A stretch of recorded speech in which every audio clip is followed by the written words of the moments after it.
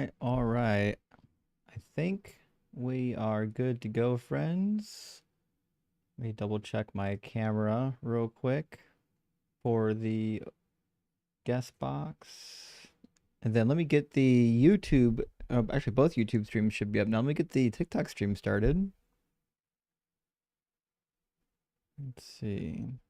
Oh, I'm logged into the wrong account, friends. Oops. I'm still logged into Unapologetic. I need to log into Deconstruction Zone on TikTok. Well, we almost did it. Well, welcome in, friends. If you give me just a moment, we'll have the TikTok stream open. Both of the YouTube streams should be rocking and rolling. And let me grab this. I think today's Monday, isn't it? And today should be Monday. Well, happy Monday, everybody. The weather's nice, but the leaves are finally starting to do some turning. It's starting to look and feel a little bit like fall. So that's kind of exciting if you like the fall weather. I'm one that really enjoys the fall weather, so pretty pumped about it. All right, I think all the streams are up and running now, friends. Fantastic. Wunderbar. And let me make sure the guest boxes are open. Okay, guest boxes are open. Fantastic, fantastic. I think Dalton's here too.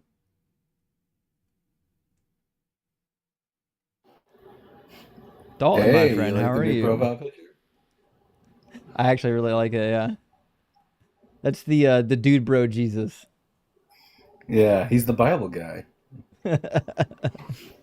Actually, before I forget, I need to double check the Windows mixer. Yep, Windows mixer is good. I think everything's ready to rock and roll. Well, welcome in, friends. Thank you for being here. Should be a fun time. Um, so let's see now. We've got a couple super chats to read off, and I think we've got a guest in our YouTube guest queue already. If you're watching on YouTube, there's a link on the screen up here and up here. And if you click on, it's also in the description of the video. If you click on it, you can get into the guest queue. If you're watching on TikTok, I mean, you don't need any further instructions. You guys already know what you need to do over on TikTok. Hit that guest request button, and we'll get you into the conversation. Lord Allu, oop, I gotta, sorry, 1 second. My, you can't read that. 1 second. There we go. Lord Illuminous Poo, thank you so much for the $2 super chat. I appreciate that. Lord Illuminous Poo says, say my name 3 times, and like a curse, I arrive. Lord Illuminous Poo, Lord Illuminous Poo, Lord Illuminous Poo. Hey, you're here. One could only conclude that the curse worked. Although, Lord Illuminous, you are not a curse, my friend. You are a blessing. Dex, great to see you, my friend. Thank you so much for the 5 gifted DZ debate memberships. I super appreciate that. And Gretchen says horizontal. Fuck the what? Okay, so I changed up the horizontal stream so I'm not using animated backgrounds. I've got some concern from the artistic community that the animated backgrounds are problematic because it steals people's intellectual property. And while most of my backgrounds don't actually do that, I mean, don't actually engage with AI. Actually, a lot of mine comes from a membership that I pay to various pieces of software. But nevertheless, I think I'm going to start changing it up and using a more modern layout without backgrounds. We'll see how it goes. You know, I know Razor. A lot of people It, love the it looks backgrounds. Some good. people do, some people don't, right? But I mean, you got books in the background. It makes you look smart. I know it I mean, works but you are. well. But you know, The horizontal stream layout works really well. It's just hard to do it on vertical. I think I'm going to have to set up a second camera for the vertical stream because the only way to do it vertical and horizontal is just to zoom in on my gigantic head. My head fills up like 3/4 of the screen. So I'll get a second camera set up so that I don't look like just a gigantic head on a screen. You know what I mean? But Gretchen, welcome in. Good to hear from you. Helping make a deconstruct. Thank you for the super chat. It says praise Doug and Sharon for this barbecue and for fighting Christian nationalism. Absolutely helping make a deconstruct. That's what we're here for. And Lennox, good to see you, Jay Lennox. Thank you for the face paint over on TikTok. And last super chat for now from our friend Lord Luminous Pooh again says, bought a Ouija board. My Roomba summoned my grandpa. See, you got to be careful. You can't just leave them laying around. Like you know what I mean? The Roombas will open a portal to alternate dimensions if you're not careful. And M's is in the box. yeah, I saw that. Let me grab Ems real quick. Ems, what's up, buddy? I came up to tell you that the writing "Your God is imaginary" is being covered by like the whole like bloatware of TikTok at the top. I figured that. Let me see.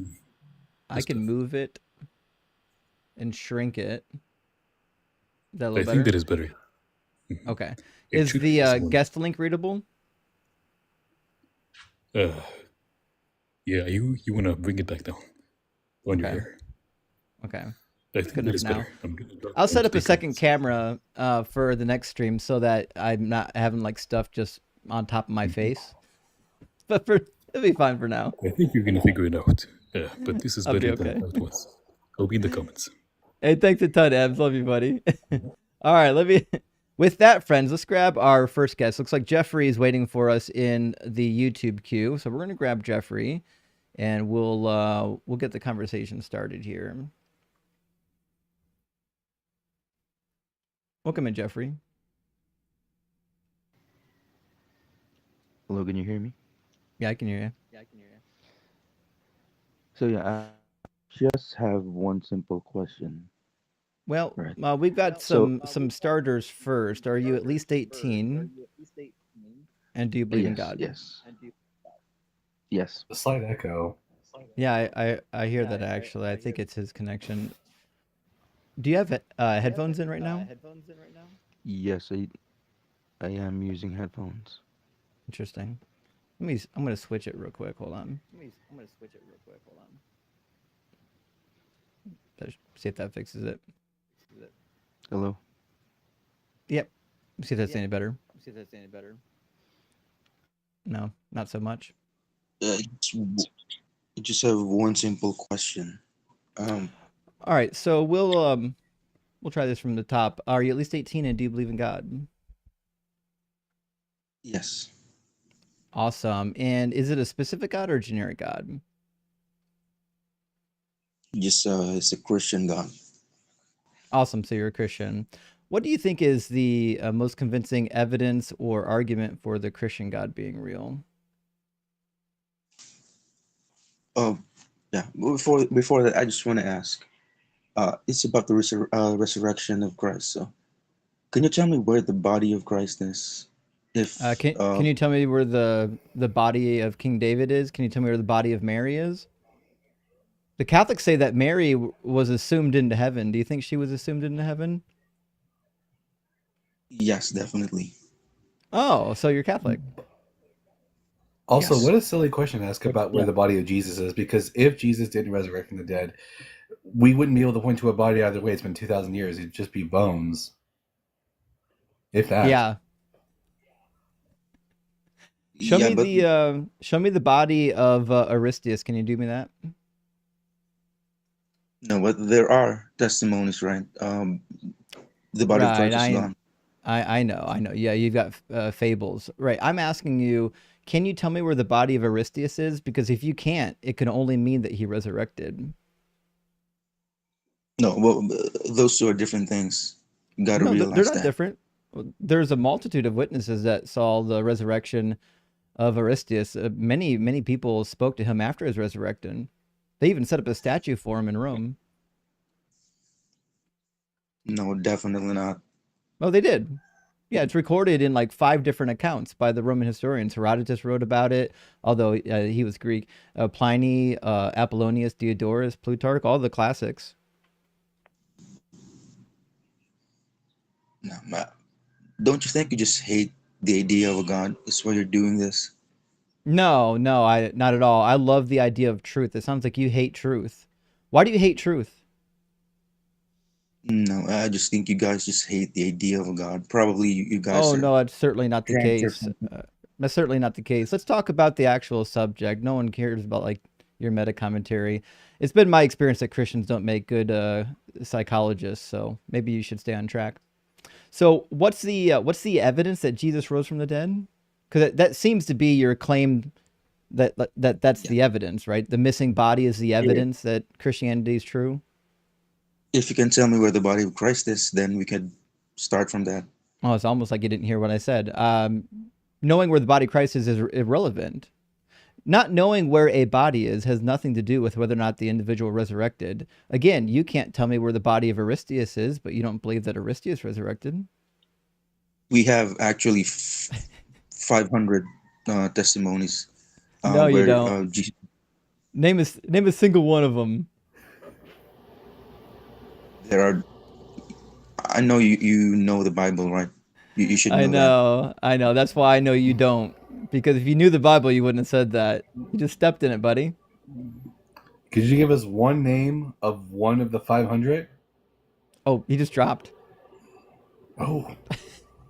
I guess he didn't know any of the names. Chalk went up. Okay, then. Well, we've got 2 guests waiting to get in. We'll grab them in just a second. Let me grab the super chats. Peter, my friend, great to see you tonight. Thank you for the super chat. It says, happy Canadian Thanksgiving, Justin. And you know what? When I spent time in Canada a lot, I loved the idea that I got 2 Thanksgivings. I got to celebrate the Thanksgiving and the American Thanksgiving because they weren't on the same day. And so all I can say is happy Canadian Thanksgiving to you, Peter. I hope you enjoy it. I hope you eat till your belly bursts, although not the Agrippa type of bursting. Piao says, give Justin this. He has a real bookshelf, whereas Wi-Fi Gospel had a green screen and vomited pre-sup. I know, that was the funniest thing about that debate. The guy couldn't muster up a couple books for a background. He had to do a virtual library. Thank you for that. Steve Gear says, they're either the people with the green screen bookshelf or they're the people with the bookshelf. The books on the bookshelf are just like one solid piece that's just decorative. Yeah. Steve Gear says, Jesus loves me, but I make him wear protection. Jesus loves you and makes love to you. Remember, Jesus wants to come inside of you, friend. This is what's happening. And Gretchen, again, thank you so much for the 311 says, shit, I totally forgot to add chuckle fuck. We gotcha. They actually on AXP last night, they warned us. They're like, I don't know if we could read the super chat. And I said, no. It's an inside joke with me and Gretchen. We got to read it. So they thought you were making fun of the host. We knew you weren't making fun of the host. Good to see you. And Timothy, thank you for the super chat. Hail Doug, mind outside of the mind, unlike Yahweh. Amazing use of words. That was really good. I really appreciate that. That's good. Contra Christos, great name. Thank you for the $5 super thanks. I appreciate that, friend. And Mellow Matt's back with us tonight. Mellow Matt says, if Mary had an abortion, would she be pregnant again 3 days later? I feel like that has to be the case. Because you can't kill it. If Jesus is a God and you can't kill him, that can only mean he's going to resurrect from where he died. Oh my God, I love that. I mean, what? Yeah, I feel like the only answer to that question has to be yes.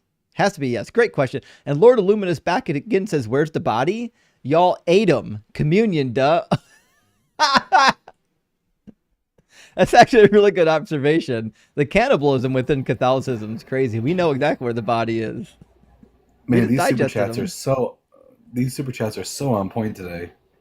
Super chats right out of the gate, nailing it. Right out of the gate. Metronome says, this just in, Metronome is now happily deconstructed. Hell yeah, Metronome. I'm glad to hear it. I am glad to hear it, my friend. And thanks for letting us know. I got 2 more, and then we'll get our next guest in here. Arlen, thank you for the $5 super chat. Says, this past weekend, I told my parents in church about my spiritual exit, the Spexit. I like that one. I know it's trademarked to you. I can't use it anymore, but I like that. My wife has been extremely kind and supportive. Well, good. That means you married a good one. Congratulations, buddy. And Carlos, thank you so much for gifting out 20 DZ Debate memberships. We're actually going to be pretty close now to getting as many memberships on DZ Debates as we do on the main channel. I'm curious to see who wins by the end of the year. Thank you so much, Carlos. I appreciate that. That's 20 more people with access to the cheat sheet. So big W. And with that, we're going to grab Bigfoot. After Bigfoot, we'll grab Simon. Welcome in, Bigfoot. Hey, thank you. Greetings.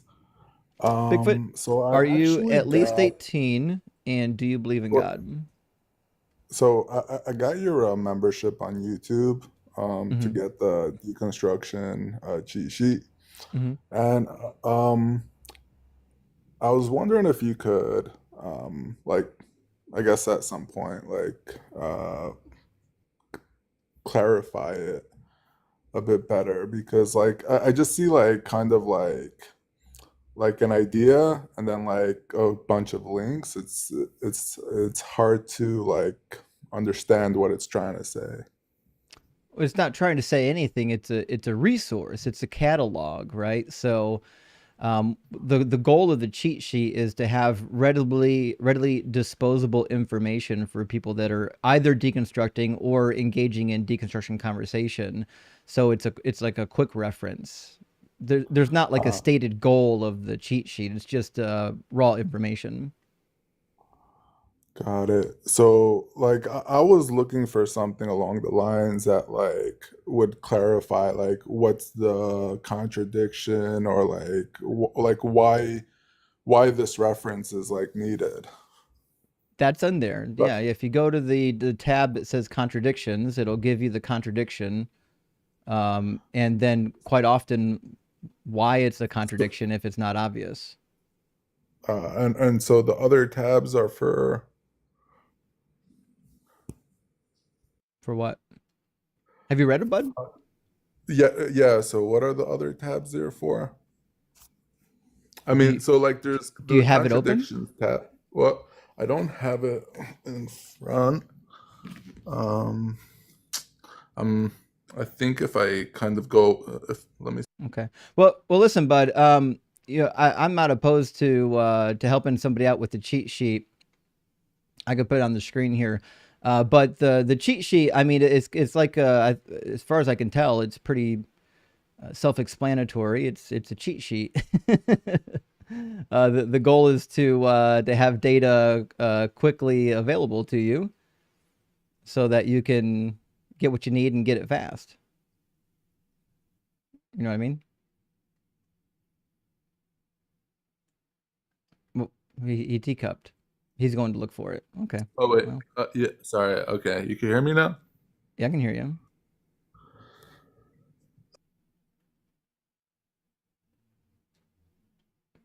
So, But I don't know where you keep disappearing to. oh, But basically, the cheat sheet is laid out with topics. Okay, the first tab are all the horrific shit in the Bible. The second tab is contradictions. The third tab are references to the Apocrypha because it's a hot topic in our community. Then I've got a what tab for is the scientific. apocrypha? Well, if you don't know what Apocrypha is, that's not for you yet. Okay, got it. Yeah. When you figure out Uh-huh. what the Apocrypha is, you'll want that tab. You'll like that a lot. But either way, I've got the tabs are the topics. I've got the prophecies of Jesus listed in here, along with refutations. I've got arguments for the omni paradox, failed prophecies, the manuscript data for the New Testament. I've got everything. It's just a reference sheet. Like it's not there to teach you how to like deconstruct. It's just a reference for those who are deconstructing. Got it. Okay. All right. Thank you.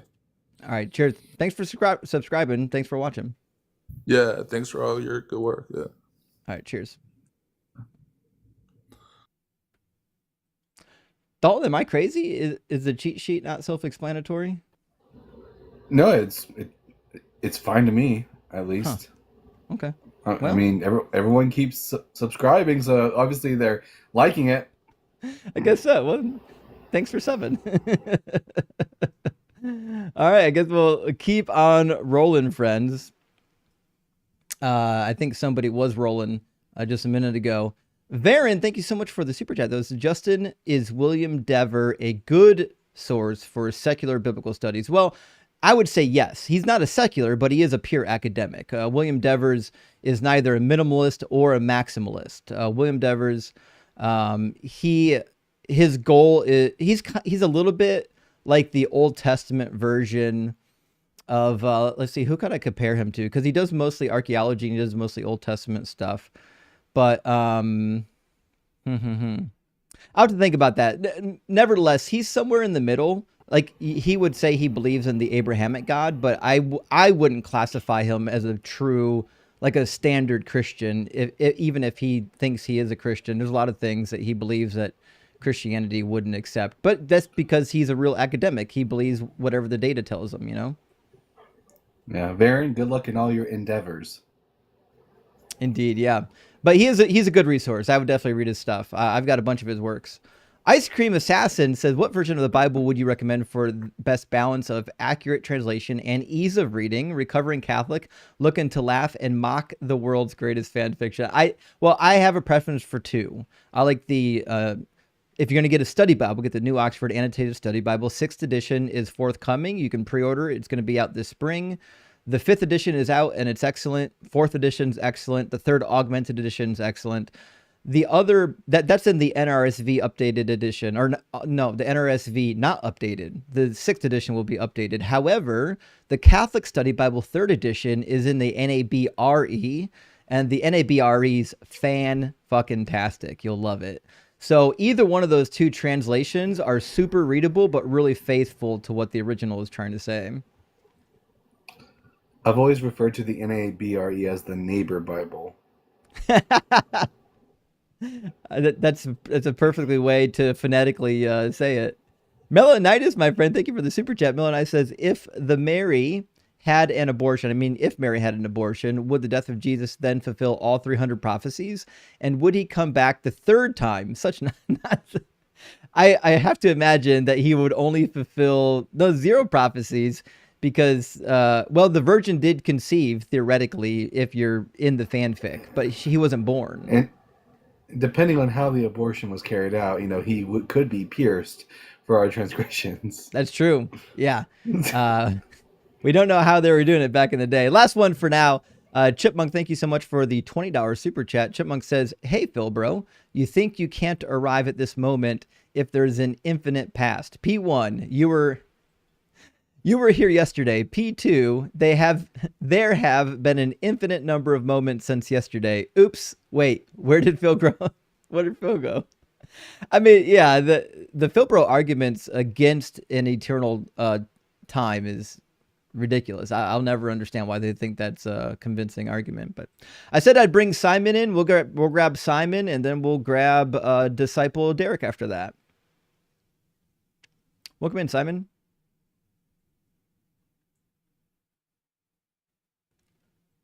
Simon, I don't think your audio is turned on. It shows here that you've got a sound foam bolt, whatever that is, and I'm not getting any audio from it. There you go. Yeah? I can hear you. Okay, hi gentlemen, how are you? It sounds like you just had the audio turned down a little bit. That's right, I had it on no audio in the settings, yeah. Fair enough. Okay, well, we got you now. So, Simon, welcome in. Yeah, hi. Simon, are you at least 18 and do you believe in God? Yes. Awesome. And is it a specific God or a generic God? Well, we spoke a couple of days ago. I'm Muslim, if you can remember. And unfortunately, at that time, I talked to a lot of people, so I apologize. So you're a Muslim. So what would be the greatest? Wait, did we have a full conversation? No, we were just starting to get warmed up, and my battery died, and we lost contact. I think I kind of vaguely remember the conversation now. Okay. My argument was that the scientific miracles. Oh dear God. Okay. Oh boy, we're gonna do the scientific miracles again. Were you the one that we talked about the expansion of the sky? How it's not actually in the Quran?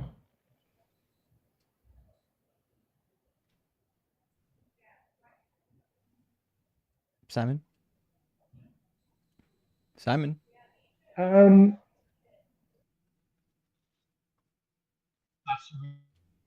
Simon? I think you're losing your connection, friend. right. Simon? Simon? Simon, buddy.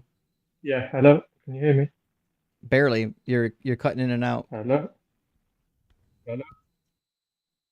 Yeah, you're cutting in and out, bud.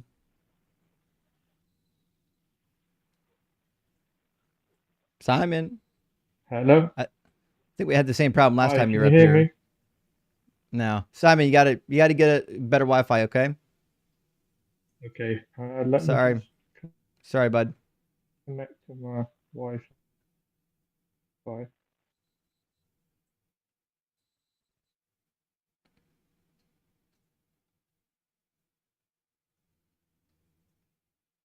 Well, he froze and he's stuck.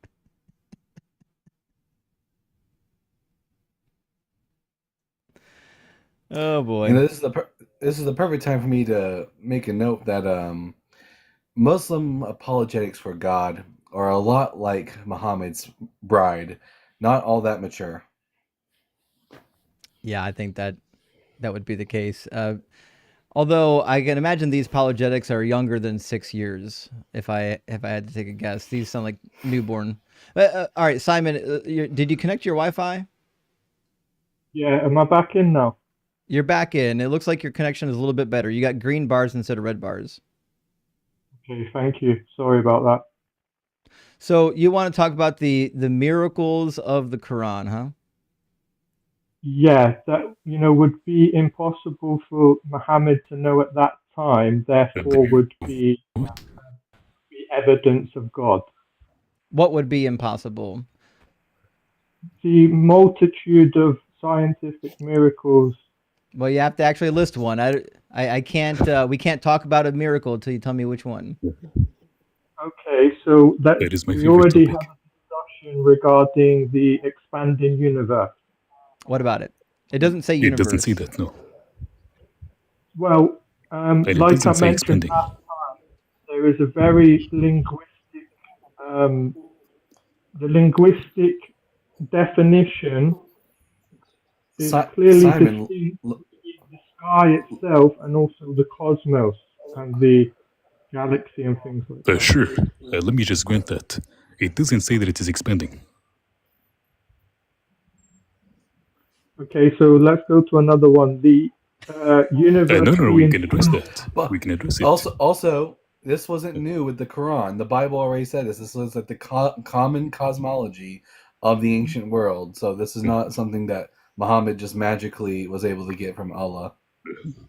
The You Arabic doesn't said say about the expanding. sky expanding, though. The sky, not the cosmos or the universe expanding. Yeah, There's a linguistic Simon. difference in the Arabic.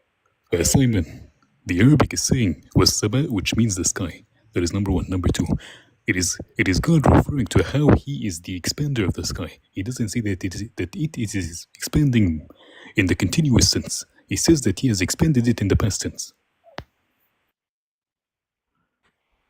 Okay, so there's one off the list. Let me Let's go ask to the you a next question, one. Simon. How many errors are in the Quran? See, that's a good question. I would say it's infallible. Okay, so Because if shouldn't we the showed word of you God be infallible? if we showed you one error in the Quran, what would that mean? Is it the same one you produced last time? Because it was No, extremely we've got a weak. bunch of them. We got a bunch. So the question again is, if we showed you an error in the Quran, what would it mean? Okay, so can you show one, for example? Which one Not was until this you time? answer the question. Stop running. Just answer the I'm question. not running. If you saw, Okay, it if would there, be contrary to my. All right, It would be so- contrary to my belief that the Quran is infallible. yeah, interesting. That didn't answer the question yet. What would that mean for the Quran if there was an error in it? That would mean that it is fallible, then, wouldn't it? Oh, okay, yeah. Would it mean that it's all still true or only partly true? Well, it depends on whether the be mistaken. You present No, your case. it doesn't, Simon. I know you're dying to get to it, but I'm going to make you be honest before we show you stuff. So Believe me, you never meet anyone as honest as me on these live streams. I I've believe had that. the Okay, so people if there's an error in the Quran, is Islam still true? That's quite a broad question, isn't it? It's difficult to answer that. I mean, it is answered in the second page of the Quran if you've read it. Simplify the question. Doesn't the Prophet tell you?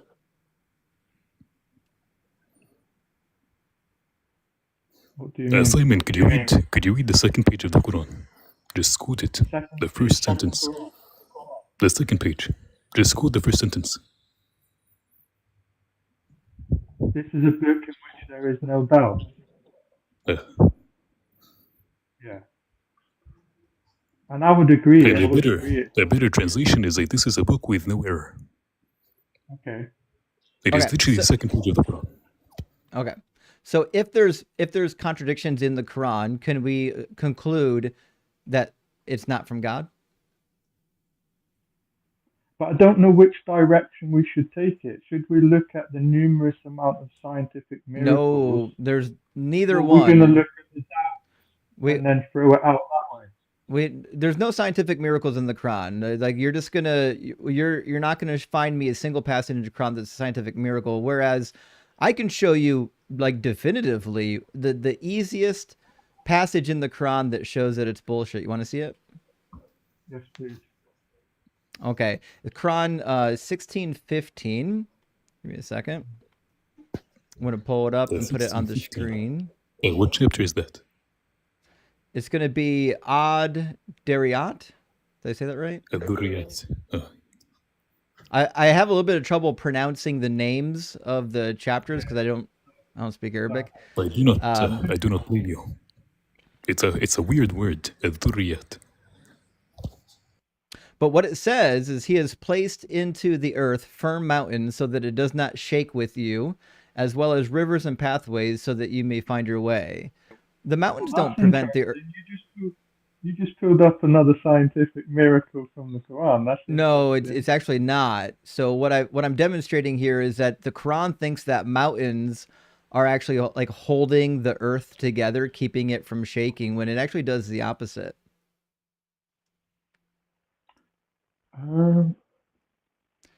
Literally, mountains are formed from earthquakes. The earthquakes are doing the thing.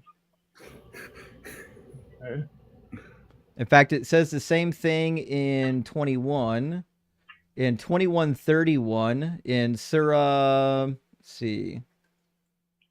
It might be the same chapter. It says, pull it up here real quick. It says, we have placed firm mountains upon the earth so that it does not shake with them, and made in it broad pathways so they may find their way. But that's just not true. Could you read the next verse? Yeah. Let's see. What did I plug in? That was 31. 32. Yeah, let me grab 32 as well.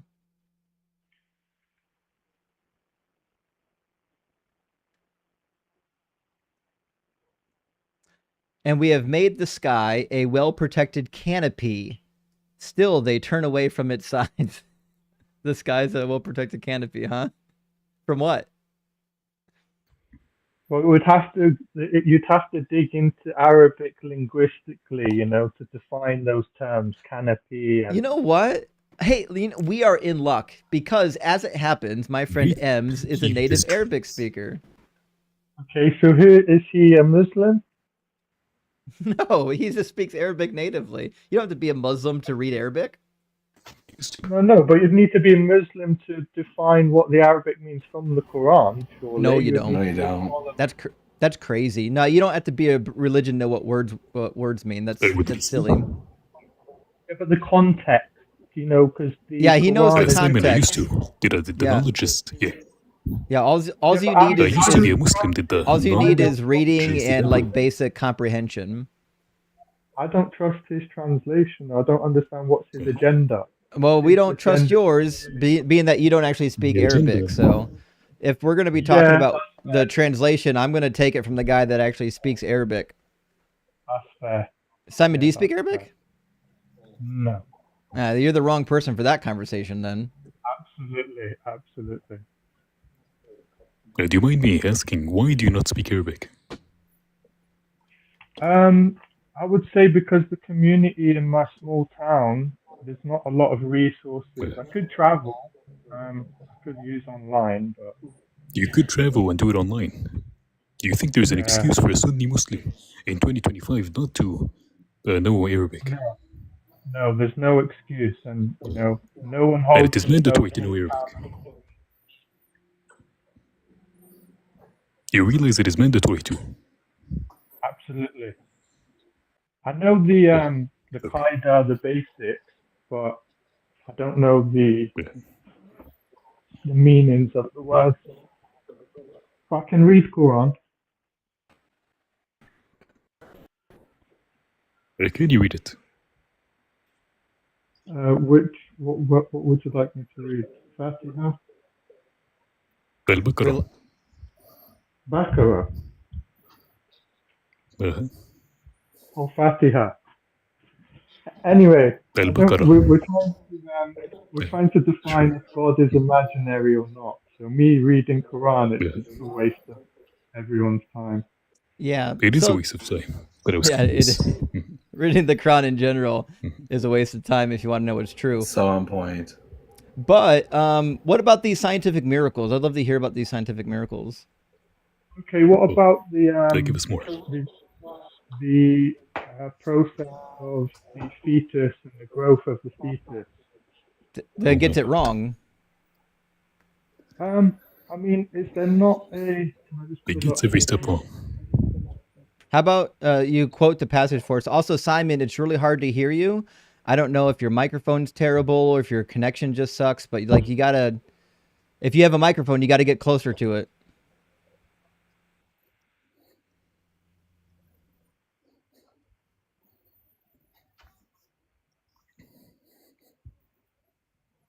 Still there? Is that better? No, it's way worse. Oh, really? I'm using a Bluetooth headset. Try to get closer. Hey, take it off. They usually suck. Okay, Yeah, your Bluetooth sucks, man.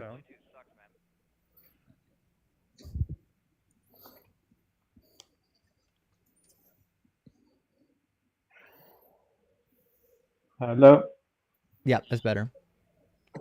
Better, yeah. And Justin, have you already done the whole backbone thing? The what? Sorry? The backbone thing. No, we didn't. We didn't do the sperm coming from between the backbone and the ribs just yet. Because he mentioned that he brought something last time. Yeah. Embryology. So, Simon, Can we start embryology, please? we can talk about embryology. Yeah? Yeah, what about it? Could you please explain to me how any of it is accurate? This is not from me. There was a scientist. Keith Moore. He said, Keith Moore. Get this, Justin, I would love to just share this quickly. The guy goes on record, he's recorded saying that this information could have only have come from God, and that there is no other explanation as to how Muhammad would have had this information at the time of writing the Quran. And then, in the same breath, he's asked, then why are you not a Muslim? And recorded as well, he says, because I do not think I need to become a Muslim when I could remain a Christian and still practice worship God. Could you please explain to me how does that work? So how do you say that Prophet Muhammad actually got revelation and then refused to believe in his religion and say you're going to stay a Christian? Did Keith Moore not convert to Islam? I thought he converted. He's never been a Muslim and he never would. Keith Moore refused to join Islam, even though he said that, quote unquote, what is mentioned in the Quran could have only been known at the time to divine revelation. Yeah. Which tells you how much of a hack he is. Wouldn't he? Say that again? He would be a lot more qualified Say that again? to determine that than any of us on this live stream. No, I would be more qualified than him. You would be. Uh-huh. Yeah. Why? Do you know why? Because I speak the language and I have a medical degree and a social work degree. A medical degree. Uh-huh. Does Yes, that I My would. degree is in cover medicine and surgery. physiology? My degree is in medicine and surgery, and I speak the Arabic language. Isn't that great? Someone who actually knows embryology is up here. Maybe you can teach the good doctor how the Quran is actually right on embryology, not wrong. I'm not that arrogant, believe me. That is good, but my point is again, Keith Moore doesn't speak Arabic, so he's relying on what he's being told by the people who brought him over to Saudi Arabia and paid for him and took him to the hotels and paid and sent him money and whatever. He's relying upon them and what they tell him about the Quran to Okay, so build up his understanding. I do not need that. I can read the text. this is one of numerous scientific miracles. So how are we going to throw them all out? Because The there are problem- none. There are zero, problem by with the this way. is this is a scientific mistake. It's a scientific butchering of the embryonic the process. It butchers embryology, beginning to end. Okay, so what about Do you the believe that? Do you believe that? Let's take it step by step. Do you believe that you are a collection of semen in the womb that lasts in the womb 40 days? Say that again, sorry. Do you believe that you are a collection of semen that lasts in the womb for 40 days? I don't understand. Do It's you a simple believe- question. Do you believe, Do I believe that you, I was a at the beginning of conception, were just a collection of semen that has been preserved in the womb for 40 days?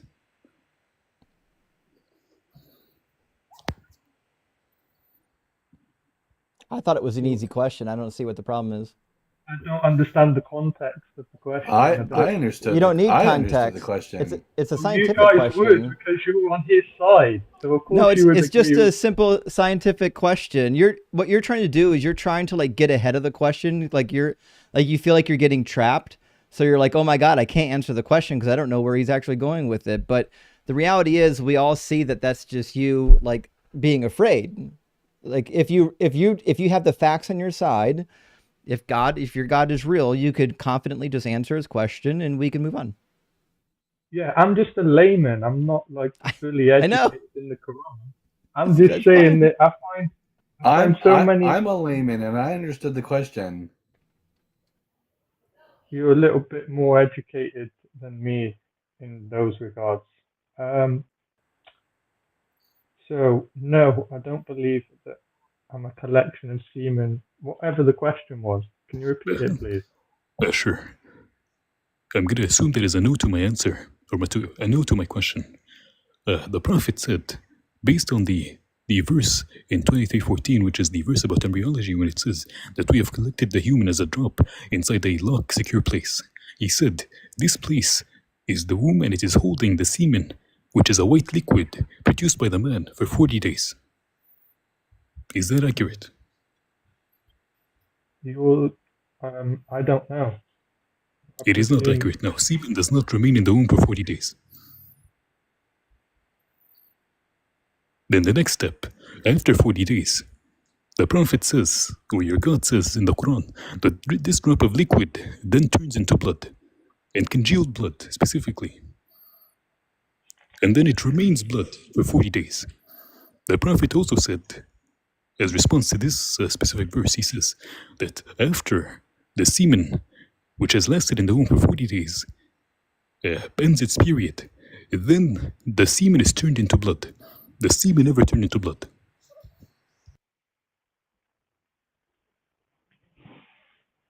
Okay, can I ask the question then, please? No, we're waiting for the answer still. We're waiting for the answer to the question. Okay, he's a medical, a qualified medical. He's got Arabic language. Of course, I have to take his word for it. So I believe he is right. I mean, Let's you throw still didn't answer the question yet. We're just waiting for an answer to the question. And this is very basic. I don't think you need to be a doctor to know that your womb doesn't have blood. Like Your fetus is not a congealed piece of blood between the days of 40 to 80. You don't need a medical degree for that. Okay. Okay, so let's say I'm going to throw out all of the miracles, all of what I've believed. Which miracle? But you have to prove, my friend Simon, you need to prove the existence of a miracle before you can throw it out. You're saying I'm going to throw out all these scientific miracles. Could you establish one being a miracle first before you throw it out?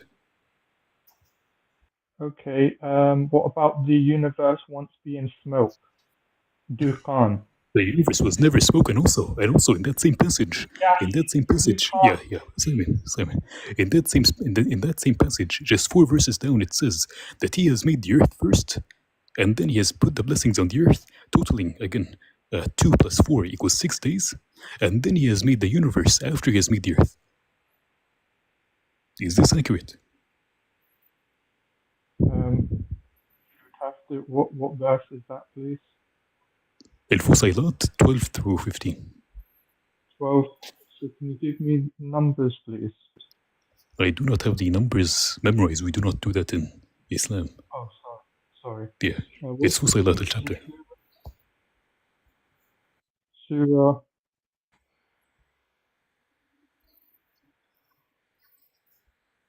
Al-Fusailat. Fusilat. Uh-huh. What's the ayah number? What is the what? Ayat. Yeah. Read from 12. It is going to tell you that he is who made the earth in 2 days, and then placed the mountains and the blessings on the earth for 4 days, and then he turned to the smoke of the universe and told it, "Come will." No, he turned to the universe and he turned to the earth and said, "Come willingly, or do not come or come unwillingly." They said, "We will come willingly." And then he goes to the universe or the sky when it was smoke, and then he separated it into 7 heavens after he has made the earth. Meaning the universe came after the earth.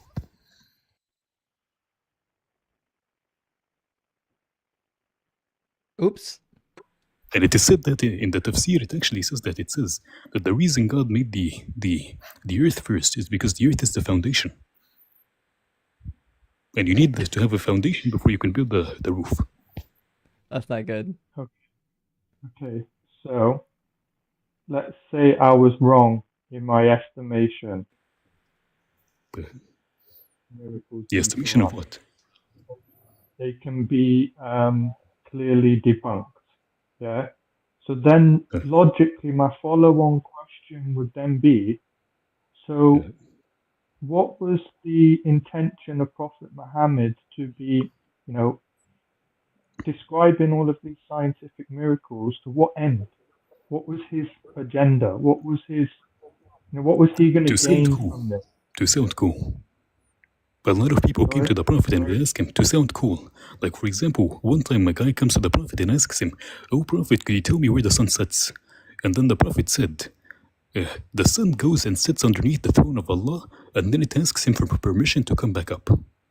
That's crazy. It's just a guy sitting in the desert. Those things are say that again? They're always metaphors when they're not true, right? No, metaphysical. They're like, I'm trying to talk about science, things we can prove. This is something that is observable. He said specifically that the sun is following a course in the sky, and then when it sits, it goes underneath the throne of Allah and asks for permission from Allah to rise up again. He's saying that the sun is itself moving towards the throne of Allah. Sounds like something an ignorant man from this 4th or 6th century would say. Yeah. And also when a few people came to him, I'm telling you, he's trying to act like he knows more than he does. Like again, when a few sick people came to him, they were sick, they had a fever, etc. The Prophet told them their medicine is by drinking the urination of camels. Oh. What's this gentleman's name whose face I can see? Camel urine? Sorry. Camel urine.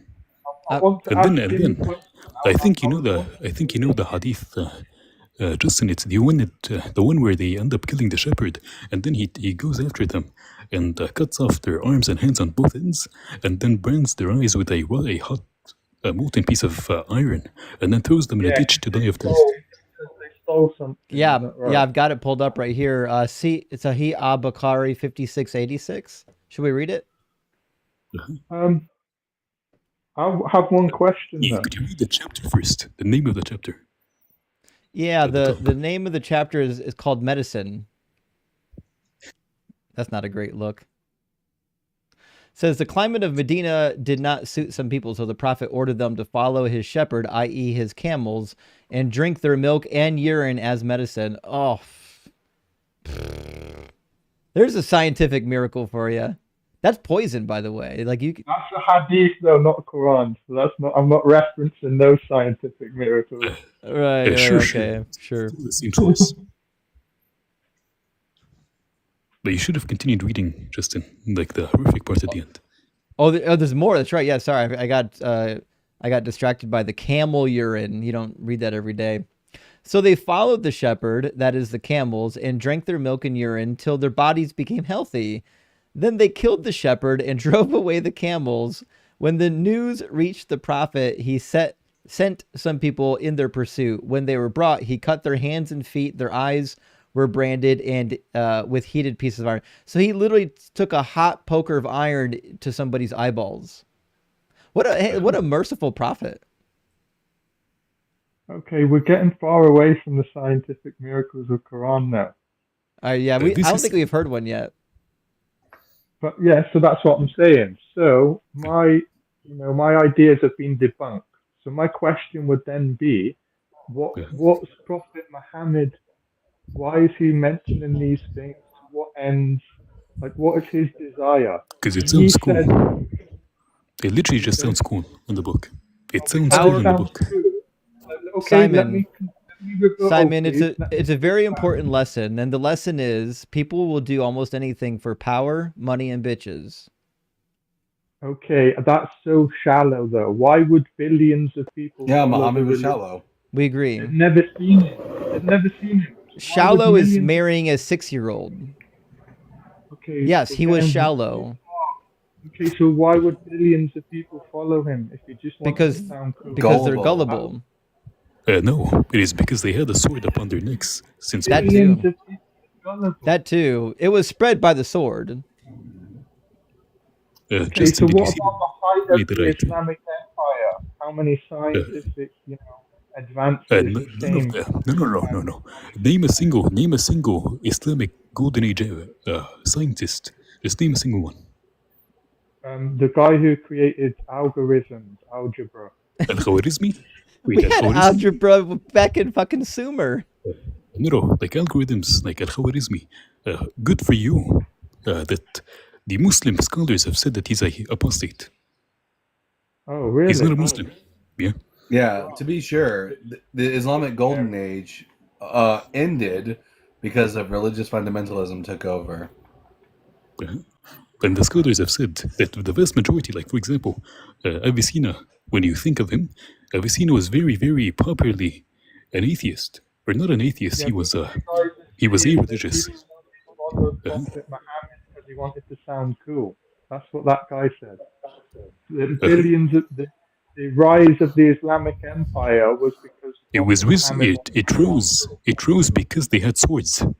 Yeah. No, but you're saying that all these people were because they kill apostates, by the way. That's why the religion is so popular, is because if you leave, they murder you.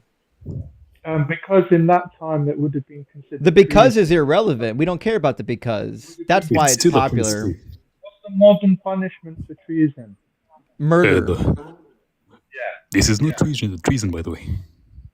So apostatism in that time. Apostasy is not treason. It would have been considered treason on that level. Sure, if I consider stepping on a Lego treason, does that give me the right to unalive anybody that steps on a Lego?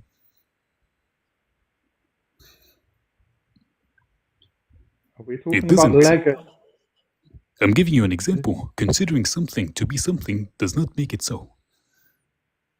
If I consider the action. came I do not to care at the allegiance. time. I do not care at the time. At the time, Christians, Habibi, listen. At the time, the Christians were leaving, for example, their faith, and it wasn't considered treason. That could have happened in Islam. But instead, what happened was that in Islam, the Prophet just simply decided one day that whoever is going to leave Islam, they have to be unalived.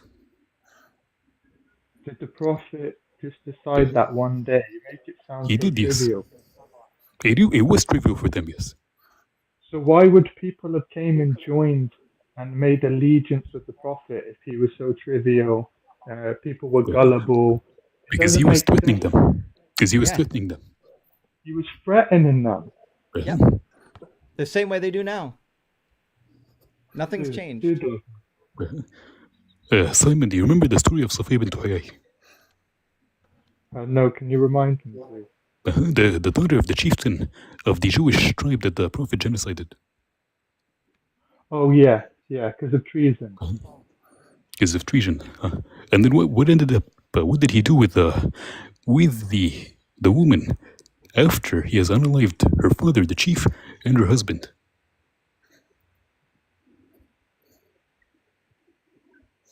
I might not be talking about the same thing as you. He married her. Oh yeah, okay. So After wasn't unaliving that her father and her commonplace? husband. I told you. Wasn't that commonplace? Though? Wasn't that money- commonplace? Money, power, and getting laid. That's what this is about. And fun fact, yeah. What about The story went the that after his men unalived the chieftain, they saw his daughter and they were fighting over her, who's going to take her for himself as a concubine. And then one of the companions of the Prophet said that, no, she's too high rank and too beautiful for any of us to take. I'm going to take her to the Prophet. Okay. That's crazy. No, that's commonplace. And then he marries her. That's common sure. And then the sense. Prophet- No, commonplace in those days. It's also called Surely- rape. And by the By the way, way- it is said that the Prophet spent the last of his life apologizing to her for the unalivement of her father and brother. Yeah. This is only proving our point, by the way. You just saying it's commonplace at the time just proves our point even further. That Islam was spread by means of violence. Yep. It's weird how God's morals are identical to the morals of the people at that time period. It's like God couldn't think of something better than a bunch of 6th century and desert Sharia warlords. Sharia law stands the test of time. It's relevant today. Oh as no, it certainly hasn't it hasn't survived any test of time. It's been forced on people. Forcing something on billions of people is not standing the test of time. It's just enforcing your will. Okay, so let's say, for example, in the 21st century. If you're going to make the argument that it's stand the test of time, therefore it's true, then you might as well like just opt to be like Jewish or Christian, because those are older than your religion. It's true. No, so look. Hear my argument, please. The 21st century, I believe the fastest growing religion was Islam. Now, Yeah, none because of you them guys were- kill people that leave. To be clear, you have more babies and you kill people. That's why. I don't know how many Yeah, times I we think- can say this. Yeah, maybe The growth of your religion has nothing to do with the validity of your religion. It's because Islam Is it is not violent. convert? Is it not convert? They're not. They're not converts Okay. now. Okay. And technically, Simon, I have my ID with me right now, and if it wasn't doxing, I would have showed you. My ID says I'm Muslim. Okay. So Which I'm means- counted as part of the count. Exactly. On the census, they're going to count M's as Muslim, even though he's not. Okay, so what made you decide to leave Islam? Anyway, that's a different topic. It's probably not the Intelligence. Intelligence, but wasn't there great intelligence in the Islamic Empire? No. No. Universities, hospitals, those kind of things. To be sure, Ims knows the Quran. It's probably one of the deciding factors for why he left Islam, because the Quran is such an obviously outdated and barbaric ancient text that no one should be living by. Mm-hmm. I feel like it grows with time and more scientific discoveries doesn't. confirm what was in the Quran. And name a single one. Okay, I know it's going to be difficult for me to. I'm outgunned here by an Arabic speaking. Okay, so yeah, um, I guess the final question would be is why Muhammad? To what ends did he name all of these numerous scientific Pussy. poss- possible miracles? Wow. I'm telling you. So we sort of The Quran literally. Okay, let me just explain myself to the panel and to the chat. The Quran, the book that didn't have the time to mention do not keep slaves, do not unalive people, tells you in this book that the prophet has the right to marry as many number of women as he wants. And it says this is only for the prophet. And it also says that his wives are not to marry after his death. And it also says that his wives are in the same sense as mothers to Muslims, making them illegal for them to ever touch them after the prophet is gone, which made Aisha be a single woman from 18 up until her death in the 60s. And the Quran also now says that any woman that the prophet can sleep with any woman he wants without a dowry. okay, didn't Prophet Solomon have many wives? He didn't exist. Oh, really? Wow. Yeah. Or at least even if he did, we don't have any reason to believe he really had that many wives. It's also At the best, super it's irrelevant. legendary. Yeah, you're just making you're just giving us a reason to not believe in Islam or Judaism. So congratulations. The problem is that the Quran doesn't care to mention anything that is of value, and it goes ahead and mentions all the women that the Prophet can sleep with. It has an entire chapter, 66:1, in which the Prophet has forbade upon himself sleeping with one of his concubines. And then, because Hafsa found out, and he told her, please do not tell Aisha that I've been sleeping with her. And then he says, I promise I'm not going to sleep with her anymore. And then the Quran comes down and says, O Prophet, why do you forbid upon yourself what is allowed for you? Continue sleeping with her. Like, this is God talking down to humanity, and the best he could say is, O Prophet, continue sleeping with her. I came on this to speak to the other guys, not to this M's guy. I wouldn't want to talk to the guy that knows Islam either. No, he just talks over me. He doesn't let me talk and things like that. I've lost What'd you say? so He's not many. talking over you. He just talks over me. No, he does. He definitely is not talking over you. It's just that you keep talking while he's talking, and so you can't hear him. But I suspect I think it's because your connection is so bad that it's delayed. Okay, sorry. Okay, well.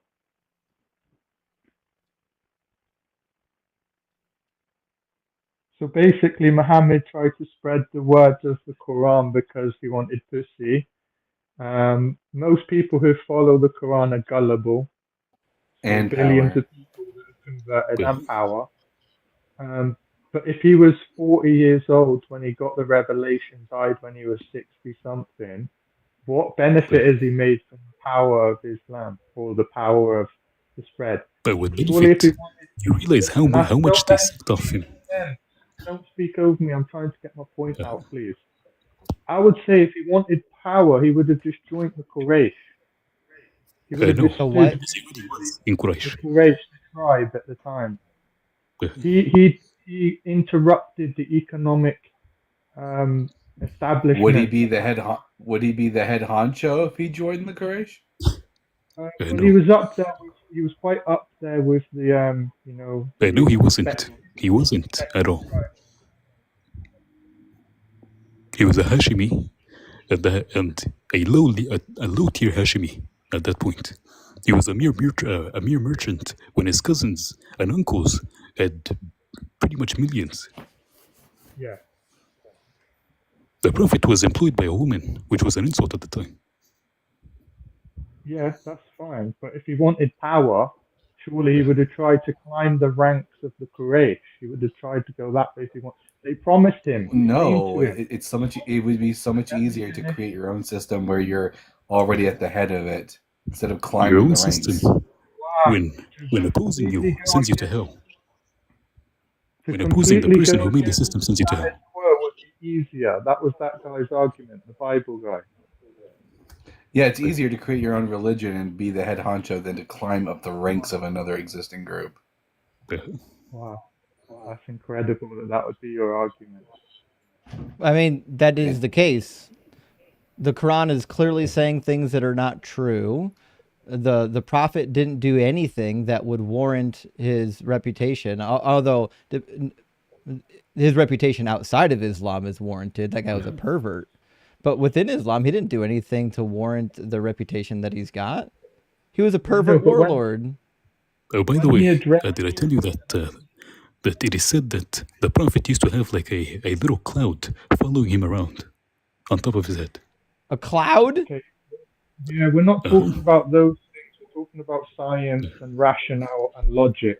Let's not get That's into the crazy. weeds. Yes, I would ignore the superstition too if I was Yeah, talking Oh, and about by the the way, Quran. one get the time when a camel was unalived, and then the over here. prophet came into the room and she came back to life and told him who was mistreating her. If I wanted to prove my ancient book to be true, I would also ignore all the magical, silly bits, and then in favor of the Did I tell you about? semi-vaguely sounding scientific bits. I Justin, wasn't did I trying tell to you about the one time that the prophet was urinating in a bottle, and then one of his maids came and drank the bottle? Oh no. Muhammad was into some freaky shit. Dude was Okay, so freaky He was an deaky. though. if he wanted power and pussy, then why would he be doing weird stuff? Because he's a freak. He was in that shit. And the Quraysh, they humiliated him all the time, calling him, What all sorts. my question, Simon, is why should I believe, like, if I'm going to believe in Muhammad, why not just believe in Joseph Smith? Like, there literally is no difference between the two of them. Joseph Smith, is that the Mormon guy? The founder of Mormonism. He had a vision where he was met by an angel, received a revelation, had multiple wives, started this like final claimed to be the final prophet, the final revelation from God. Like, what's really the difference between you and between Muhammad and Joseph Smith? Because Muhammad came with the evidence the same as the previous prophets. They He came had with no evidence. No, he evidence. didn't. Muhammad Just never performed a single miracle. Can I just finish, please? Like Moses came with the staff, Jesus could heal the Proof? blind, Proof? things like that. Okay, What? so the proof is the Quran. The Quran is the proof. No, The it's not. Quran is not the proof. The Is there- Quran can I doesn't look ask any you- different than the Quran doesn't look any different than any other ancient text. Can I ask Mims one question, then? Mims, is there anything that's me. linguistic?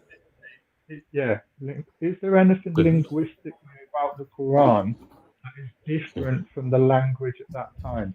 Because there's a Oh, I strong, can show you. I can show you, yes. strong culture of poetry. For example, they were strong at I can show poetry. you. The Quran was distinctively different than Buddy, the it It was, language. yes. Nobody It was cares. distinctively horrible. Let me show Yeah. you. The fact that there's poetry in the Quran is the most irrelevant talking point ever. No, That you're would not letting- in a million years that would never get you to the Quran is true. That's Check this utterly out. insane. I didn't say that. That's And embarrassingly insane, actually. I didn't say that. I said at the time their Check this out. Check this out. poetry. I'm asking linguistically, the Arabic in the Linguistically, Quran, yes. they knew it was different. The Quraysh No, they didn't. knew when they listened, So, they knew They that didn't know any of that. they did. Justin, if you They keep didn't. repeating a single word, if you keep repeating a single word over and over again, is that good poetry? I'm not talking about poetry. I'm saying the Arabs had a strong culture of poetry. The Quran came and it was different. The linguistic layout of the Yeah, it was language. shit. Yeah, it's hard to follow because you need context and tafsir. That's why you struggle when you read it. Yeah, So- you need an additional book to tell you how to interpret it. Yeah, but it was written really well, I'm sure. And by the way, it randomly jumps between topics. Like all the time. Like, Yeah, it could be there is talking no- about something. Yeah, there's no And then it jumps context to to be the- had. It just jumps from one line to another. There's no flow. There's no narrative in the Quran. It's horrible writing. When I was in the 5th grade, I wrote better narratives. Yeah, because it's not written.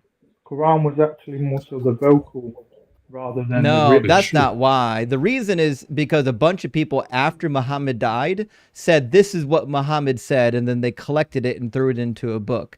That's why it looks like a disjointed collection of random sayings, because it is. It's a disjointed, random collections of memoirs of what people believed they remembered he said. Not a single word of this was written or uttered by the Prophet himself. I have no reason to believe that the Prophet even said half the shit in this book. Okay, Mims, what was the reason for the revelation? All right, listen, Wait, Simon. Simon, you're really boring and you don't respond to anything we say. So I'm gonna end the call, okay? Okay, thank you. Bye.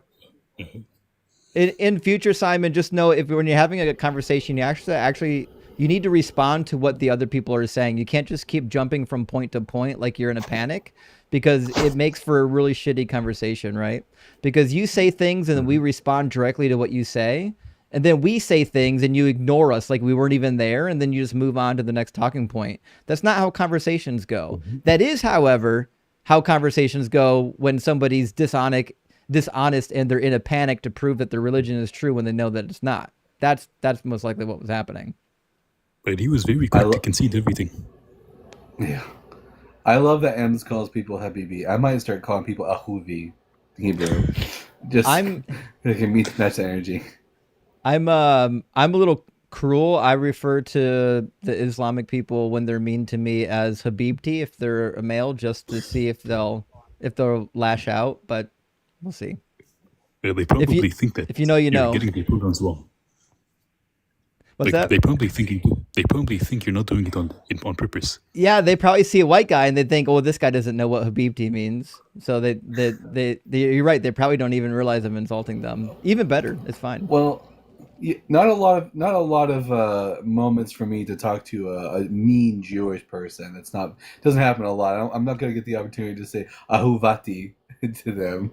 Yeah, we don't get that opportunity very often. Although, yeah, every once in a while we get one. Yeah, sorry, during that guess I was kind of fucking around with my second camera. I was going to see if I can get a second camera involved so that it wasn't just my giant head on the screen, but the camera's acting up. I don't know if it's overheating or what. I can't get it to stay on very long. I might have to get a different cable maybe.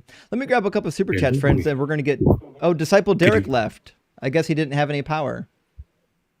Could you bring up, like when you're done with this super chats, could you bring up 3354? No, 3353. So 3353. Yeah. So you put it, but I just want to show Dalton in like the comments. Like this is supposedly something said by God, like the creator of the universe. Chapter 53? 3353. Okay, hold on. Chapter 33, verse 53. Okay, I got it. Give me 1 second. We'll throw it up on the screen here.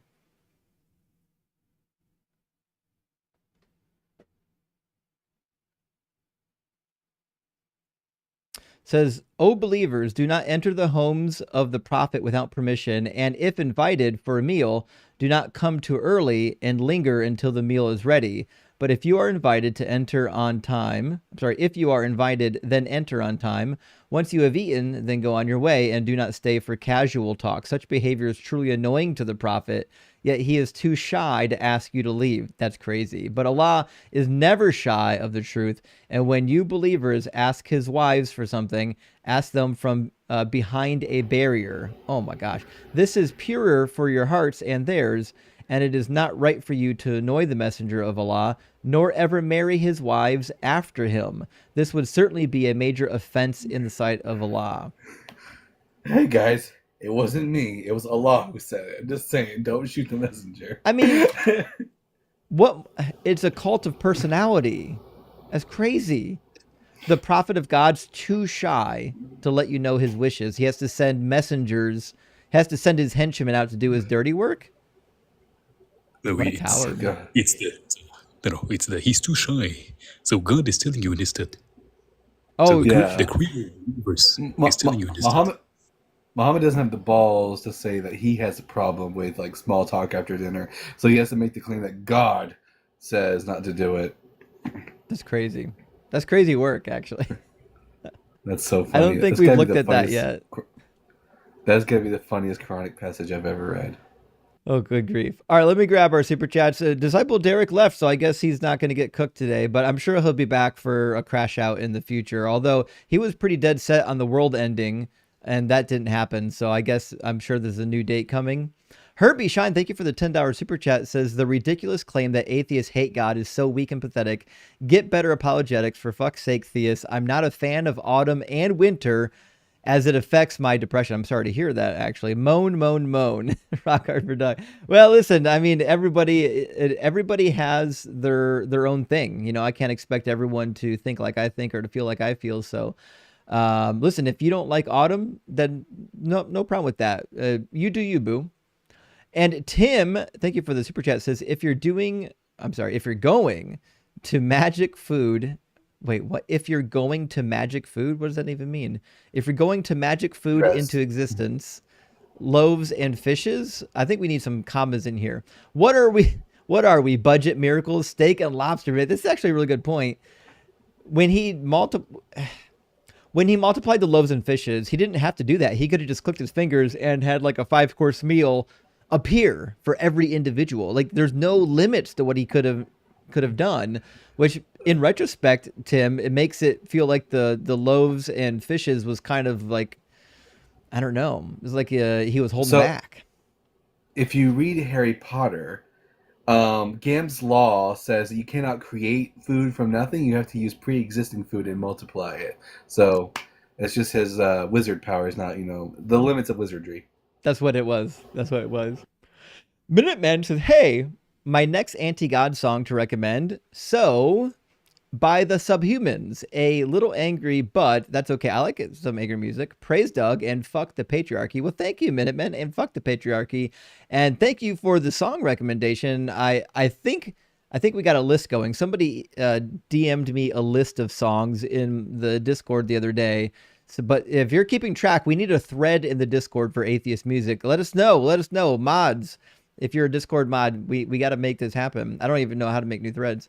Hammond says, hi, Justin and Dalton. Why don't you guys use Ezekiel 20, 25 through 26? God admits he made people do evil, even sacrifice firstborn. Well, I mean, we use it for other things, like when we're talking about child sacrifice. But, I mean, the reality is when we're looking at the Bible and saying, well, look at the horrible shit God did.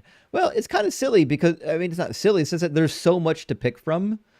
That like it's a bountiful harvest. Like there's a never-ending list of shit God did that's horrific. I mean, I'm sure eventually we could bring that up in conversation because it is forced evil. I do bring it up whenever I talk about the inconsistency of God's commands in the Old Testament, because Jeremiah says the thought never even entered my mind, said God, but no, here he commanded it. So yeah, right. And man with a stoat thought on his head, through his head, formerly taxosyllabate, says, to be honest, the cheat sheet is not immediately intuitive. My advice to new users is to just click on things and use it, and it'll come pretty quickly. Happy Turkey Day. Well, thank you for the feedback. I think it was when it was just like a couple tabs, it was easier. People just knew. Now that we've got many tabs on it, I can see why someone could get lost in it. So thanks for the feedback, though. And Mr. says, Justin, what do you think of the percentage of Christians that are flat earth weirdos? And do you think the cult sector is growing? I think the cult sector is growing, but I think conspiracy theories have always been popular. Prior to flat earth theory, there was all kinds of other conspiracy theories. There's a huge, if you did a Venn diagram of religious belief and conspiracy theories, it would be like nearly like a circle. So I think since 2016, we've seen a definite rise in like public acknowledgement of like conspiracy theories because of who became president in 2016. It made them feel comfortable to be stupid in public. That's it. Did you hear that Trump got his COVID booster and his flu shot when he went to the checkup last week? What a traitor! He's supposed to be vaccine free. Oh, well. We'll see what happens. His followers still won't get it. They'll get everyone else sick. It's fine.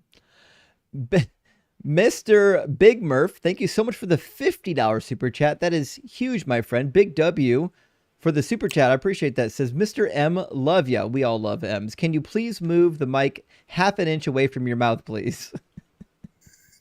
Maybe. We do need the mic close to his mouth because his vocalization doesn't project as much as some. So unfortunately, we do I need. do not have my mic with me today, so I'm just using my phone. So, Yep. But hopefully the popping isn't as bad. I can hear you, though. I can hear you fine. No co-apostate. Thank you for the $20 super chat. Big W friend says, hey, Justin, happy Monday. Great show already. Been looking forward to more Monday Madness. It is Monday Madness. Well, thank you for being here, Noco. I really appreciate that. And also, thank you for sending out 5 DZ Debates memberships. I super, super appreciate that, friend. And I don't know if you guys know this, but did you guys hear there's a new Rapture prediction coming? Anyone? Already? Yeah. Set for when? November 2026. Next 2026. Okay. I don't know why November, but that's what we got.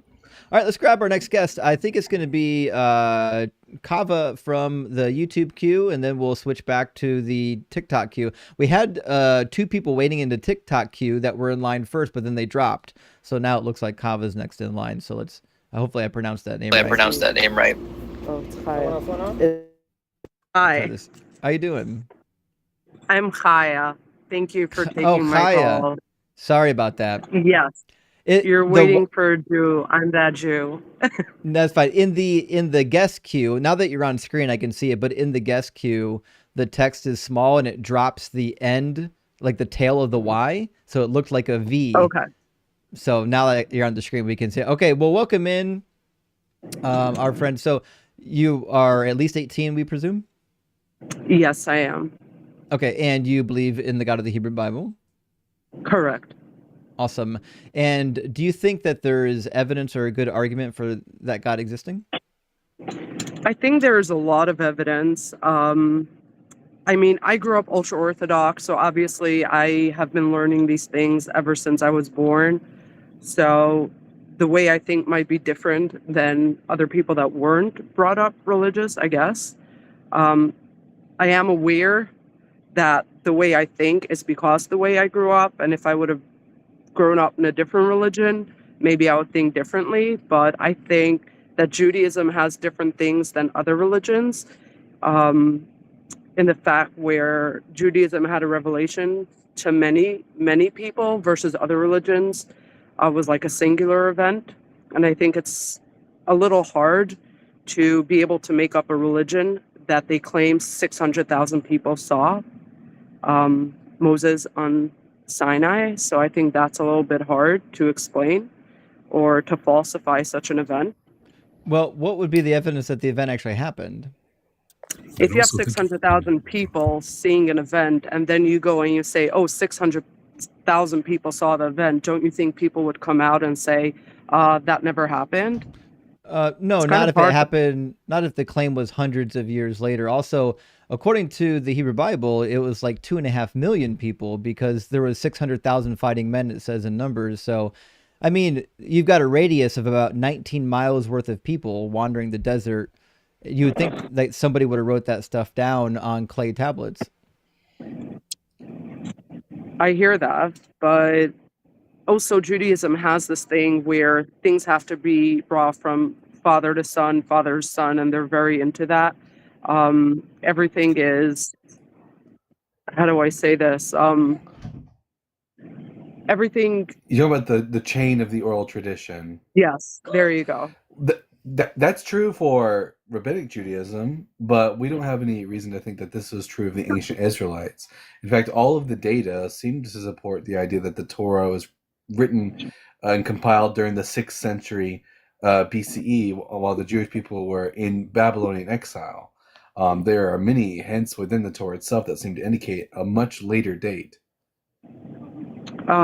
Within the Torah itself, it says that Moses went up to God on the mountain and wrote everything down with God. I am aware of the documentary hypothesis, I think it's called, but Orthodox Judaism does not believe that to be true. We believe that Moses wrote everything down and the whole Torah was written by Moses through the divine word of God. Sure, we know that's what you believe. I mean, a lot of Christians believe that too. I think the problem is there's no evidence from the book that that is the case. It keeps talking about Moses in the third person, which is weird, and then it uses a lot of anachronistic phrases that Moses wouldn't know about. Like it talks about the Chaldeans throughout Genesis, but the Chaldeans were the name for the Babylonians that were given by the Greeks. So the Greeks didn't exist in Moses' time, so Moses certainly wouldn't have used the word for the Chaldeans. One of my favorite actually Interesting. is Genesis 14, which mentions that The Abraham tribe of Dan. pursued Lot's captors as far as Dan, which Dan wasn't an area of Israel until after Moses' time. Interesting. And what do you say about certain things within the Torah that couldn't have been known outside the Torah? For example, it says about fins and scales for fish, and they have not yet to find any fish that don't have both. Or um, the Torah talks about animals that have split hooves and chew their cud, and it Oh lists all the no. animals. And That you know what I'm there are talking fish about? that don't have that there are fish that don't have both fins and scales. Catfish, No, for example. no, it says that, okay, I'm not very familiar. I am a girl, and growing up, I wasn't allowed to read the Torah like the males. um, so I'm not very familiar with exact words, but I'm just like quoting what I learned that either whichever one has fins automatically has scales, or whichever one has scales automatically has fish, not both. You mean there's no scaleless finned fish? Am I hearing this correctly? No, so I'm not sure which one it is. It's either if the fish has scales, then it will have fins, or if it has fins, it will have scales, Oh but no! not vice versa. Leviticus 11 actually just says that the only fish that the Jewish people were permitted to eat are fish that have both skins and fins and scales, and that you cannot eat fish that only has one or the other. That's what the Torah prohibits. Okay, I don't know. I understood from what I learned that the Torah predicted that there was no fish that didn't have both, I guess, and only a divine presence would know that. So I guess I misunderstood that, or I'm not remembering, but it did say something about chewing its cut and split hooves. Yeah. Do you know what I'm Have you? talking about? Yeah, and I think the problem with the cud passage is it references animals that chew cud that don't. Like if you go to 4 and 5, it talks about rock badgers and rabbits chewing their cud, but they don't chew cud at all. So you're saying that's not true? No. Yeah, there's not a single species of rabbit anywhere on the planet that chews the cud. Is it possible that the words that you have don't translate well from Hebrew? Well, we can look at Well, the Hebrew. I mean, are you positing that rabbits is translated as the wrong animal and rock badgers are the That's wrong what I'm animal? asking. Well, I don't I mean, know I of don't any know. I don't know of any reason not to. Like if you look up the words in like a Hebrew lexicon, they're all going to come up with the same animal. Now the King James version I think uses the word hyrax, but a hyrax is just a rock badger. It's the same animal.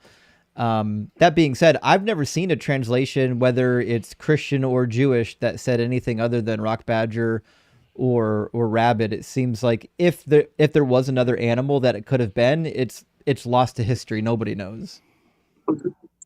And there was another thing where the Torah mentioned a animal that lays an egg but is a mammal. And for centuries, they had no idea what that was until they discovered the platypus, way past the Torah. Which I'm verse is not that? aware. I don't know exact passages because I didn't learn it within the Torah. But I So remember learning that. yeah, it sounds like some of what you've learned is not from reading it, but from people telling you. Yeah, because the way it works in Orthodox schools is girls aren't allowed to learn within the passage. Um, we're taught, like our teachers teach us the words, the passages, but not from inside the book. Yeah, it's similar to old school Catholicism. So, like, when you look at the Torah, there's only one passage that mentions eggs.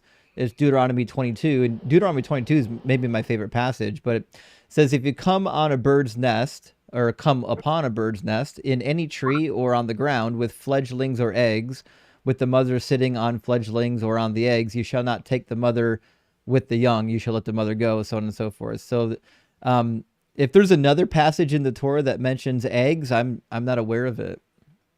Okay, so I don't know exactly which one it was. So I wouldn't be able to tell you. Yeah.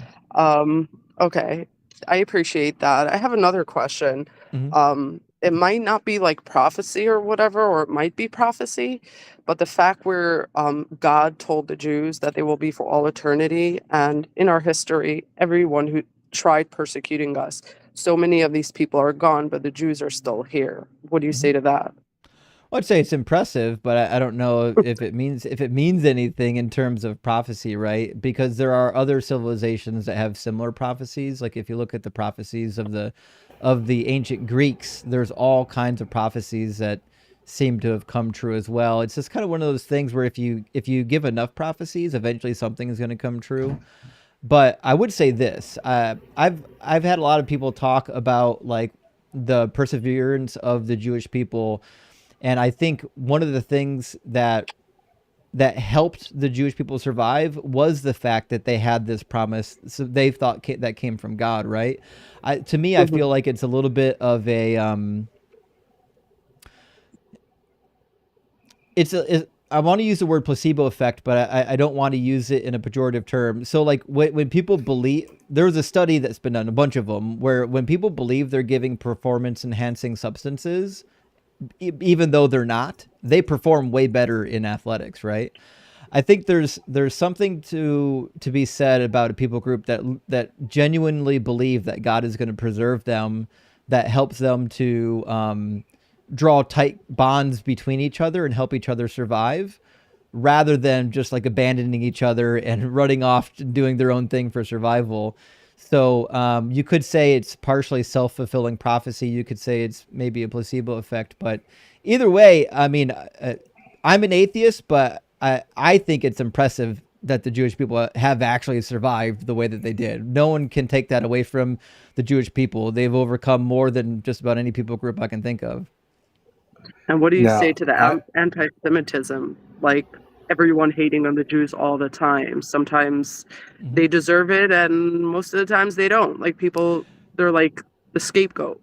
Well, I think the problem, like, so when we look at the promises of the Bible in regards to God's people, right? I find a lot of issues. Like, so for example, if you go to Isaiah 54, this is just after the Babylonian exile. God promises that he'll never rebuke his people ever again. He'll never put them to shame. He'll never abandon them. In fact, let me grab the passage and put it on the screen. So, post Babylonian exile, this is what God said. He says, "This is like the days of Noah to me. Just as I swore that the waters of Noah would never again go over the earth, so I have sworn that I will not be angry with you and I will not rebuke you. For the mountains may depart and the hills may be removed, but my steadfast love shall not depart from you," so on and so forth. And so we have like these really lofty promises of God, um, like after the Assyrian invasion, after the Babylonian invasion, that God's going to restore them and make them prosperous and numerous, and He's never going to be mad at them again. And then they, unfortunately, war happens, and the Greeks beat up on the Jewish people, and then the Romans beat up on the Jewish people. It seems like there's so many like failed prophecies in the Bible that it's when some of them do come true, it's hard for me personally to take it seriously. I you know hear what's funny, that. Justin, is that you pointed to you were thinking Isaiah 54. I was thinking Isaiah 52. I was thinking the same Oh, exact thing because it says, "No more shall the uncircumcised and the unclean come unto you," but that didn't happen because of the Greeks. right. So if you're saying that you don't believe the Torah to be true, wouldn't that like basically say Christianity and Islam isn't true either? Oh, 100%. Yeah, we're a million percent on board with you. Yeah. Isn't it a little crazy that so many people believe some part of the Torah and it's not true? Like, how do you suppose so many, I don't want to say smart people because, like, I can't rank people, but people who, like, philosophize and think, and some of them, I mean, they all believe some part of the Torah to be true, right? Whether they're Christians or Islam, because it all started from Judaism. So are they all just like imagining things? No, I just don't think that they have any actual reading experience with the Bible. So, for example, like we've done studies where we've examined how much Christians actually read the book, and they don't. Most Christians haven't read anything in the book, and if they have, they might have read like the Gospel of John, you know, and that's like Right. it. And then with the Hebrew Bible, it's been my experience that unless you're in a rabbinic school, like you're actually training to be a rabbi, most people aren't really familiar with the text. They go to service, they go to synagogue, and they participate in the community, but they're not really reading it in their free time. So my personal opinion is a lot of people like really believe in their religions, but most people aren't believing it because they read the text and they said, yes, this text is true. They've heard about the text from their teachers and they've bought into it, if that makes sense. Interesting. And what would you say to people that, okay, they'll say, fine, the Torah isn't true, Christianity isn't true, but I still believe in like a higher power. I believe in the universe or manifestation or law of attraction or things like that. Well, I'm typically, I try to be pretty kind to those people. I've got family members that kind of believe along those lines. And the reality is, for some people, it's helpful for them. Like if you need to believe there's some powerful force outside of you that enables you to be happy when you wake up and not do illicit substances, then more power to you. I think the reason why we do a lot of these live streams, one, because I think truth matters, but also because I look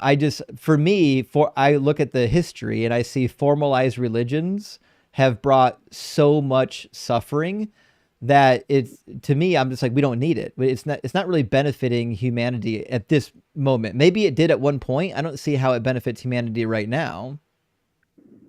And what do you say to the people that have NDEs and see God or see Jesus or whatever?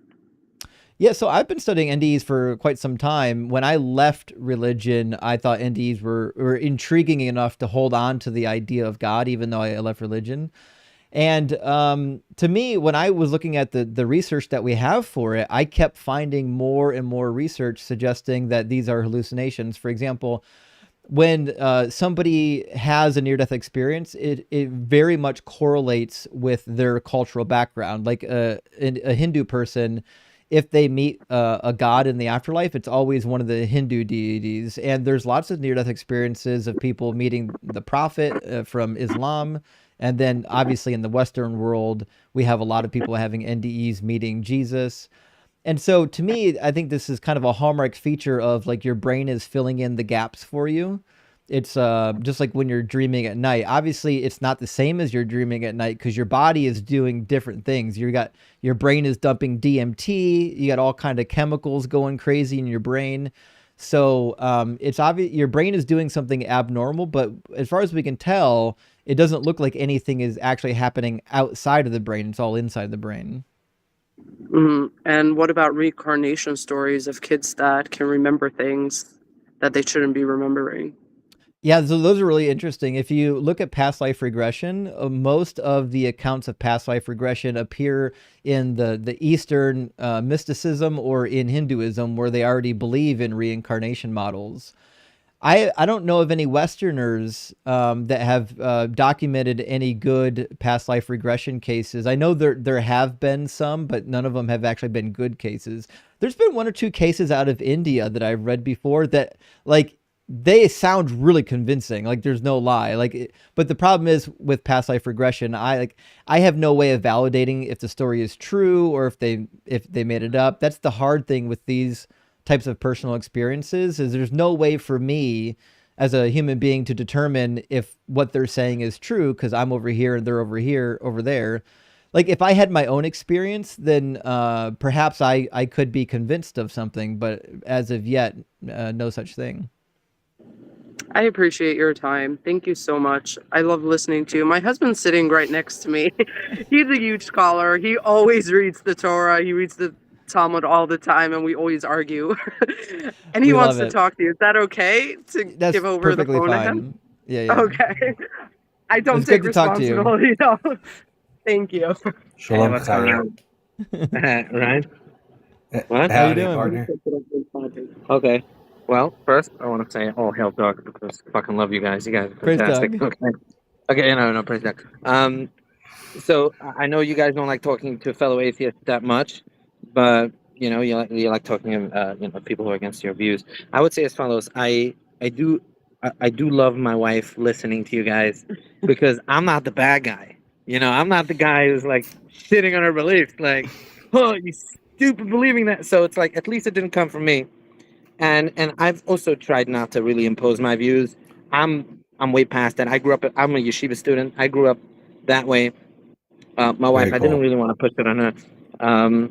I grew up in like Brooklyn, but either way, I have so many things I want to ask you, but I don't want to waste your time. So first of all, where did you get your degrees from? Because I'm dying to get those. Like, I have zero secular education. Like, I don't even have a high school diploma. I don't have any of that. I just happen to grow up in that kind of culty environment. So I get I it. would love to know, where do you learn that kind of stuff? Like, to hear you So speak is so knowledgeable is amazing.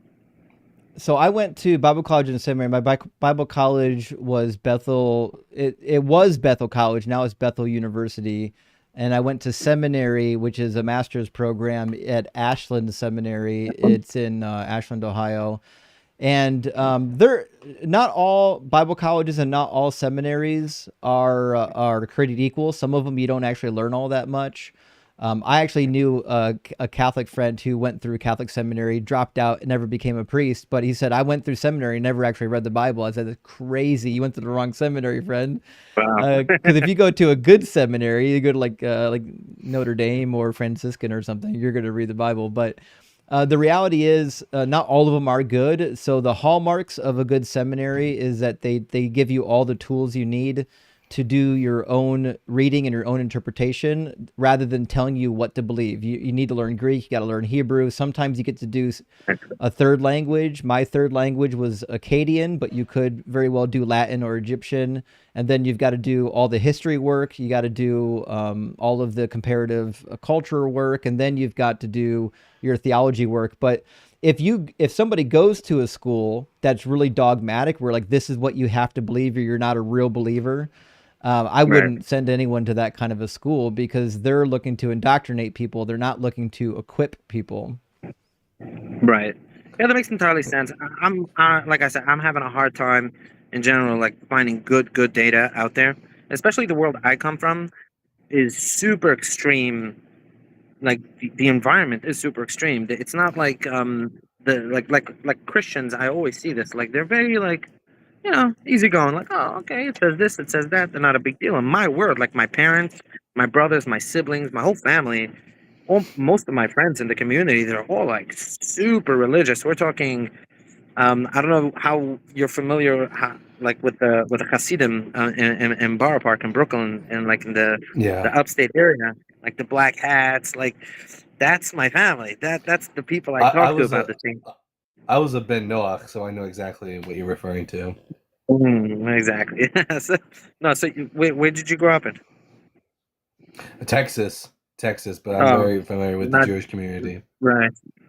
Yeah, a complete guy. But I would say, I'm sorry about that. That's No, just it's fine. No, reflex right it's accurate. It's true. It's true. there. So I talked to my family, and I think my wife made this point. The minute I mentioned the documentary hypothesis, they simply blow it off like, I don't believe in it. Almost like, hey, I can show you that the words don't make sense. And their answer is like, well, this is what it is. And I've actually seen it. There's a debate between Rabbi Sachs from London and who was it? Some atheist, I forgot. Richard Dawkins. And Richard Dawkins asked him a question like, oh, why did it take humanity so long to come on the scene? And he said, well, this is just what it took. This is what it takes. And And sometimes I've asked them like, hey, like you said, why does it refer to Moses to be the most humble person?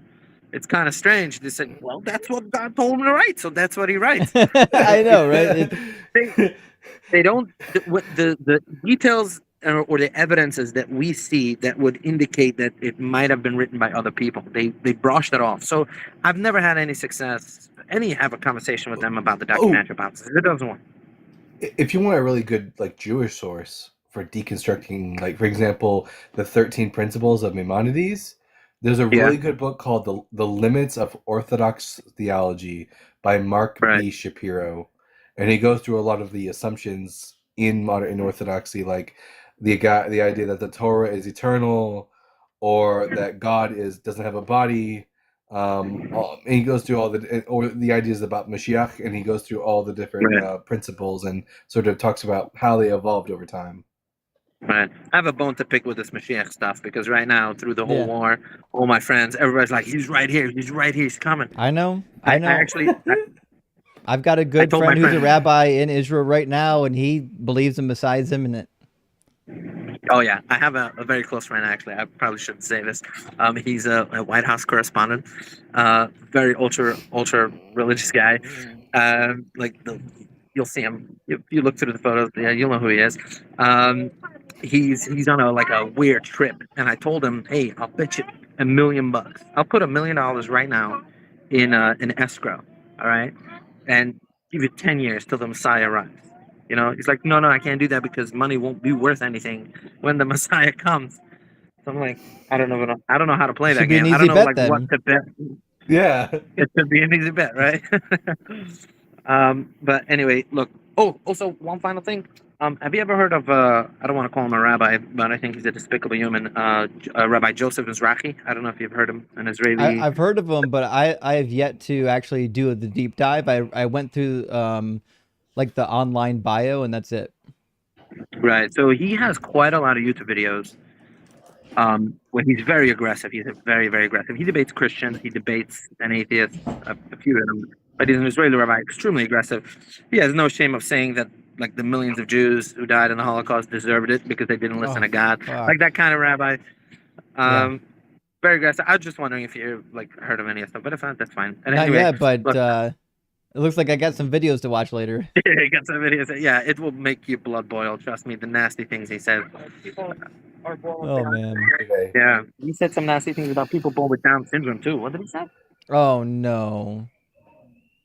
I didn't watch the video. My wife just told me something about it. They did something in their past lives or something. Yeah. So but he said, but the good thing the good thing with him, I think, is that he's super fundamental. Right. So it's easier to point out where he's wrong. Like people who are fluffy, fluff, it's harder to pinpoint where they're going wrong.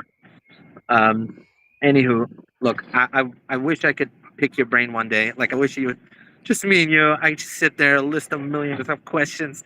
I'll just pick your brain because this is so amazing to me that someone who is outside of the system. Yeah, we'll do some live streams in the future for some live Q&A. Right. No, but I do feel guilty hijacking an hour of your time of a live stream. Okay. It was a good conversation. Yeah, so I wish I could just pick your brain. There's so many questions I got. I'm just I never gone live with anybody really, so it's my brain is hyperventilating at the moment. No offense. So look, we're listening to your stuff. We actually drove down to Florida a couple of days ago from New York, and we listened to quite a lot of your stuff. I appreciate that. If you can, this is just a personal favor to me, if you don't mind, just 1 hour solid video shitting on the Torah, but not like silly things. We're talking hard data, hey, the rabbit doesn't chew its cud and this thing's bullshit. Yep. Just so I can have more sources just for myself to research and look. I would love that. Yeah. I got you, friend. Everything's Christianity. Fuck Christians. We'll definitely make it happen. Yeah. All right. Thank you so much, sir. All right. Thank you. Great to hear from you. Hard to see Cheers, you friends. on the screen. Yeah, I don't know. This guy on the screen is super small. The other guy that I was Dalton. Yeah. And thank you so much for your time, guys. I really, really appreciate you guys. You guys are amazing. All right. Thank you, Keep Fred. on Have telling a my great wife one. that there's no such thing as higher powers. All right. Shalom. Sorry. She'll get there. She'll get there. All right. Thank you so much for your time. Noah, say bye. All right. My daughter just ran out. Bye. Oh my gosh, that little kid was so cute. They were fun. Jewish That people was are just fun. nicer to talk to. I don't know what it is. I agree. I just jive with them better. Well, they also don't think that atheists are dirty, rotten, hellbound people. So they're just, they're not worried about that. Herman Preet, thank you for the super chat. It says, this gives the vibe of Justin After Dark. Tagline, you've never deconstructed like this before. Yeah, so I'm trying live background on it's better for the horizontal. I got to get my second camera set up for the vertical so it doesn't look like my giant head. But just because I think I don't know if the animated backgrounds are too much. I'm running some experiments. I've had some feedback on them. Some people love them. Some people hate them.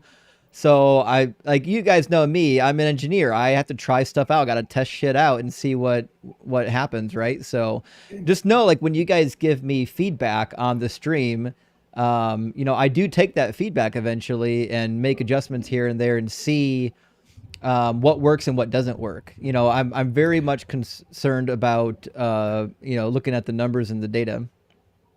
People keep talking about the cauldron. All I've really taken into consideration is you have a paleo Hebrew chart in the background. Yeah, I charted the Semitic alphabet, really the Phoenician alphabet, all the way from Phoenician all the way through Proto-Sinaitic, through Hebrew, through Paleo-Hebrew. I think I've got some Egyptian partial glyphs on there as well. What a nerd. I know. I got problems, guys. I got huge problems. It's a great reference, though. Yeah, absolutely. That's exactly what I would like hang on my wall. I just took a gold marker, one of those gold paint pens, and a yardstick, and started going at it. It was a good time. For 4 hours and the price of a black canvas, you can have yours too. Abraham the Chaldean says, I thought Jesus's body was vaporized by those high energy gamma rays in France. Pretty sure I heard it left a shadow on some old cloth. I think that's about right. Either that or Caucasian space Jesus never made it past the Van Allen belt. It could be, we'll see. He could have hit the firmament on the way out too. I mean, depending on what kind of speed he had on the way out, if he hit the firmament at a real good speed, I don't know what that's going to do to his spiritual flesh, being that it is fine. Thorian says, could you explain Isaiah 9:6? Does it truly equate the Messiah to God? No, not even remotely the case. So Isaiah 9:6, I think, is either one of two occasions. It's about Hezekiah, or it's possibly about another king. I think it's about Hezekiah, and here's why I think that. I think it's either a birth prophecy or an enthronement prophecy. I think it was written after the initial Assyrian invasion. You guys got to remember, the Assyrians invaded the northern tribes, but they didn't immediately demolish all the northern tribes. They went in. The northeast got devastated. Zebulun got crushed. Dan, the region of Dan, got crushed. But they didn't go in and completely conquest yet. It was multiple incursions. This prophecy appears to be written during like a 15-year gap between the various Assyrian conquests, most likely about when Hezekiah would have been born. And if he was going to be the new heir, if they knew when he was born that he was the next heir, you would have this type of theophoric naming in the prophecy for the next king that has now been born during this period that they think is at peace. They don't know the Assyrians are coming back. They don't know that yet. But Hezekiah, if you remember, Hezekiah actually kind of quasi defends the Judeans against the last onslaught of the Assyrians. Now, in doing so, he basically gave up the ship. Really, he became a vassal state. But the reality is he's remembered as a great king who did reforms throughout the land and prevented Judah from falling into the hands of the Assyrians. So you would imagine that of the prophecies, the kingly prophecies that they would keep, this would be one they would want to keep. Yeah, a lot of people don't realize that because they think that this is something only other nations did. But the kings of Israel were also seen as being sort of semi-divine. If you read the Psalms, for example, David's said to be begotten by God. Solomon is said to be the son of God in 2 Samuel chapter 7. And we even see in the Psalms that the king of Israel, Solomon, is referred to as Elohim. And it is not meant to be that they are God ontologically, but this is more adjectival. It's meant to describe that like they are like divine in nature. So Hezekiah being called El Gibor is not an indication that he is literally the mighty God. Yeah, that's certainly true. It's also the case that these types of theophoric titles were not unique. We find them all throughout the ancient Near East. In Egyptian writings, we find the same thing, where there's a new pharaoh, or will be a pharaoh, and they give them 4 to 5 theophoric names. That for a long history, scholars have believed it was because they thought the pharaohs were gods, when in reality they were just kind of like semi-divine figures. But the reality is these theophoric names were common for anyone that was going to take the throne, because you're in partnership with God. And so you got theophoric names, not representing necessarily you as the new king, but what God is doing with you. It's about God. It's not about you. These names are not necessarily about the individual. That's why they're theophoric. So yeah, it's not a great argument. If you know the context of Isaiah 9, it's clearly a real king, not a metaphorical king, because he's going to sit on the throne of King David. And there's going to be peace, and obviously that never happened. And of course, a child has been born to us, but if you're reading the NIV, it kind of ignores that language, doesn't it? NIV is not a good translation, friends. It's in the past tense. The child was already born and already given. Both those verbs in the past tense. CW says, I just had someone dear to me suggest going to church to find self-forgiveness. Your thoughts? Well, my thoughts would be, it sounds like you're projecting. I don't know what you did that you need self-forgiveness for, but I'm okay. Don't worry about me. Worry about you. That's what I would say. And even so, you can get that from therapy. You don't need to go to church for that. 100%. Dr. David says, hi, friends and fellow Dougites. Rock hard for Doug. So glad to catch this live from the UK. Great job, Justin et al. Love the cookout tonight. Almighty Doug, too. Thank you so much, Dr. David. Great to hear from you. I hope you're doing well, my friend. And we got one more super chat. We'll bring in our next guest. Actually, Doctor sent a gifted membership. I just noticed that. Thank you so much, Doctor. We appreciate that. And the Duke says, are those pretzels certified halal? Listen, you know me. I don't have any halal food over here. These are legit pretzels. I don't know if they're kosher, but they're delicious. Although I have to admit, I need to restock. I need to restock my real pretzels. Duke, good to hear from you. Thank you for the super chat. And it looks like we've got somebody in our queue that's finally gonna bring down the ship. They're finally going to end deconstruction zone forever. I mean, I'm terrified. I'm about to have an entire loss of income. Getting comfortable too. Yeah, Dalton. I mean, welcome in, Jesus Warrior. What's up? Jesus So Warrior, are you at least 18? And do you believe? I assume you're a Christian. Do you believe in the Trinity? There's no Trinity. What Trinity are you talking about? So you don't believe in the Trinity? There's no Trinity. Show me where the Trinity is. I didn't say there was. You have to pay a little bit of attention. I asked you if you believed in the Trinity. It sounds like the answer is no. No. There's no Trinity, so why must I believe in that? I never said you did. I'm not a Christian. I think you're lost. So what would be the most compelling evidence or the best argument for the Christian God existing? The earth you're walking on. Who made it? Oh, Jesus. Look at the trees. That's your argument? No, the earth. What is your understanding? The ground you're making a house and everything. I've got the earth right here. Yeah, this is God. Prove me wrong. Bro, I don't see nothing on the picture. Why are you in the dark? There you go. This is God. Prove me wrong. What is God? I'm not seeing nothing. God is this rock on the screen. The proof is that you're on his creation right now. You're standing on Doug's creation right now. That's proof. Look at the ground. Jesus Warrior, look at the ground. This is proof that Doug is God. Look at the ground. So that's your God? Oh, Yeah. I know. You're pagan. You pray to stone. I know, right? Yeah. Actually, I'm I overdue see. for some incense. I got to get the incense going for Doug. I don't want to get behind on So my you were offerings. you said you were atheist, right? It's almost like you weren't even listening to the conversation. For all the dirt you were talking in the No, comments, it's almost like you're in a different world right now. Do you get lost in the way in? no. Because it I sounded wanted like to you make knew what it was clear. happening in the comments when you kept shouting over My and over brother, again that I'm shut your terrified of mouth and you. listen for a moment. Why you gonna? You see, this is the thing. If you're an atheist, do you know the word atheist means eat shit, and you're That's doing not it at all what it right means. now? But it Well, sounds like scribble you the got a word around. mouthful of it. I know you got a mouthful of leading people straight and Could you thinking Well, tell that us prove you me what can the? wrong. get good. Prove me Listen, wrong, you're Jesus trying to get. warrior. Hold up, shut up and Prove listen. me wrong, Did he Jesus warrior. Listen, you're trying to did drag did people he say along because atheist you means know the eat It's shit? crazy that he thinks, yeah, he's thing. gonna get This up is the here thing. and Why you tell me doing to it shut now? up on my own Why live you stream. Jesus warrior, you are completely confused doing if you bro? think you get to go to other people's live streams and tell them to shut Have off. you seen- Shut up. You know, atheist means eat shit, right? Watch, this is gonna be fun.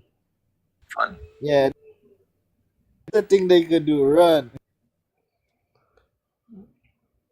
I don't even know what the Greek word for shit would be.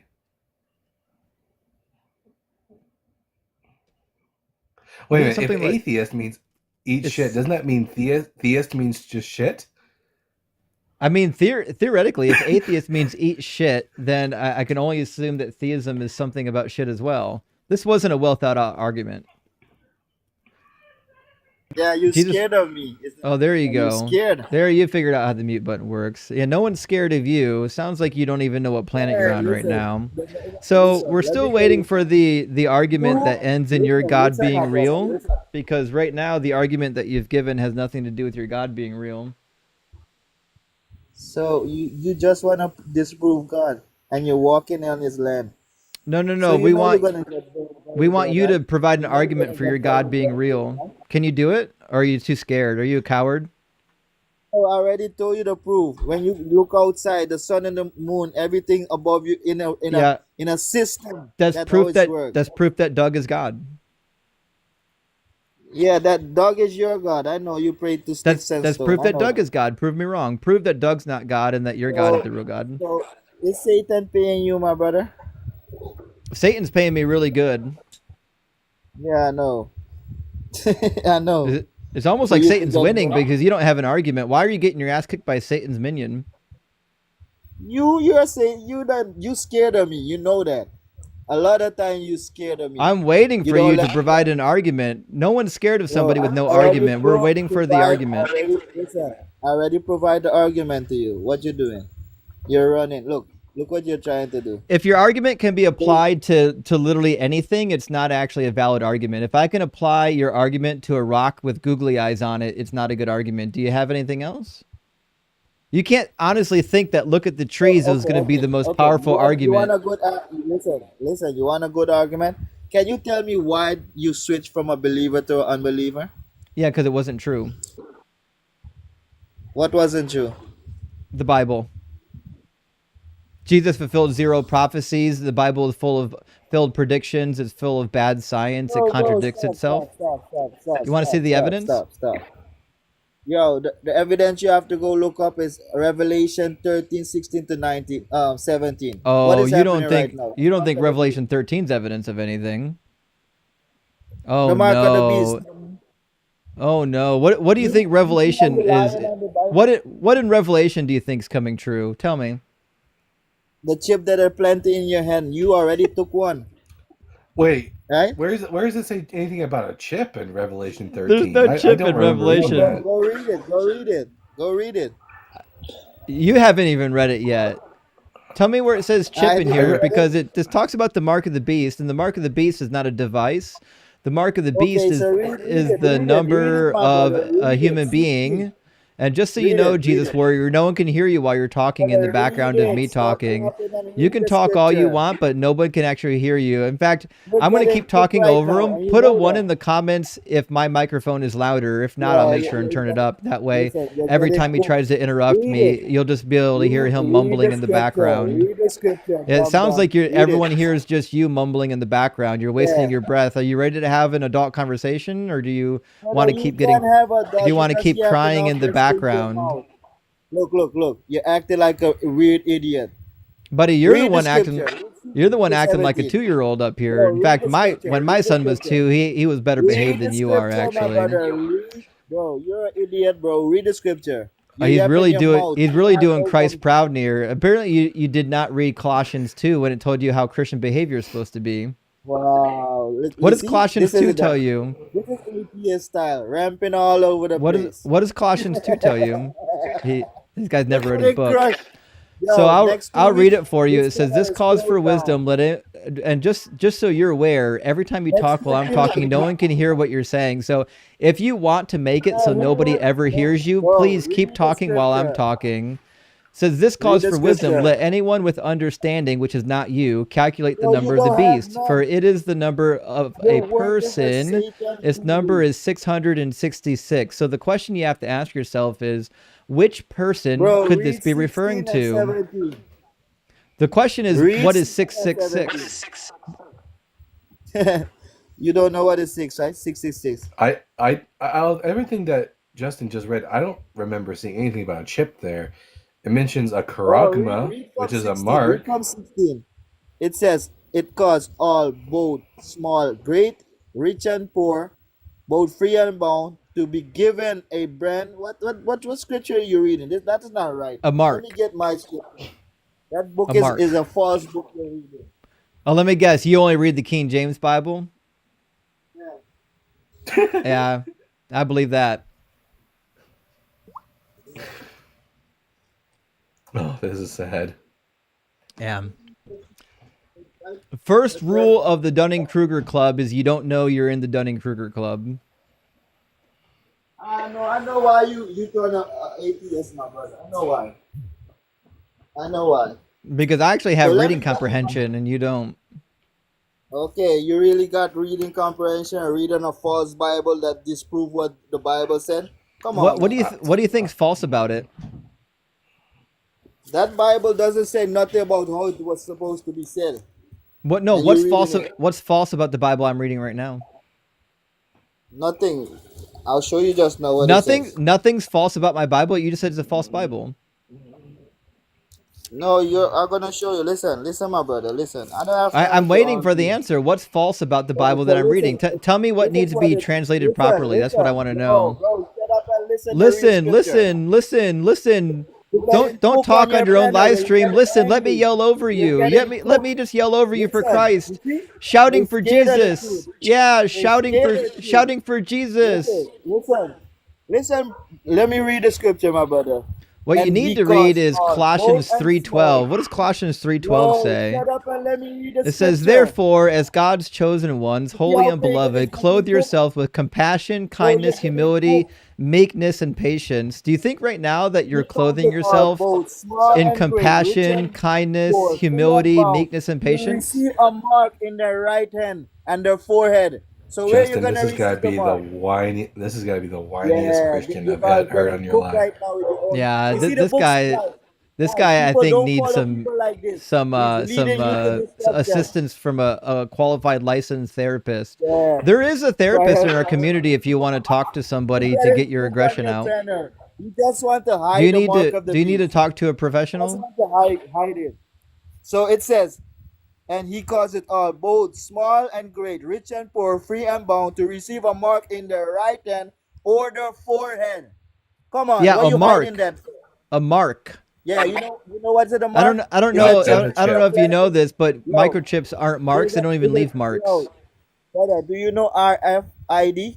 I do. The I'm an electrical RFID. engineer. I get to design RFID systems. Yay! so they're gonna I know a put lot about one up in RFID your- systems, and what I know They're gonna is put that one in people your aren't right taking hand. them in their I think you have foreheads. it already. I think you have it already. I think you're Yeah. confused. So there's no I'm not RFID talking. chips that's going in anybody's foreheads. That's entirely Stop nonsense. lying. Go look. It's all over the world. People laughing The at you idea for being a that moron. somebody could control you using an RFID chip is the craziest thing ever. Have you ever heard of an RFID copier? Do you even know what they are? Like the idea that you Brother, can do any type of security with an listen, you're RFID getting cooked is right crazy. now. For $5, you can go on Amazon and just buy an RFID chip copier and make Listen, 100 let me copies read of any 17. passive Yo, RFID chip on the let me read planet. 17. I don't know if you Yo, know this. stop rapping Do you know around. what passive Let me read RFID 17. is?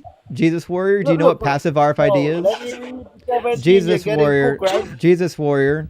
After today, this Jesus, you can't cook anyone because no one's heard a word that's left your mouth this entire conversation. Just to be clear, nobody's hey, heard dummy, anything you've said for the past you're 5 getting minutes cooked. because everything you've said has been while I was Listen to me. talking, and nobody can hear you Yo, while I'm talking.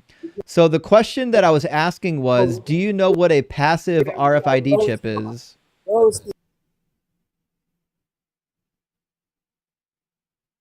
Yeah, caller is a child. Listen, let me read 17. So what I need for you is to answer the question, because the question relates to the question that you brought up, and that question is, what is a passive RFID chip? Let me read the thing for you. I'll try this again. The question is, what is a passive RFID chip? Look. This is this is atheist. That didn't This answer is the what they question. So what I'm going to do is I'm going to ask you the question, and every time you don't answer it, I'm either going to mock you or mute you. Those are the two things that are going to happen. Now you can do this all night long. You can not answer the question for the next 3 hours if you think that's what you need to do. But the reality is you're never going to say what you want to say until you answer my question. So the answer to my question is, do you know what a passive RFID chip is? Bro, listen, let me read 17 for So you. the answer is no. So we'll try again. I'm going to start counting the dodges. I'll put up the tracker on the board so you can keep track along with us. Don't worry, we won't leave you out. We'll make sure everyone can see how many times you dodged the easiest question on the topic that you brought up, not me. This was your topic. This wasn't my topic. You wanted to talk about RFID chips. The question is, do you know what a passive RFID chip is? That's the question we've got right now. Do you know what the answer to that is, Jesus Warrior? Yo, RIP, it's a rice grain that put in your hand so you could pay All right, and we'll pass. try this again. Nope, that's not the answer to the question. At least you didn't So get you another get dodge on the board. roasted. You can say I don't Bro, know. you're If you don't getting know what a cooked passive raw. RFID chip is, you can After say you this don't week, know. yo, after this week, this Just panel just won't be working just to anymore. be just to be clear, you can say I don't know. That is a possible answer. I think the possible answers are yes, no, or I don't know. Those are all fair answers. I'm feeling, and I could be wrong, but I'm feeling like the answer from you should be I don't know. So we'll try this again. Do you know what a passive RFID chip is? Brother, it's a rice grain that's gonna be implanted in your hand. Dodge number 4. We'll try this again. Do you know what a passive RFID chip is? One down. Listen what it is. That no man might buy or sell, says he Dodge that number have the mark. 5. Do you know what a passive RFID chip Why is? are you running? You're whining like a little girl. I'm trying to address the talking point that you brought up. Laughing like a madman is not going to help your argument. Look. You see how atheists be? Like a So little I'll girl, just they're whining. I'll give you the the only person answer who's been whining since you're not actually old enough or mature enough to tell. A passive RFID chip is an RFID chip that has no active power. It receives power from what? What does it receive power from? Look. We'll try this again. A passive RFID chip receives power from what source? Why is it called passive RFID? This guy hasn't read his book. There's no way he's read anything about RFID technology. Well, why does he There's no laugh? mark of the beast. So why are you discussing so about the RIP? I'll just give you the answer to the question. So the reason why passive RFID chips are important to this conversation is because the little grain of rice that you've been quoting that they're going to be putting in people's bodies is a passive RFID chip. It's not an active RFID chip, which means the read range for this RFID chip is only about maybe a half an inch to an inch, meaning the only way that this thing does anything is if you put your hand directly on the reader. Now, being that we don't have any RFID chips in people's foreheads, no one's going around putting their forehead on POS stations. Nobody's going to be walking around with a chip in their forehead trying to scan their merchandise at Target. That's the most insane thing that anyone has ever said. The reality is passive RFID chips are really only good if you have some sort of low frequency wand that can activate the chip and gather the data on the chip. And just so you know, because it's a passive RFID chip, it can hold a minute amount of data. It can hold almost only a fraction of data that you would think. It can hold maybe an 8 or a 16 character number, and that's basically it. You're going to get like a hexadecimal readout from a passive RFID chip. They can't store your data on there. All it's good for is giving an identifying marker to somebody, and nobody is going to be forced to take one in their hand or their forehead. It hasn't happened yet. So what you're suggesting is that because it could happen in the future, that this must be the mark of the beast. But the reality is it's not the mark of the beast. And the mark of the beast is clearly just a reference to Nero. If you do Nero's name in Hebrew gematria, it comes out to 666, which is ironic because if you take the Latin spelling of his name and do Hebrew gematria on it, it comes out to 616. And as it turns out, if you read the Latin manuscripts of the book of book of Revelation, it turns out that it doesn't say 666. It says 616 because the authors of the manuscripts knew, in fact, that this was a reference to Nero, which is why in the very same chapter, it talks about a guy being mortally wounded and coming back from the dead. That's something that people believed about Nero. The legend of Nero being revived from the dead is called Nero Redivivus, and it was so famous that the Roman government had to kill Nero imposters all the way into the middle of the 9th century, or the 90s in the 1st century. So go ahead and take it, but don't lead no one down. All right, so Jesus Warrior, no one heard a word you said. Are you sure this is the conversation you want to have? You just want to talk in the background of me talking, or did you want to save some of that for when I finish what I was going to say and engage like an actual adult? Oh, was he talking? I didn't hear a single word he said. Yeah, I didn't hear anything he said either. I'm sure he said a bunch of stuff, but nobody actually heard him say anything. We already went over this at the beginning of the call. No one can actually hear you. No one can hear you. Nobody heard a word you said. Nobody heard a word you said. You think it don't hurt? Look what's Nobody going heard on a in the word you chat. said. Stop spamming. Put a JW in the comments if you actually heard anything this goofball said while I was talking. I want to hear it. Also, welcome in from the Ian raid. Good to have you, friends. Yeah, put a you're getting cooked. Yeah, they didn't hear anything you said. Yeah, sorry, no one heard you. Guys acting like a clown and has got a maniacal laugh to go along with it. Yeah, this guy's not stable at all. You stable and you're ramping up like a little girl? Come on, man. Ramping up? What do you think ramping up is? I don't know. I'm calmly explaining to you why your interpretation of the Bible is childish, and you're talking in the middle of it, which is why you can't actually get any words out. Bro, you see how you're doing like a little girl? Every time I speak, you're speaking over me. You're getting cooked you've been talking over me the entire time. You don't even know what you cooked me on. I cooked you on the same mark of the beast because your Bible certainly said a did different not. story. When I No, taught mine, you didn't. You got cooked and you start doing like why a in the little world girl. would anyone prioritize the King James Bible? Only that time we heard it.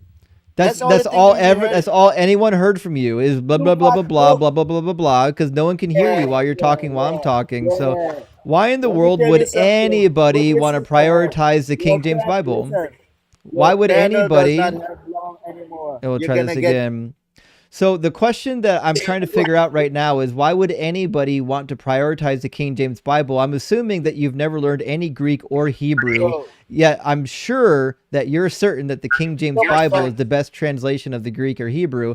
So I'm trying to figure out why is it you think that the King James Bible is better? King James is the best version because your one is Based trying on to what? lead people into. Based on what? Listen, listen. Based on Your what? Bible is trying to hide the more. Based on what? Repeating the same bad talking point doesn't help. Based on what evidence is the King James Bible better? Stop muting me like a little girl, man. Be a The man. KJV is not even based on the best manuscript we have available to us. Yeah, not even remotely the case. They didn't even have a full collection of Greek manuscripts. They had the backwards translate parts of John and parts of Revelation from the Latin manuscripts into Greek so that Erasmus would have a complete New Testament for his initial critical edition, which he didn't have. But listen, Jesus Warrior, the reason why no one heard a word you said is because you're a child and you can't control yourself. So the reason why you're getting muted is because you can't control yourself. If you would shut up for 5 seconds, we could actually have a conversation. But you're not actually capable of doing that. But you can go tell your friends you cooked Deconstruction Zone now. Show them the video on YouTube and tell all your friends that you came and you cooked DZ, okay? Imagine spending all that time in the comment section begging to come up, only to come up and embarrass yourself like that so thoroughly. It's pretty crazy, actually, to think that you're going to spend all that time waiting just to shout endlessly into the void. No one's ever going to hear a word you said. Wild. Well, at least Jesus is proud. Jesus up in heaven clapping for Jesus Warrior. Katie, thank you for the super chat, says, my dad was raised Muslim and he detested the religion because it was forced. It is forced religion. Just because something is spread by the sword doesn't make it true. Couldn't agree more, Katie. I've known quite a few Muslims that were Muslim in name only because if they came out publicly, well, we know what they do to apostates according to Sharia law. And Dr. Fudge, great to see you tonight. Thank you for the $5 super chat, says, why start a violent cult to get women when you can be rock hard for Doug and sinfully wet for Sharon? Exactly. You don't need a cult for that. You just turn to the rocks of ages, my friends. And Lord Luminous Pooh says, religion is just an MLM. Why do you think the top guy is called Prophet? I love it. I feel like I should have heard that joke before, but I haven't. But religion is 100% just an MLM. I mean, that's just... I've heard the joke, Jesus saves, but Moses invests. Oh, gosh. Oh, good grief. I do have a good list of Bible jokes we'll have to go over sometime. Dr. David, thank you for the $5 super chat, says, all hail Doug Almighty. Justin, is that incense or burnt sacrifices to Doug from this cookout? I don't know how Muslims also do so much pretzelization. I'm sorry. Is it, yeah, you don't know. Well, I mean, some of them do and some of them don't. I feel like the Muslim callers we get, I feel like they do less pretzels and more lies. That's just my take on it. Simon surprisingly wasn't. Simon wasn't up here lying, which is impressive. He was just saying things that were incompetent. Yeah, he didn't know any better. Jennifer says New Testament Arabic. I don't know anything about it. I mean, I haven't read any Arabic New Testament. That's not something I have any expertise in. I can't read Arabic, unfortunately. But certainly, yeah, we do have documents in Arabic. Noko says it's true because it says it's true. Oh, I didn't think about that. Sorry. I mean, Noko, I wish you had reminded me earlier. We could have just ended the live stream and we'd be in church next Sunday. I mean, thanks for the heads up, Noko. I don't know how it slipped by me. Love you, Noko. Mo says, please ask Ems to say, come on down to Justin's Hyundai and Subaru, where all leases are 20% off last year's models. Everything must go. Is this a cameo? Is someone trying to get a cameo for his price for the super chat? What's happening right now? Right. This guy owns a dealership somewhere. That's what I'm thinking. The dude owns a dealership. Funk God, thank you for the $10 super chat. Says, if there is a God, I think he would prefer me over a theist because I never ask him for anything. That's actually a really good point. You're not bugging this thing. And if I had to compare you as an atheist to the last theist caller that we just got up here, yeah. God's going to take you every single day of the week. I know Jesus Warrior thinks that he's got Jesus on lock, but Jesus don't want nothing to do with that clown. Yeah, Lock for... Oh, so go ahead. Saying the one thing that they'll never be able to, theists will never be able to answer is whether or not, what if God does exist, but he created all these religions to see if you're just a sycophant for an evil God, and you failed the test. Like, they can't demonstrate it. Well, it's just like, I mean, obviously God planted the dinosaur bones. He had people plant the dinosaur bones to see who would be deceived by it. There's no real dinosaurs, friends. Lock4E, thank you so much for the $20 super chat, my friend. That's generous. It says, thinks different due to early age doctrine, admits it, still believes. Genius. Yeah, Simon sounded like he was trying to be honest, but like, man, it's weird. To be fair, nobody leaves their religion in a moment. It's a long process, but I hope he does think about the conversation at least and apply some thought to like, well, why don't my bullet point arguments work? Like, because theoretically, if you have truth on your side, your argument should just work. Like it shouldn't be so easily dissolved. Rick Sneed said, shout out to Doug, and I love your stuff, Justin. Your methodology is great. Well, hey, thank you, Rick. I really appreciate that. And praise Doug and Sharon Stone. Also, Billy Bob's with us tonight. It says, if God created birds, sea creatures, and land animals on day 5 and 6, is it a contradiction when in Genesis 2:19 created them again, this time partners with Adam? It comes across that way to me. It is, Billy. And this is the one contradiction between the first story and the second story that changed me from a compatibilist to this is a real contradiction. Now, my opinion for a long time has been that Genesis 2 wasn't trying to give an orderly account of creation. It was really about the creation of mankind. The whole focus of that chapter, of that creation account, was about mankind. So you can go into it and say, well, listen, he wasn't intending to give an exact account of the order from the first creation. He just wanted to get you fast forwarded through that to Adam. You can hold that position, but the animals still pose a problem because it just flatly says that he created the animals after Adam and then Adam got to name them, which is not even remotely true in the first chapter.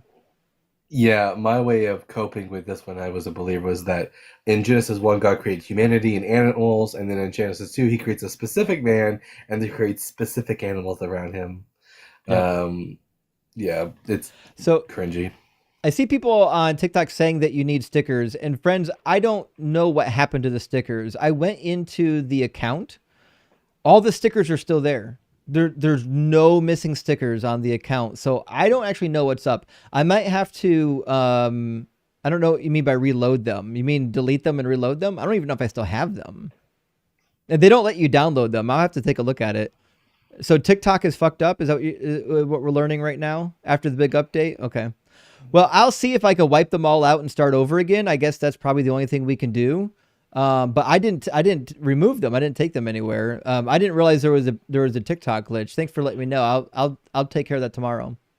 Cascade said, so many theists attack science, but don't realize they're misassign cause to effect. Lightning strikes ground. Zeus is pissed off. In my humble opinion, these beliefs are archaic attempts at scientific method. I couldn't agree more. And even like biblical scholars agree. Like if you read the Zondervan Illustrated Bible Background Commentary on Genesis from John Walton, he says that Genesis functioned like a science book, like an explanation for how the world is the way that it is. And I agree, that's clearly what it's doing. It's a etological narrative trying to explain why things are the way that they are. Yes, It's Me says, can the mass rapture hallucination the Christians recently experienced be compared to New Testament mass resurrection hallucinations? Yes. We actually have a lot of accounts of mass hallucinations. They're pretty common, even of UFOs and Bigfoot. Like there's, and Elvis sightings. We've got mass Elvis sightings. Like there's no limit to what people won't see that don't really exist. All right, last super chat for now from Gene. Thank you so much, Gene. Says, listening to you break Jesus Warrior's brain until he transformed into a little cryptid was easily the highlight of the day. The legend of the godly giggler begins today. Listen, Jesus Warrior was wild. Could you imagine like being related to that guy and having to talk to him at like Thanksgiving dinner? At first I thought that his laugh was like something pre-recorded that he kept pushing, But no, that was really just his laugh, which is wild. Yeah, he was clearly out of his gourd. Welcome in, Zach. Howdy, how you doing? Good, how you doing? Well, I had to sit through that whole last thing, so I wouldn't really call that a debate, but I'm doing good otherwise.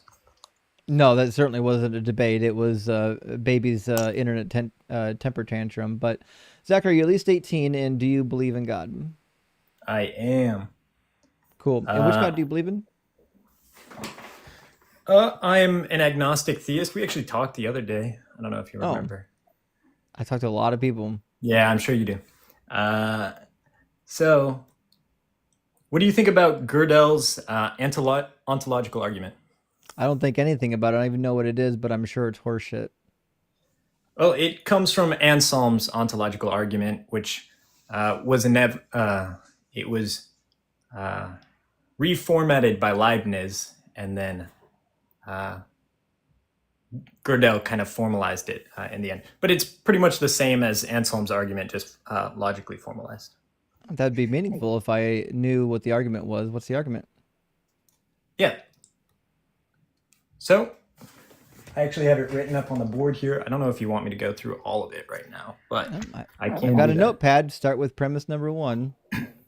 Okay. Also, I do have a timer for such discussions, and philosophy arguments only get 10 minutes apiece.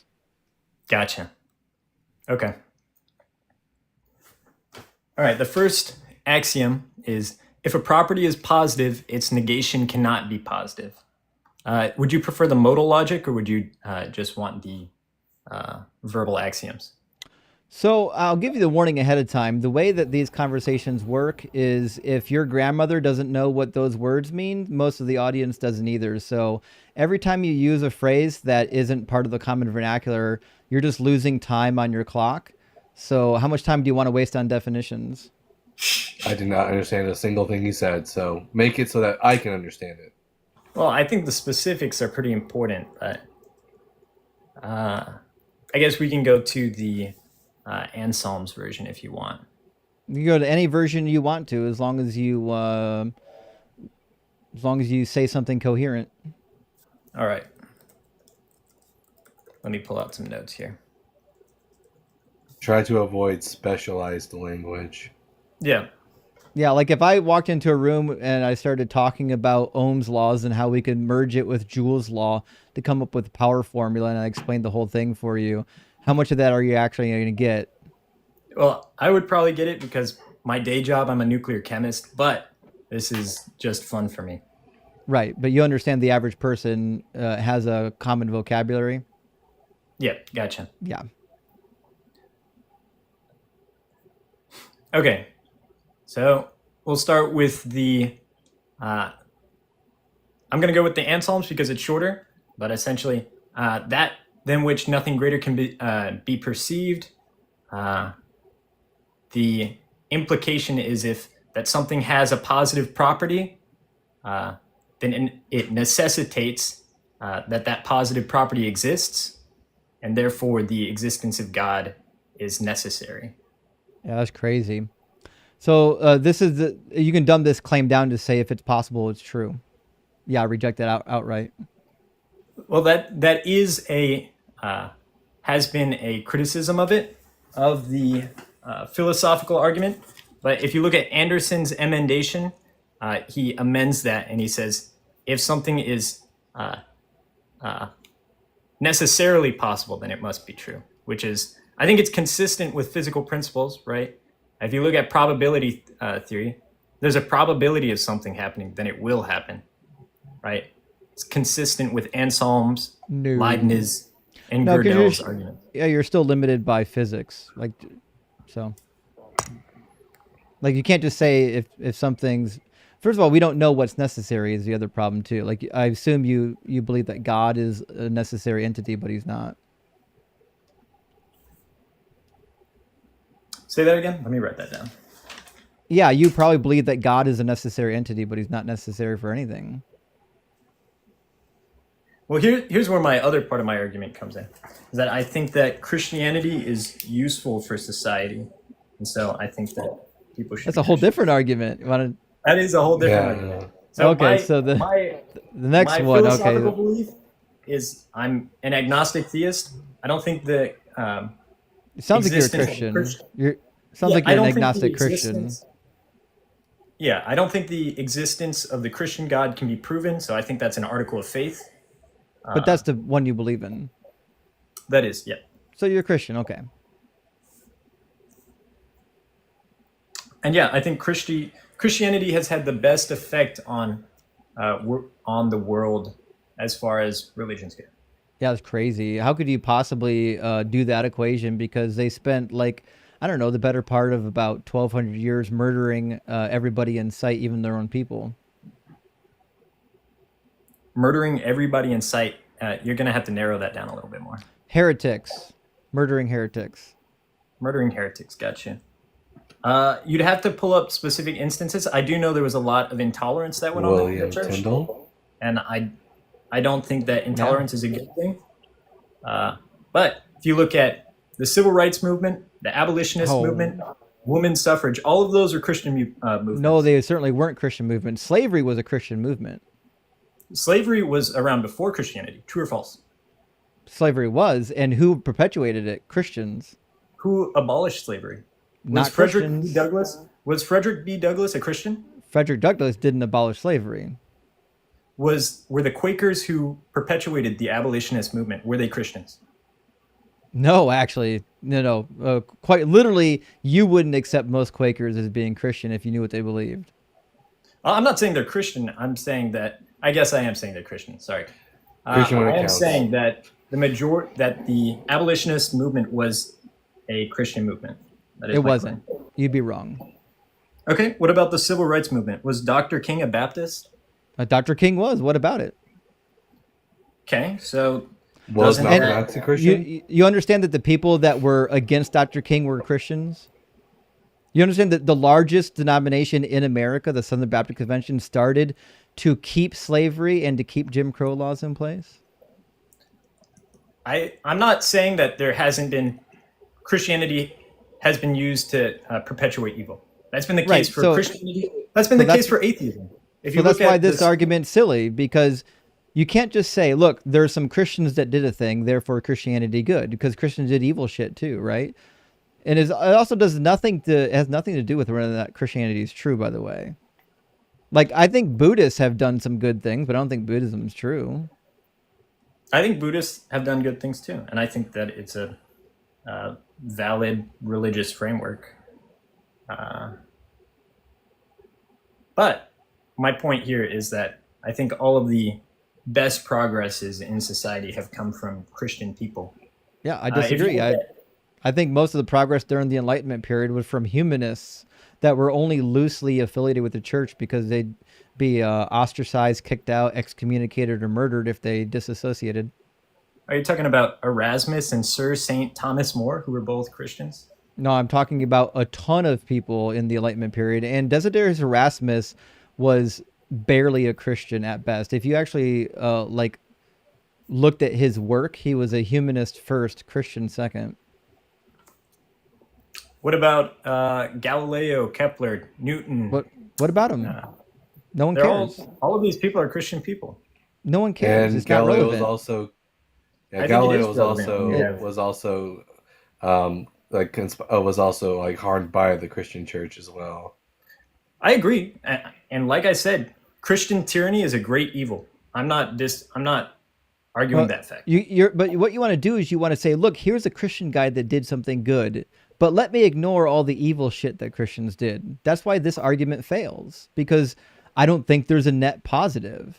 Just because somebody who believes in a particular God did a good thing has nothing to do with whether that religion had anything to do with it. Well, then you have to compare the alternative. So if you have atheistic states, look at the Soviet Union, communist China, Finland, Russia, Scandinavia, Denmark. Yeah, we only going to pick they're doing the fine. atheist nations that are the ones we don't like. Sorry, you cut out. What was that? Are we only going to pick the atheist countries we don't like and ignore the ones that are No, doing really well for I'm themselves? making the same argument you're making. I'm saying that atheism has also been used for evil. So I'm saying we got to take the good and the bad. So it seems I would say we have people who are leading movements. They are Christian and non-Christian, and it's not Christianity which is fueling these things. It's just that there are good people and bad people. There are good people and bad people, you said? Yeah, it's independent of the religion. People are you have good people and bad people who are religious, and good people and bad people who are non-religious. They're going to use their religion or lack thereof in order to like bolster like whether or not they're good or bad. Where would you say that moral framework comes from? So I'm kind of making a not from I'm kind of Christianity. Not Christianity? You don't think so? You don't think Western morals are inherently Christian? No, they're certainly not. Name a single law from the Hebrew Bible, because there's really almost none in the New Testament. Name a single law from the Bible that we follow in America that we couldn't have found prior to the Bible or outside of the Bible. How intertwined is the story of Western history? That's wild. They didn't answer the question at all. Name a single law.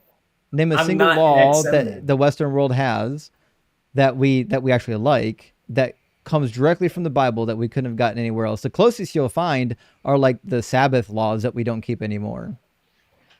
Hey, I'm not an ex-seminary. All I'm saying this was your claim. I'm addressing your claim. If you're not prepared to talk about it, don't bring it up.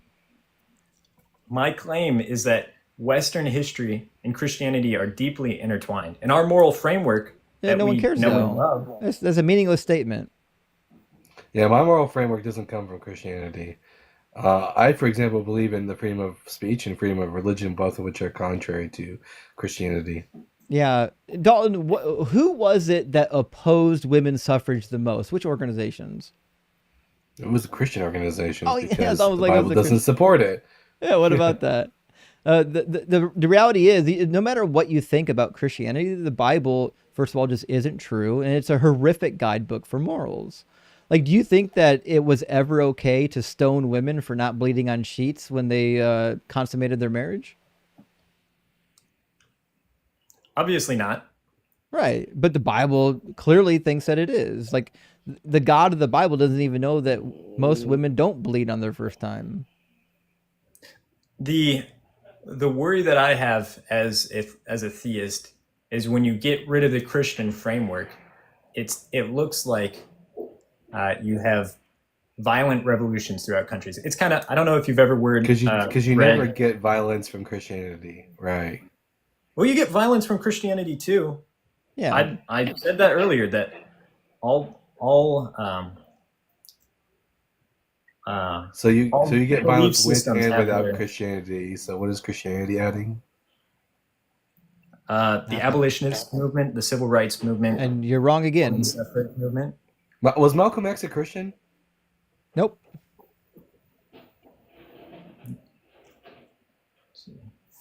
He was Muslim. So can Muslims use that argument and say, well, the civil rights was Malcolm X, but he was Muslim, so. Well, if they did that in countries that had Sharia law, I would be all for that. But that's a completely separate argument. I mean, Sharia law is not any better or worse than the Hebrew Bible's laws. That is true, but the Hebrew Bible's laws are not enacted in any Western countries. Good. We don't want them to be because they're horrific. Yeah, I don't want them either. Yeah, I don't know if you know this. That's a part of Christianity. Jesus was very pro the law of Moses. What do you think about when Christ says you can't put new wine into old wineskins? Do you think he's obviously saying that as times change, that we got to change our beliefs with the times?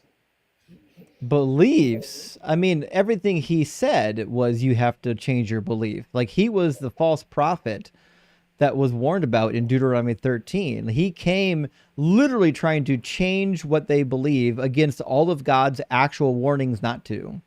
The guy was a heretic. No wonder they killed him. Right. And the way I look at him is that he was a progressive, right? No, he was a heretic, just like Paul.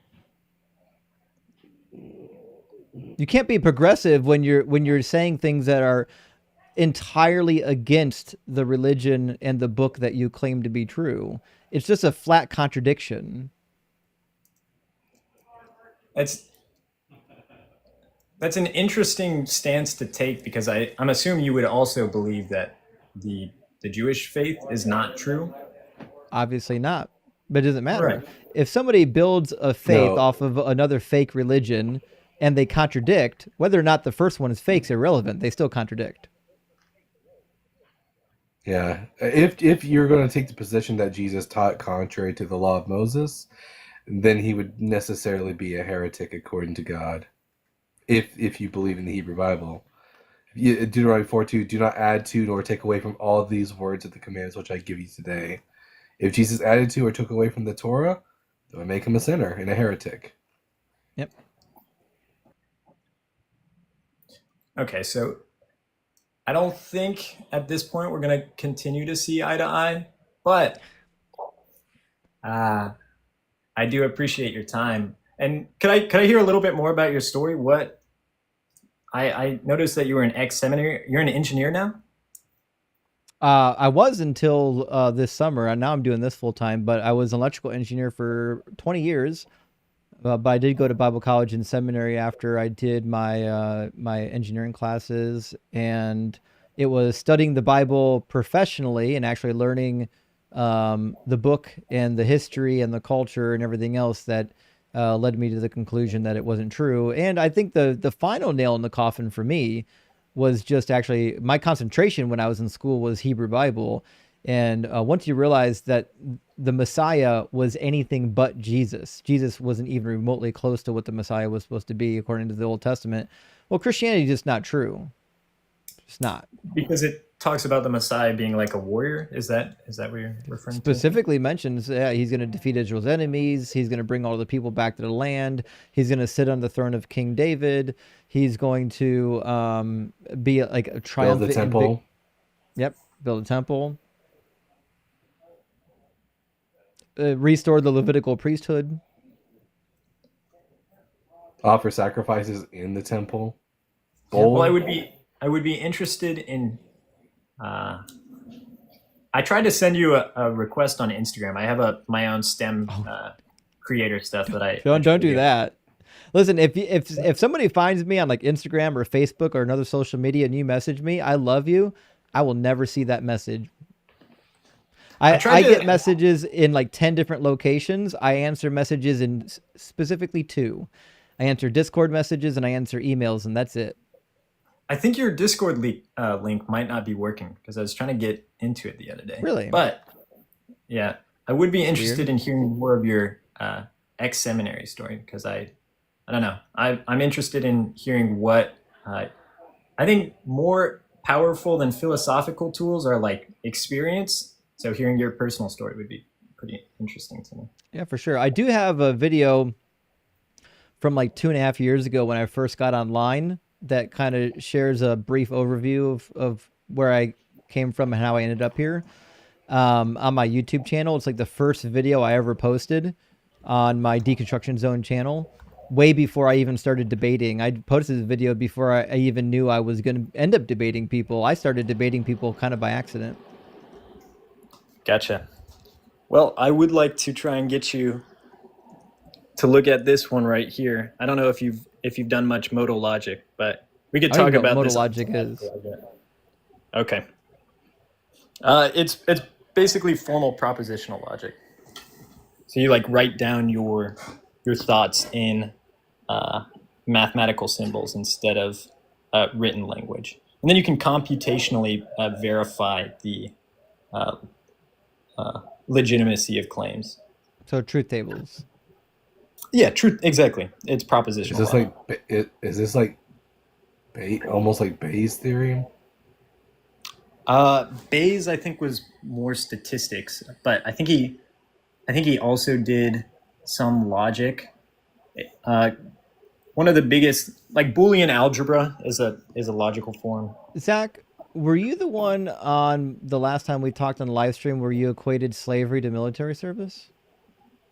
I'm in the military. I said I think the slavery in the time of the Romans was more like military service Now I today. remember, yeah, the slavery apologetics.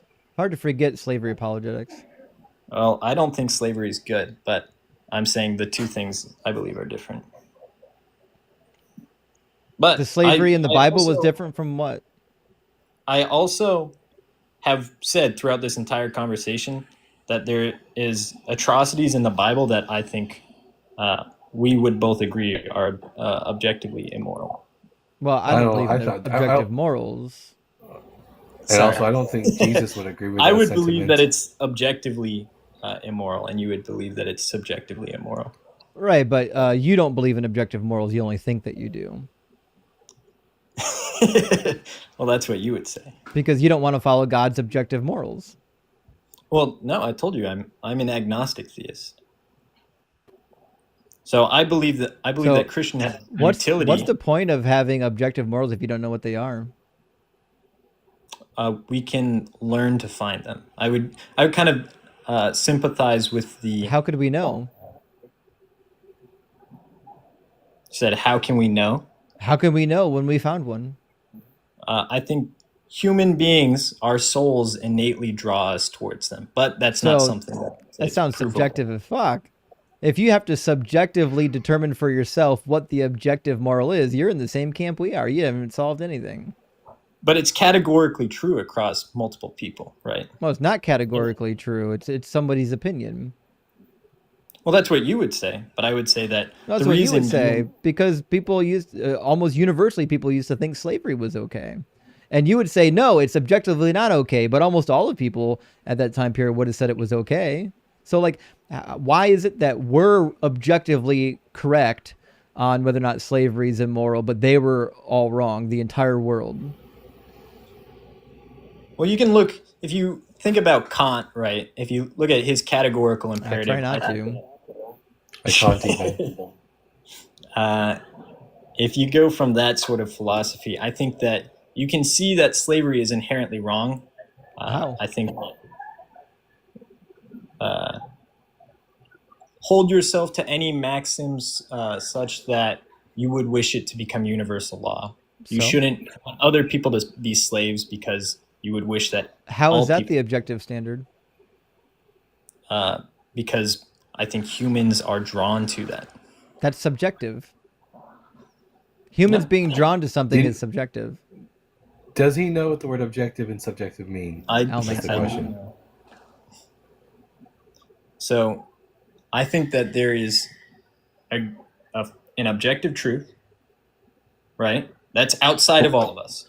But what does believe it objective all day? mean? Yeah. But what do you think objective means?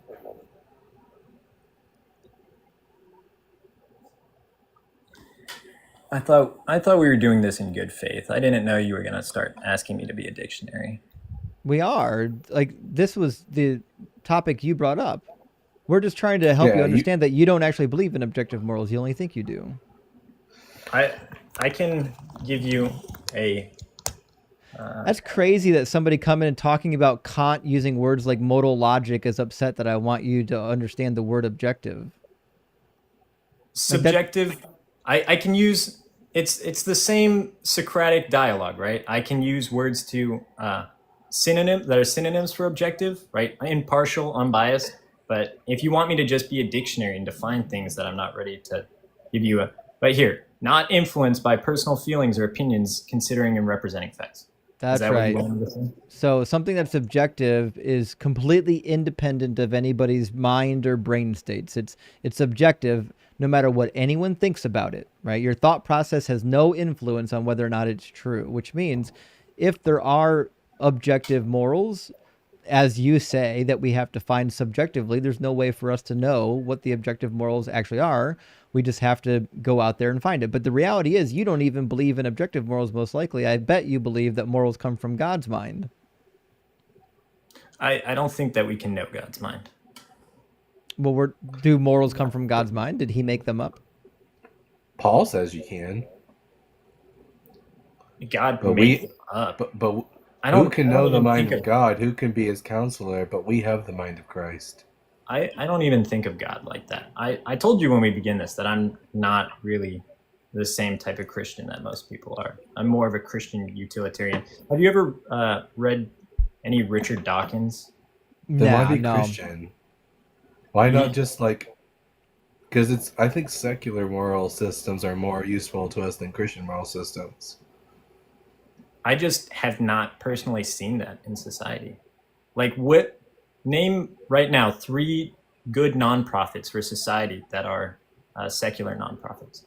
Like literally the largest one in America is non-religious. Give me a second. Go ahead, Dalton. Yeah, I was gonna say the what's that one that the atheist experience always promotes? Freedom from religion. Yeah. Yeah. Freedom from Religion Foundation is big one. World Vision International. I actually give to World Vision. That's huge. That's a big one. I don't know if you know this. Yeah, and you have Blue Shield, Blue Cross, American Red So what? Cross. So no one cares. The This is such American an Humanist- irrelevant talking point, Zach. This is My whole talking point dumbest when I talking started point this- that you could have brought up with. The idea that there is a religious framework that either is or isn't true, and this thing that either is or isn't true, I like it because it teaches that we should do that we should do charity. It is dumb because it also said that women shouldn't be allowed to vote. It also said that women shouldn't be allowed to work. It also said that you can own slaves. It doesn't provide the utility you want it to. You want to cherry pick when it gives you the utility and then ignore all the times where it works against humanity's utilitarian benefit. This is the cherry picking. This is dishonest, Zach. I can't believe you're sitting here on a live stream right now in front of however many people are here, literally cherry picking what you think has utility from the Christian religion while choosing to ignore all of it. If you're just going to cherry pick the parts that you like, just drop the religion altogether. Don't talk about it. It's not even part of your life anymore. Just make up your own moral system. You can do it all on your own. You don't need Christianity for any of it. You said that the Christian Bible says women shouldn't have the right to vote. No, I'd I be said interested. Christians. The Christian Bible doesn't talk about voting. Women are property according to the Hebrew Bible, according to God. That's why you can have multiples. You can sell them. In fact, you can just sell your daughter as a slave if you want to. Yeah. The 10th commandment gives you a list of property that from your neighbor that you're not allowed to covet, and among those list of items which are your property is mentioned your neighbor's woman. Well, I think we already agreed that slavery was immoral. I wasn't talking about slavery. Just talking about the isn't that just under the branch of slavery? I mean, in a sense, they're both the owning of a person as property, and you do buy your wife in the Bible. It's actually a really interesting question whether or not marriage it basically is slavery in the Hebrew Bible. Because they're not equal. It seems like you're not really interested in Christianity so much as the idea of Christianity. Yeah, preserving the good parts and getting rid of the bad parts. I mean, you can look. There are people today. Just start your own religion, man. Well, if you don't believe Christianity is true, what's it doing for you? Just leave it alone. Just believe what you want to believe. To say that Christianity is not true is to throw out parts that say like love your neighbor, show charity to those who need it. Do you think that that's true? To say Christianity is not true is to say that, for example, Jesus was not the Son of God or the Messiah, or that Yahweh is like the creator of the universe. Because those things that you just mentioned are not unique to Christianity, and they precede Christianity. Right, but if you look at the benefits that have come from Christianity, specifically from Christian thinkers, I think that those are good things, and that it would be good if society. Only if you cherry pick the ones you like. Go read the speeches of Jefferson Davis when he validated the secession of the states over God ordaining the Negro race as being subservient to the others. Go read that. Oh, you don't like that part, right? Zach, this is dishonest cherry picking. Okay, this is not good. So if you want to cherry pick too, then look at Mao Zedong. I'm not cherry picking. We can say that atrocities have been committed on both sides. I'm saying there are good things to preserve Yeah, within. there's No. not any one correct. There's not any one correct way of being an atheist, and we don't have a holy text that dictates how to be an atheist. So it's not correlated at all. Atheism's not a system. It's not a community. We're not in a collective. I agree, but secularization has a tendency towards genocide. No, it doesn't. Religion has a Finland tendency does, of genocide. Sweden. Almost every genocide in the past has been religious. Every genocide up until the World War II era has been a religious genocide. The Assyrians, religious genocide. The Babylonians, religious genocide. The Canaanites, religious genocide. All of them. Every genocide that's ever been committed has been a religious genocide. Even the one happening right now between Israel and Gaza, you know for a fact, if you don't, then you haven't been looking, that a good majority of it has been driven by Zionism, which is a religious system. It's religious genocide. What about Muslims, the- religious genocide. They've been committing religious genocides for centuries. What about the Chinese genocide of the Uyghur people? What about them? That's in an atheistic state. I'm saying that atrocities happen on both sides. They're we should Buddhists. keep the good. We should keep the good stuff. There's Just plenty so of good we're aware, the Chinese are typically Buddhists. Confucianists. A lot of them are Both. Buddhists. Well, it's a Confucianists- mix of both. But neither- the official state religion is atheism. It's not a they're- religion. It's not a religion. Their official position is that there is no religion. Right.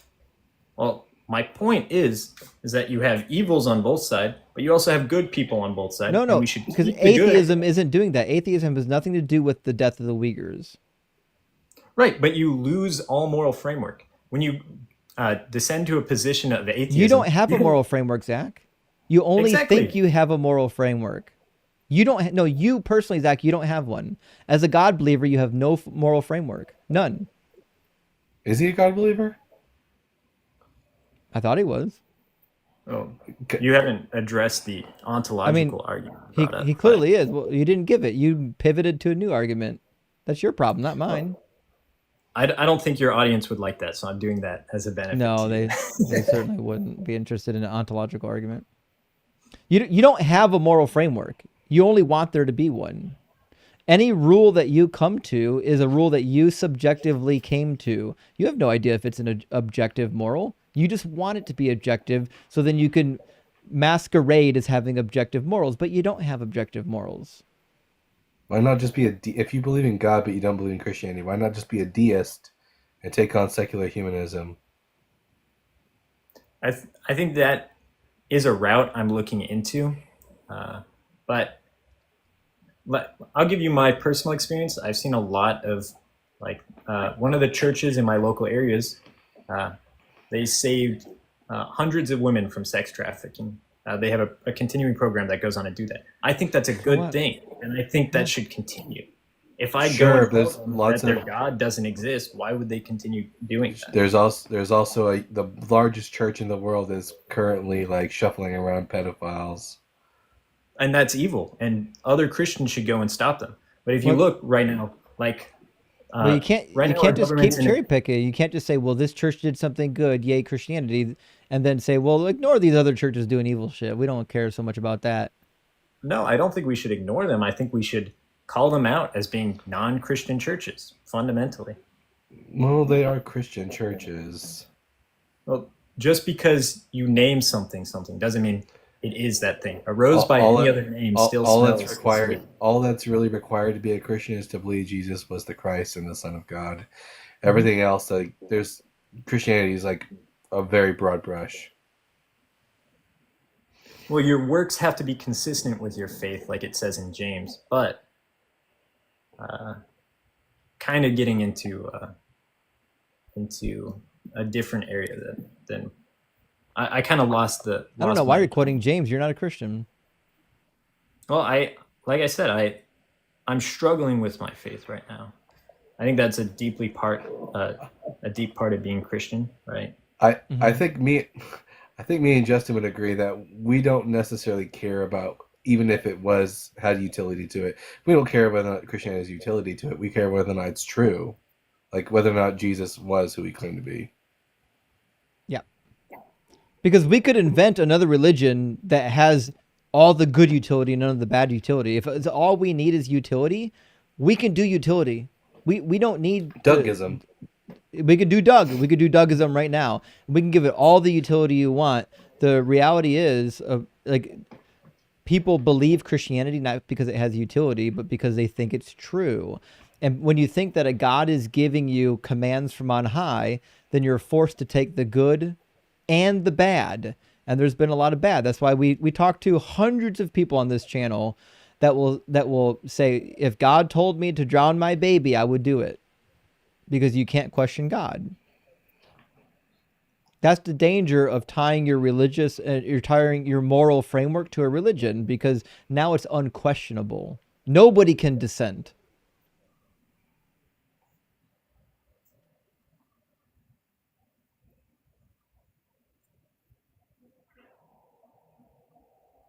Well, you do have me thinking. I'm not an ideologue, so I do. My brain is churning right now, and I do want to get your Discord, because I do, like I said. Yeah, well, you're probably on TikTok. So in order for TikTok links to work properly, you have to copy and paste the link into your browser. The functionality within TikTok to open links has been broken for like a year, maybe a year and a half. Gotcha. It's kind of a nuisance. I don't know why they haven't fixed it yet. They just haven't fixed it. So go into computer tab. What? Where? Into a computer tab? Well, I mean, I don't know if you're on a phone or a computer, but yeah, you would go into a browser tab and just copy and paste the link from the link tree into it. Have you looked into like secular deism at all? Sorry, what's? I know your name, Justin. Who is the other guy? Dalton's the Dalton. other co-host. Dalton.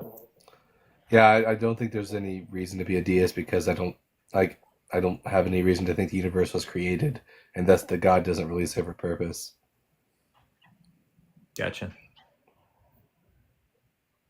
Well, I'd be down to talk about it more if you were, but I also want to at least find that video of your history.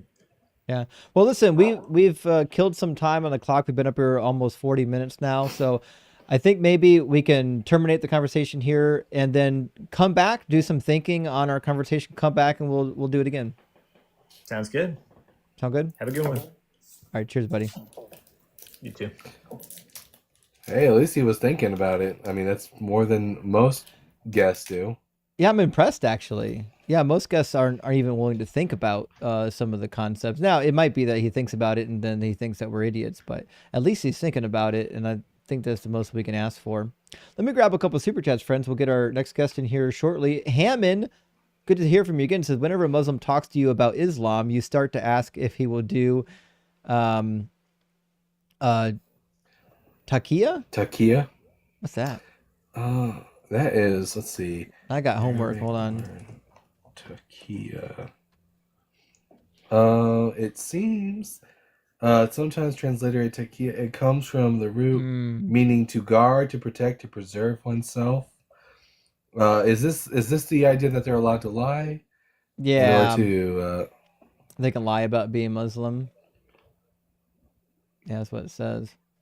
It says, while primarily associated with Shia Islam due to historical persecution, the concept is rooted in verses from the Quran and is intended as a measure for self-preservation. So you're allowed to lie about being a Muslim as long as it's like for self-preservation purposes, which is interesting.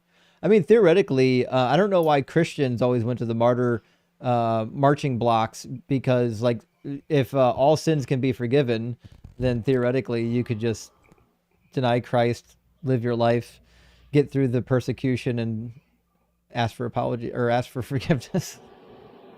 Yeah. As long as you haven't committed the blasphemy of the Holy Spirit, you should be fine. Oh. Dr. Griff? Thank you for the super chat. It says, love your work, Justin. What's your favorite inescapable Bible contradiction to use on the fundies? Well, I can tell you the one that I like the most, because first of all, there's no good answer for it other than somebody fucked up. But I like it because It's a numerical contradiction, and a lot of Christians don't know what to do with numerical contradictions. They see, obviously, that it's there. They know that it's there. And so on the spot, they have to make up nonsense. So I would go to 1 Chronicles 21 and 2 Samuel 24 and show them the punishment that God gave to the prophet Gad to deliver to David. Well, the first of the three punishments is different from Chronicles to Samuel's. One says 7 years, the other says 3 years. Now, the reality is, at some point in time, they're probably just a copyist mistake. We don't know. The reality is we don't have any manuscripts, ancient manuscripts, that would demonstrate where the problem came from. So all we have is the problem. And you'll get all kinds of crazy excuses. They'll say, well, it was a prior in 2 Samuel, there was another famine, but that's chapter 21, and that's not true, because if you read chapter 21, that famine came to an end already after they impaled the 7 members of Saul's household on the mountain before the Lord. Then God heard their supplications for rain, so that famine already ended prior to what was happening in 2 Samuel 24. So that wasn't it. Or they'll say some nonsense like, well, 7 is spiritual. It's not meant to be literal 7. It's a spiritual reference. So, I mean, it's just fun to watch them squirm. You know what I mean? It's good. I think my favorite contradictions, I got 2 that are my favorite. One's really complicated. It's the nativity stories. Everything about them, like the order of the events, the timeline, chronology of it all, super discrepancy a lot there. My favorite one, which is really simple, is did Abraham know God's name was Yahweh? Right. I love that one from Exodus 6 and then Genesis 12 and 15 and others. One that I'm going to start running more is the missing people from Matthew's lineage. I don't think we get to talk about that very enough, and I think it's a powerful contradiction. So we'll have to. I think a really simple one, but it's literally like an absolute contradiction. It's a negation. Is that in one passage Jesus says you can take a staff with you, versus the other text where it says literally the exact opposite, no staff. It's like an actual literal contradiction. Yeah, that is a good one. That's a good one. I haven't heard that one come out in a while. SDG says Trump's vaccine is a special one that works. He's a bigger trainer than the Democrats. I don't know what that Traitor. means. Oh, They meant traitor. oh, you meant traitor. He's a bigger traitor than the Democrat. Yeah. He is a traitor. Listen, this is not a guy who means what he says. He says things and then behind closed doors does another thing. I'd be surprised if this guy was ever even a Democrat or a Republican when he first started. I think he was just doing what was expedient for his career, and I think he hated Obama. I finally saw him say a truthful thing for once. He was on a plane, and he said to the press he doesn't think that he's heaven bound. I was like, well, he got one thing right. Jeffy Peanut Butter says, I got nothing to say, just a little Korean won to help with the Kraken fund. I mean, Korean won? Thank you. I appreciate that. Also, hi, Dalton. Have been watching your lives and loving the work, duder. What big W? Well, Dalton puts out good work. There's no doubt about that. We really appreciate Dalton in this community, and we hope to blow him up. Simeon says other atheist song suggestions. That's what she said. The Three of Us by Streetlight Manifesto, very ska and punk coded. Oh, I can go for some ska. I could definitely do some ska. Are you familiar with the ska dance? It's called the skank. If you've never skanked before, you don't know ska. Just saying. I don't know. Think about it. Orange County Supertones, we can bring it back. Dexter's Lab says, what you do, looking forward to No Rapture November. The thing that bothers me most about major religions is the sheer number that don't read their book. Actually, I'm with you. Even when I was a believer, I hated this fact. I hated it so much that people wouldn't read their own holy books. That's the most important thing they could do. And Jennifer says, no, too many raptures so fast. I know. If you do too many in a row, it's like the boy who cried wolf. Now no one cares. No one's just another fake rapture. And Zachary, thank you for the super chat, says, I debated you and Blitz the other day, but it seems like you're ducking me now. I don't know why you're not in the queue, Zach. Is that supposed to be Zachary Z that we just talked to? Zach Z is that the Zach we just talked to? I bet it is. Yeah, I would not be surprised. I'll never understand why people think we're ducking them as we're talking to other people. Like, like we don't know who you are. I don't know if you guys know this. Even if I've talked to you before, the likelihood that I'm going to recognize you after one conversation is not very high. I'm not ducking anyone. I don't know who literally any of you people are. None. Almost none of you. I don't know who you are. I have no reason to duck you. I don't know anything about you. Clever, thank you for the $5 super chat, says I came upon a bird's nest one time. Boy, were they pissed. Yeah, that's gonna set them off. That's gonna set them off. Those eggs are already fertilized, friend. You don't have to worry about that. And Sheik says when people believe they are the chosen people, they can easily rationalize genocide against others. That's my point. When God is telling you to do genocide, you simply cannot question it. You just have to follow along. One of the worst things is when you start hearing the apologetics that all those other people were Nephilim. In other words, dehumanize them. And if you can do that to ancient peoples, you could easily do that to a modern day group of people. I know. I do actually kind of enjoy that talking point. That when you get someone that does Nephilim talking points, you know it's going to be wild. We got 2 more super chats for now. Eric, thank you for the super chat. It says 99% of people 99% of all people ever have been penniless dirt farmers or prehistoric nomads, yet everyone's previous lives happen to have been rich and famous. That's actually a really good point, Eric. Most of the past life regressions I've listened to, they are like, it's a downgrade to what they're at now. Like they really glamorize the past life. That's actually a really good point. Or they had like an untimely death, something of that nature. And Gretchen, my friend, great to see you again. Thank you for the 666. Hell Nero says, I like the live background. We get to keep an eye on Doug and Sharon so they can't get up to any shifty shit. Don't take your eyes off them, guys. Listen, Doug and Sharon are not up to anything. They're rock hard all the time. Rock hard for you, Gretchen. Look, their eyes aren't even moving. Their eyes can move. You've seen me move the eyes before, but they're not moving right now because they got their eyes on you. You're the apple of Doug's eye.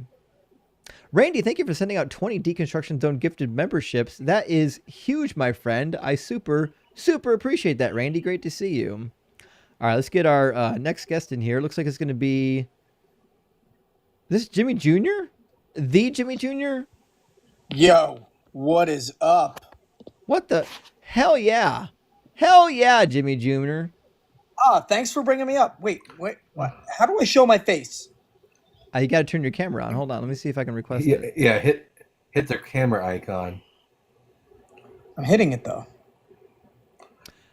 It should pop up a box. Yeah, it should pop up a box that allows you to turn the camera on. Live access needed to go live. At the bottom. Never mind. What's up? You might need to have a certain number of followers to use your camera in a live stream. Well, I'm way behind there. Gentlemen, thanks for having me. Dude, I was listening to this guy, and every time he said the other side and then brought up seemingly communist governments, I was cringing a little bit because it's not as if like you lose your faith, you deconstruct from Christianity, and all of a sudden you decide that you want to be a proto-communist government, which, by the way, I don't know if he knows this, and a lot of theists that try and make this argument, oh, well, communism leads to atheism. There has never in human history been a successful communist government. Even the governments that are on Earth now that claim to be communist have more in common with fascism than they do with communism. And you're right, to the point that you say that they are Buddhists in China. They aren't tracked as being religious, because if they are, they're targeted, right? So many of them, by the census that they have in China, for example, state that they have some kind of folk religion, or some religion that's not one of the major world religions. Otherwise, they look as if they're challenging the government, right? Same thing happened with the Soviet Union, right? It wasn't because they were atheist that they led some kind of genocide. No, they were a political party that, if they had followed the structure of communism, would have been challenged by the working class. So instead, they committed a genocide against them. Same thing Mao Zedong did.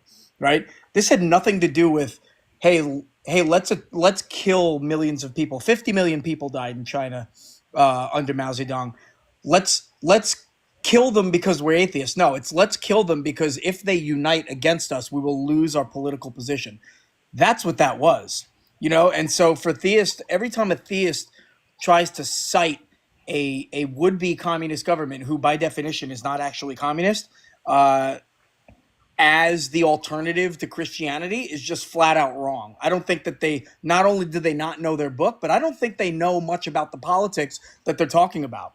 And so I was cringing a little bit when this guy was trying to routinely jump back to, the opposite of Christianity is communism, which is essentially what he was saying, and therefore brutal campaigns against their own people.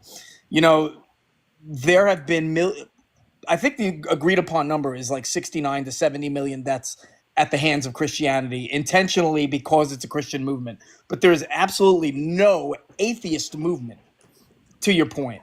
And so he was kind of annoying me a little bit, and I wanted to tell that to him. That's why I kind of requested to come up. But I appreciate. If I'd realized it was you, I would have brought you up when he was up here. I didn't realize you were in the box.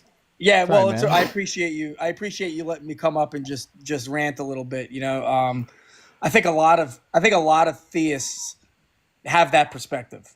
Right. And so yeah. I want to just quash that. Well, now that I know what your TikTok account looks like, next time you hear some bullshit and you need to pop up. Hell yeah. All right, buddy. guys. Well, don't let me take any more time from you guys. You guys are doing great. Dalton, good to see you again. Good to see you too, Jimmy. Yeah, you guys have a great night. I'll be listening. I have popcorn and wine, and I love it. I'm enjoying myself. I'm enjoying myself big time. All right, you guys have a good night. Good to hear from you, buddy. Jimmy Take Jr. care. You guys might not know Jimmy Jr. Hosts with the ACA, but he's got obviously his own TikTok account. Make sure you follow him before he leaves. He's already on the screen. Click on him, drop him a follow. Make sure you're following Jimmy Jr. Jimmy, you've got credentials in history, don't you? That's right. So I have a bachelor's degree in history. I have a master's degree in diplomacy with a concentration in international commerce. So a little bit of economics, and then my major research area there was studying how religion has impacted women, and how the religious impact on women can affect a country's economy. So any work that you guys are looking to do.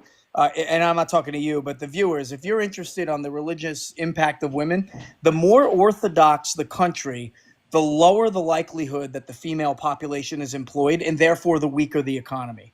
If you get into a Western type country where they used to be predominantly Christian, but they have kind of subsided, like the United States, I don't know if in the last 5 years you can really say that, but if you look at the number of women in a given country, between about 60 and 70% of them need to be gainfully employed.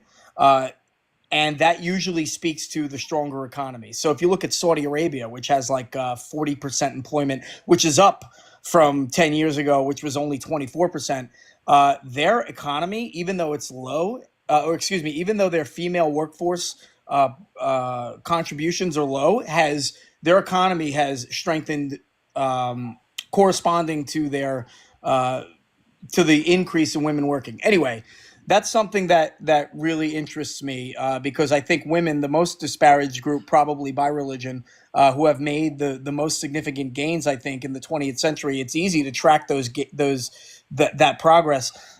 So that's a little bit of my background. I've also was a military intelligence officer for 10 years. And so I studied a lot about a lot of different cultures around the world, and been around the world. And I feel like I have some things to offer, So anyway, anybody wants to chat, just look out for me. But yeah, you can find me on Talk Heathen usually. Yeah. Good to hear from you, buddy. All right, man. You take care. You guys take care. Have a good night. Cheers. Love Jimmy Jr. Jimmy's awesome. Hopefully we can host sometime on AXP together. I would definitely really enjoy that. We've got Doi. I can't pronounce the entire thing because it's cut off. But we've got Doi with us. Doi, are at least 18, and do you believe in God? Yeah, I am 26. Yeah, I believe in God. Cool. Do you believe in a particular God or like a generic God? I'm a Christian. I believe in the Christian God. Cool. Do you believe in the Trinitarian version? Yeah, normal standard Trinitarianism. Okay. What would be the best evidence or argument for the Christian God being real? If you prefer me to bring up like my favorite piece of evidence, I can. But I was wondering if we could go through your favorite reason why you think he's definitely not real, if you're willing. Well, I think Christianity is just false on the face of it because Jesus wasn't the Messiah. And if Jesus is not the Messiah, that means he's not a Trinity, which means Christianity's dead on arrival. So that's your favorite one, that Jesus isn't the Messiah? Yeah. I'm sure you've heard of the two Messiahs idea, right? From the Old Testament. Well, that's not in the Old not Testament. from the Old That's Testament. That's in the Talmud. No, it's like it's in Sukkah 42 or 43, and there's a vague recollection. There's like a vague mention of multiple messiahs in the Dead Sea Scrolls. It's not sure because there's one spot where there's as many as 4 of them, and another spot where there seems to be 2 of them. They're two kind of. It's not like explicitly spelled out in the Old Testament. Also, it's kind of misleading to refer to them as the two messiahs because, like, as if it's like Messiah with a capital M, because it's really just you have the anointed son of Joseph. It's not really a Messiah figure as like proper Messiah.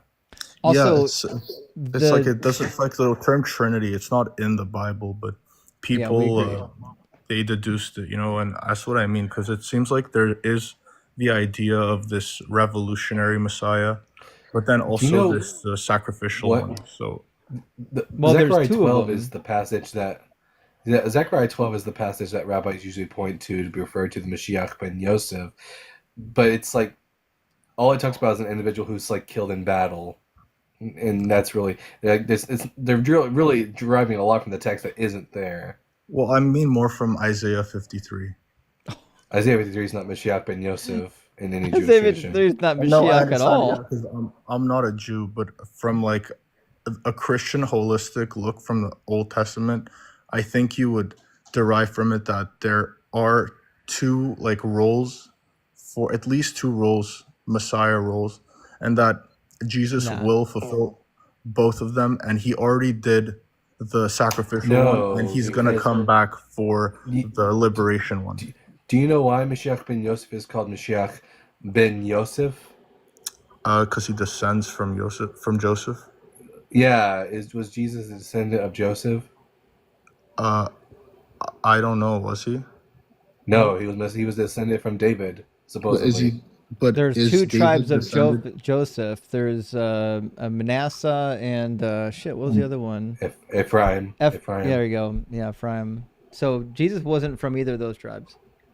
I mean, at the time of Jesus, the northern kingdoms weren't like part of Israel anymore, right? And a bunch of them fled. Well, not exactly. Even when we read, for example, the book of Luke, it mentions a woman who's a prophetess, and she's from the tribe of Asher, according to the book of Luke. Like, there's a myth about there are these 10 lost tribes. In reality, a lot of those people remain in the land. They are the Samaritans, and there are also many other of them integrated into Judah. Yeah, that's exactly what I'm talking about. So basically, the Samaritans were mixed with other peoples, and I'm sure that some of them fled to Judea and became part of the Jews, right? But I think at that point the distinctions weren't so clear. So people could have had traces of their ancestry and of their tribe from their grandparents and stuff, but basically I feel like those lines weren't so clear at that point in time anymore.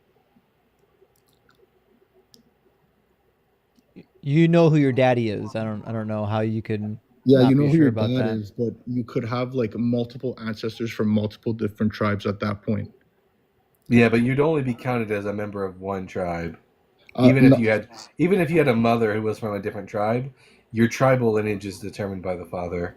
Yeah. Well, I think there was no more concept of tribal lineage at that point anymore. Well, then Paul's a liar because Paul says that he's from the He's from the Benjaminites. Yeah, right, because and the and the author of Benjaminites. Luke is also a liar because he says the prophetess is from the tribe of Asher. She might have been, but I just don't So they think just didn't cared. know? They were They lying didn't about care it? that much at that point. Well, no, according to Paul, people were arguing over genealogies, so obviously it was very important to them. What about genealogy were they arguing? They were talking about their tribes. Yeah. Well, if they're arguing about it, that means it's not clear to them anymore. No, it is clear to them. It's So the then what about- outsiders. It's the outsiders that are accusing them. If it wasn't so clear to them, you wouldn't have like these two contradictory genealogies in Matthew and Luke that trying to make the point that Jesus is from the tribe of David. I think they were doing that to convince the Jews, but I think when it comes to like the core Christian spirit, it doesn't really matter at the end of the day. So you make the claim that Isaiah 53 is about Mashiach ben Yosef, but Yes. No Jewish person would hold to Yeah, that. I'm not a Jew. Right. So imagine we were Jewish people living 100 years before Jesus. Mhm. Why would I think that Isaiah 53 is about a prophecy about the Messiah? I would just look at it and see that this is about atonement and the and It's not about a Messiah, though. That's the question. I think here, I would come. let's role. It let's doesn't role say play. it's about the Messiah, but I would come to the conclusion that it is. Okay, how? So let's role play. Let's pretend you and I are two Jewish men in a synagogue 100 years before the time of Jesus, and you are making the claim to me, Isaiah 53 is about the Messiah.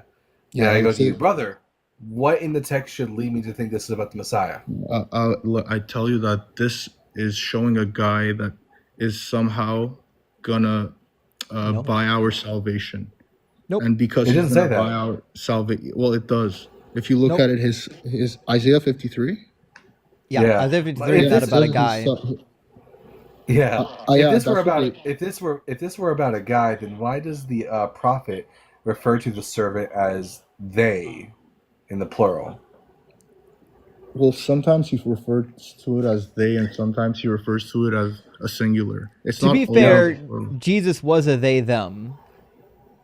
He's part of a trinity, and the Holy Spirit's feminine. Some people say that. I don't know if any of them are masculine or feminine, but you made a point earlier. I wanted to address it, but it slipped my mind. It was about he calls them they. That would be my answer. Is that they is referring to God, but also he's referred to as a singular.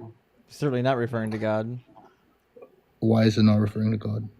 Because Christian theology doesn't teach that the Father or the Holy Spirit were like suffered in the crucifixion. No, but that's called patripassianism, and it's a heresy. No, I agree, but they could have all been involved in it, because at the time when it's talking about the actual suffering, it's not saying God. they. Was God? Yeah, it says in Isaiah 53 verse 8, because of the transgression of my people, they were afflicted. Was the Father and the Holy Spirit afflicted in the crucifixion? Afflicted. The people. No. The It's people were the afflicted servant. because of their How do you know? It could be either. No, it's not. Because of the transgression of my people, they were afflicted is referring to the suffering servant. But you don't. Is the one who's afflicted. You don't know that for sure. We do know that if you read the first 7 verses. No. Yeah, like if you bothered to read any of the context in the passage, you would understand that this is clearly about the nation of Israel. Have you read anything before Isaiah 53? I've read some of it. I haven't read all of Isaiah yet. But did you read chapters 40 up to 53? Because those are the chapters you need to read. I mean, I'll get to it, but my point is that. So you have no idea what's happening in chapter 53 if you haven't read the chapters leading up to it. Then the prophet tells you who the servant is on 8 occasions. So who do you think that when it says that for the suffering of my people? Doi, I apologize to interrupt you, but you didn't actually respond to the words that left my lips. I'm going to need you to respond to that. Isaiah told you 8 times prior to this passage, or whoever wrote it, who the servant is. Do you know who it is? He says it's Israel. Yeah, 8 different times he labels the servant as Israel. Like the author is assuming that when you get to 53, you know who the servant is. Look, I'm regretting not having read it before coming to the discussion, but I I can't comment on it. But there is one argument that I learned about it. It was that when he says that they suffered for my people, Not for. It doesn't say that. To at be one point, sure, it doesn't say li pesha ami negalamo, which means for the transgression of my people they suffered. It says because.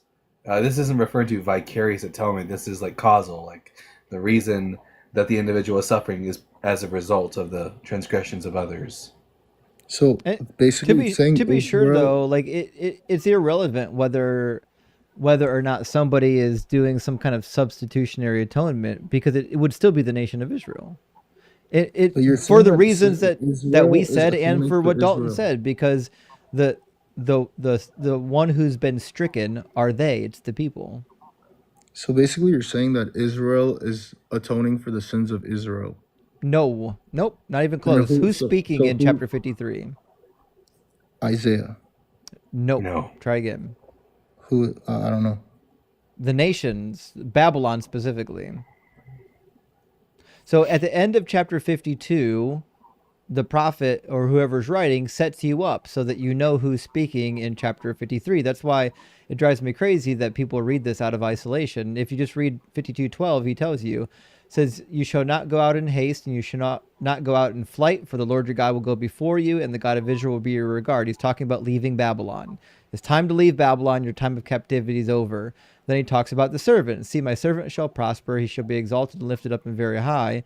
And the last thing he says is he will startle many nations. Kings shall shut their mouths because of him. For that which had not been told to them they shall see, and that which they had not heard they shall contemplate. So he's saying these nations, these kings of the nations that persecuted the servant, they don't know. They haven't been told. They don't have the prophecies. They don't know what's about to happen, but they're going to contemplate it. They're going to think about it, right?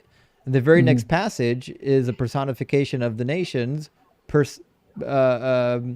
contemplating what they've just witnessed. Who has believed our report, and to whom has the arm of the Lord been revealed? Well, we know that's the nations. The arm of the Lord has been revealed to the nations. That says it in verse 10. The Lord has bared his holy arm before the eyes of all the nations, and all the ends of the earth shall see the salvation of our God, which is the freedom of the Israelites from Babylonian captivity, which he says in 11. So we know that the people speaking is not Israel speaking. These are the nations speaking about what they witnessed with the abuse of God's servant, the nation of Israel. I see what you mean. Yeah. Right. So the context is really important, and I don't want to belabor the point, but like every prophecy in Isaiah 40 to the end of the book, every last prophecy is for the Babylonian exile period. Not a single one of them. Not a single prophecy is not for that time period. Everyone is, right?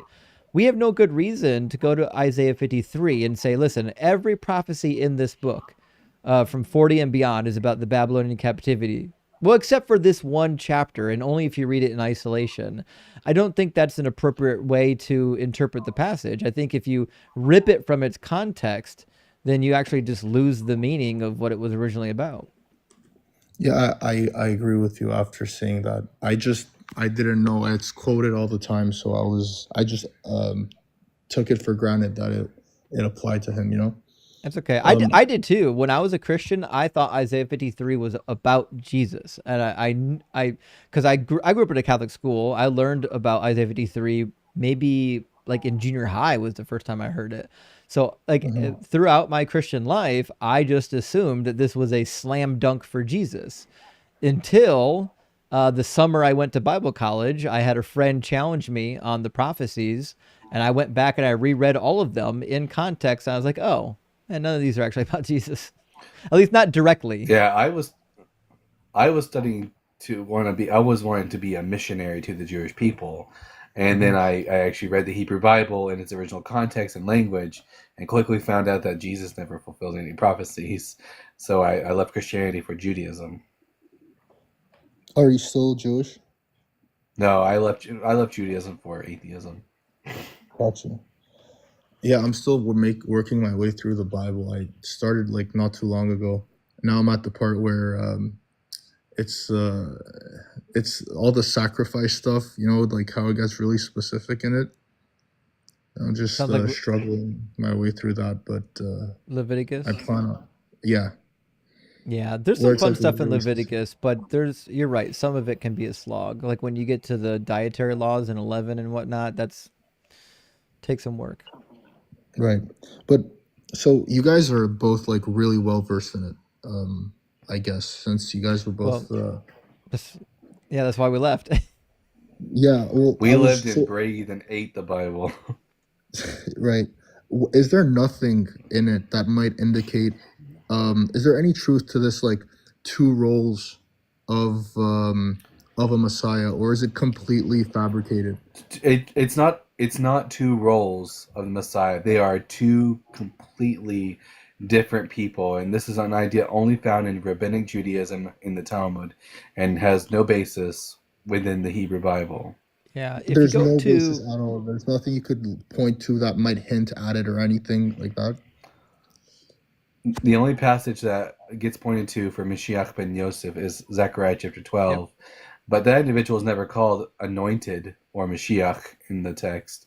And it seems like they are simply just, and they're never even identified as a descendant of Joseph. They're just described as an individual who dies after the battle that takes place at the beginning of Zechariah chapter 12. And the people of Israel see them having been thrust through and killed. And as a result, they repent and turn back to God. Mm-hmm. So I've got the quotation if you want to write it down and take a look at it later. You want to look at, I said Sukkah 42, it's Sukkah 52. It's got the references to the multiple messiahs. In fact, I wrote I made a document some time ago. I'll share the screen with you. That's got the mentions of the two messiahs within Jewish texts. The first is Sukkah 52b, verses 11 through 12, and the next is Sukkah 52a, verses 2 through 6. And then you'll also find in Kol HaTor 271 and Kol HaTo 272. It should be it. I think. There we go. Yeah, I was going to say, what the heck is Kol HaTo? This is a typo. Don't worry. I was having too much Kraken when I wrote that the first time. Still in chapter 2. And they reference Psalm 24, possibly Psalm 24:3, and then one Dead Sea Scroll possibly mentions it. There's more than one, but this is, I think, the closest one, which is 4Q 175.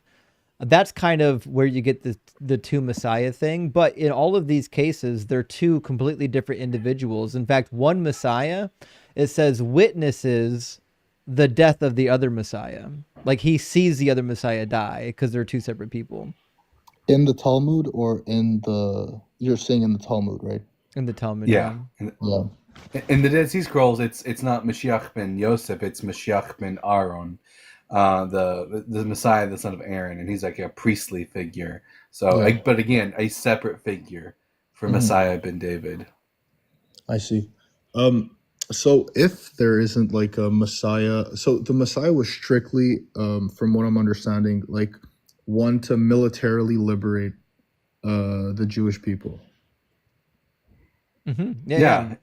That's what the prophet said, right? Right. And he also builds a temple and reinstitutes the Levitical priesthood and sacrifices. Because the sacrifices thing, I could kind of reconcile that with Jesus. If he reinstitutes the sacrifice and is the final sacrifice. Well, it's specifically the Levitical priesthood that he reinstitutes. We read in Jeremiah 33, verse 19, that that's the Levitical priests that will reign forever. He himself has to be a Levite, or does he just institute one? No, he just reinstitutes the Levitical priesthood and with this. Yeah. Because I could look at this and you might think this is a stretch, but he did institute a priesthood. Yeah, the Not a Melchizedek Levitical. priesthood, which is Yeah. contrasted to the Levitical priesthood. But as you look above in the text above, it specifically mentions, and the Levitical priests shall never lack a man in my presence to offer burnt offerings. And would you find it too much of a stretch to say that this priesthood that Jesus instituted would be like a fulfillment of this? Maybe it's like a new Levitical priesthood. Too much of a stretch? No, too much of a stretch. Sounds like a So it's all contradiction. based on it's all based on a mistranslation of Psalm 110. Because in like a Christian New Testament will say that there's an order of Melchizedek, but if you read Psalm 110, there is no order of Melchizedek. Yeah. Why do they think that it says order of Melchizedek? Probably textual error of some kind. Mm-hmm. So, what about the idea that he will come back to be that Messiah? I mean, you can say the same thing about Rabbi Menachem Mendel Schneerson or Bar Kokhba or Shabtai Zvi. Literally any failed Messiah. I'm still holding out for Bar Kokhba. You know, he could rip trees out of the ground with his bare hands. I haven't heard that story before. Well, Jesus could make him disintegrate with one look. Fair enough. But you guys are like putting these guys on par with Jesus, but the effect that Jesus had on the world was like far greater. Don't you think that gives him a lot more weight? That's only because he happens. The only reason he had far more weight is like unlike the rest of these Mashiach individuals, his specific cult got filtered in through the Roman Empire, and got spread by the Roman Empire. If Bar Kokhba's like whole little thing would have done the same thing, we would be talking about him instead of Jesus. But you think that this other, I don't know how to pronounce his name, but why do you think he would have succeeded like Jesus did? Jesus didn't succeed. He got murdered and his own people rejected him. Christianity was not a Jewish movement.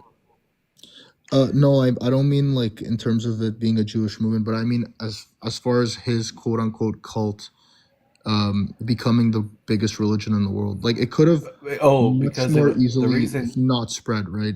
Like it just got crushed and forgotten. The reason Christianity survived is mostly because of Paul. It was thoroughly Hellenized. I mean, as soon as you have a Jewish cult where you no longer have to chop off the tip of your penis in order to become a member of the cult, it becomes a lot more popular to non-Jews. Right, but like if you tasked anyone with the project of creating a religion that would become like the most dominant religion in the world, like what would be the odds of that actually succeeding? Just not cutting. Kind of irrelevant what the odds are. If you had the power of the wealthiest government on earth, it's pretty likely that you're going to be successful. Yeah, but before getting there, so what? You know what I mean? It's Christians like didn't know that the Romans were going to adopt their religion. No, they didn't. But the fact that it grew so big that the biggest empire in the world would adopt it is still a big deal. It wasn't that big in the first 3 centuries. It didn't really grow until after the empire adopted it. Yeah, in fact, think the empire adopted it when it was small? Like how? Yeah, what percent? Emperor Julian mentions that it was just a Galilean movement of like poor fishermen, sailors, and widows. What percentage of the population do you guys think were Christians at the time when it was adopted? In it must Palestine? Have been a very it must have been a very small. It must have been extremely small because like Pliny the Younger, who actually had to like go and investigate to find out anything about Christians because he knew nothing about them. If they were so popular, you would think he would have known about it. Could that have been because they were like underground, but like still a sizable portion of the population? I thought they were like 10% of the population. They were underground because they were having unauthorized meetings about a king that wasn't the actual king of Rome. Where are we getting this 10% number? I looked it up at one point. I'm not 100% sure, but I think it was around 10% of the population when it became the official religion of Rome. I would When find the that cons- I that could think, only but be I'm not. true because the Romans chased all the Jews out in 136. In 136, it says in the Roman histories that so many Jews became slaves that they couldn't find buyers. What Hadrian did to the Jewish people was like an entire decimation of the people group. I bet prior to that it would have been fraction of 1%. I'm sorry, I'm not following what you said about the Jews with Christianity. It was illegal to be Jewish, is what I'm saying. Oh, The you're saying Romans that outlawed a Christian was Judaism. being a Jew. You're saying being a Christian was the Romans viewed that as being a Jew. No. I'm saying that's why the Christians were still there, is because they weren't Jews. Right, but I'm saying if they were 10% of the population at that point, that's Well, like we don't an know that they extreme. were. That's a dubious number. No, I know, but I thought that you were saying that as a counter to what I was saying. No, I'm saying both. It's a dubious number, but even if it was true, it's only because all the Jews got chased out. Yeah, but why would the Jews being chased out increase the Christian population to 10%? Because if you've got 1 million Jews and you've got 100,000 non-Jews and the Jewish population gets cut in half, then your percentage of the population goes up. But you're talking about Israel, right? I'm talking In about Israel. Rome. No, I Oh, was talking about the Rome. population of Rome, 10% Christian? Yeah. No, that's ridiculous. Okay, so you're saying that's completely out of the question. When at the time where it got adopted officially. What was that? What? There's no numbers. Nobody has numbers. No one's taking a census. I don't think you're. I don't think you know how history works. There's no census of religion. I'm pretty sure Romans did censuses. They didn't ask you what your religion was. And if you're a Christian, you sure aren't telling them.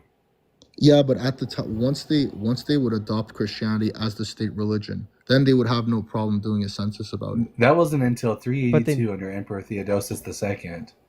Right. So at that point, we must know what percentage of the population was Christian. At this point, Christianity has been a legal religion in the Roman Empire for 70 years. Yeah, after Theodosius II, they were forcing it on people. They were already forcefully baptizing Jews under Theodosius II.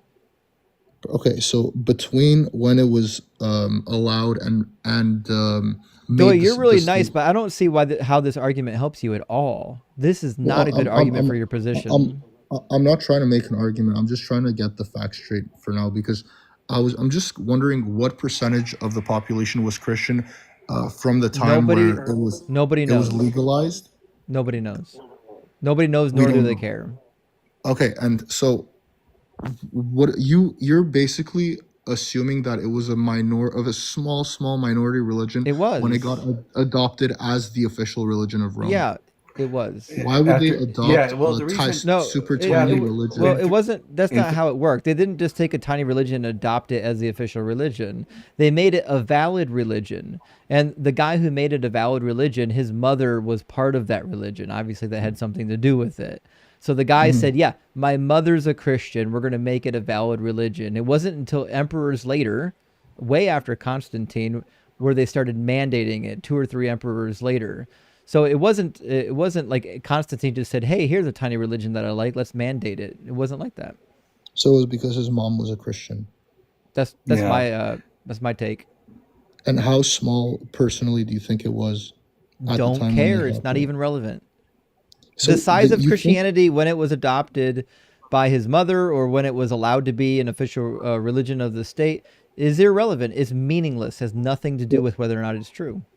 I'll tell you why I think it's relevant. Because imagine if there was just like a random pagan religion where Islam.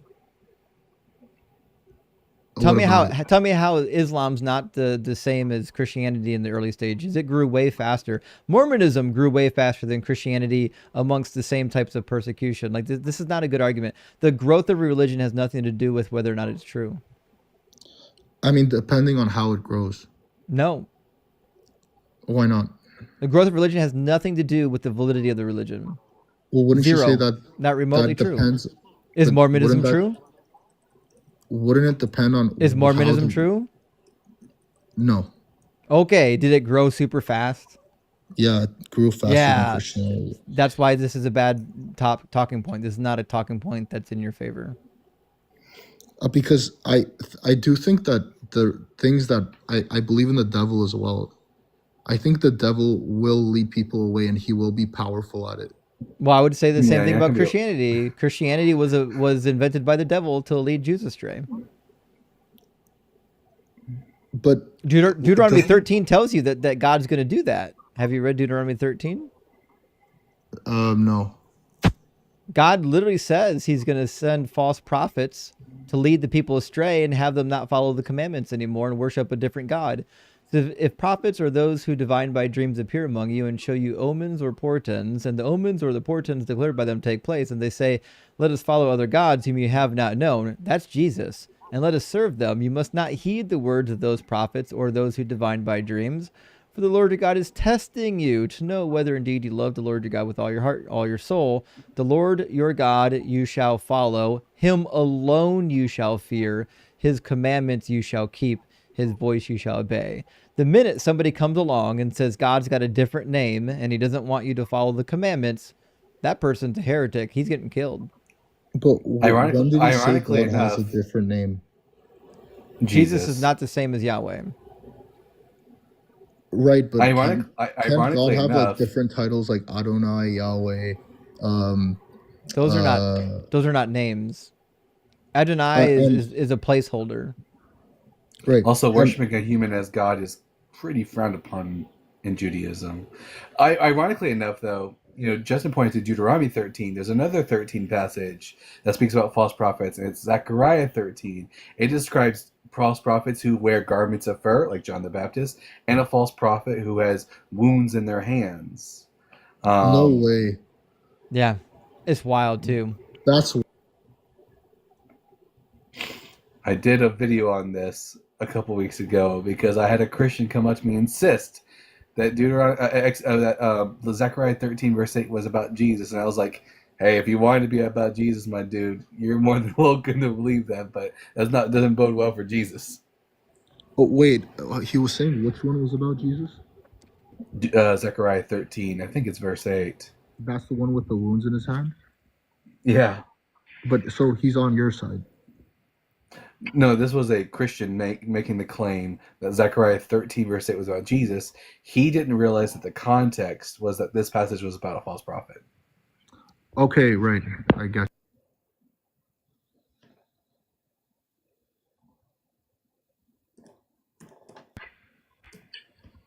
$18, you said? 13 verse 8.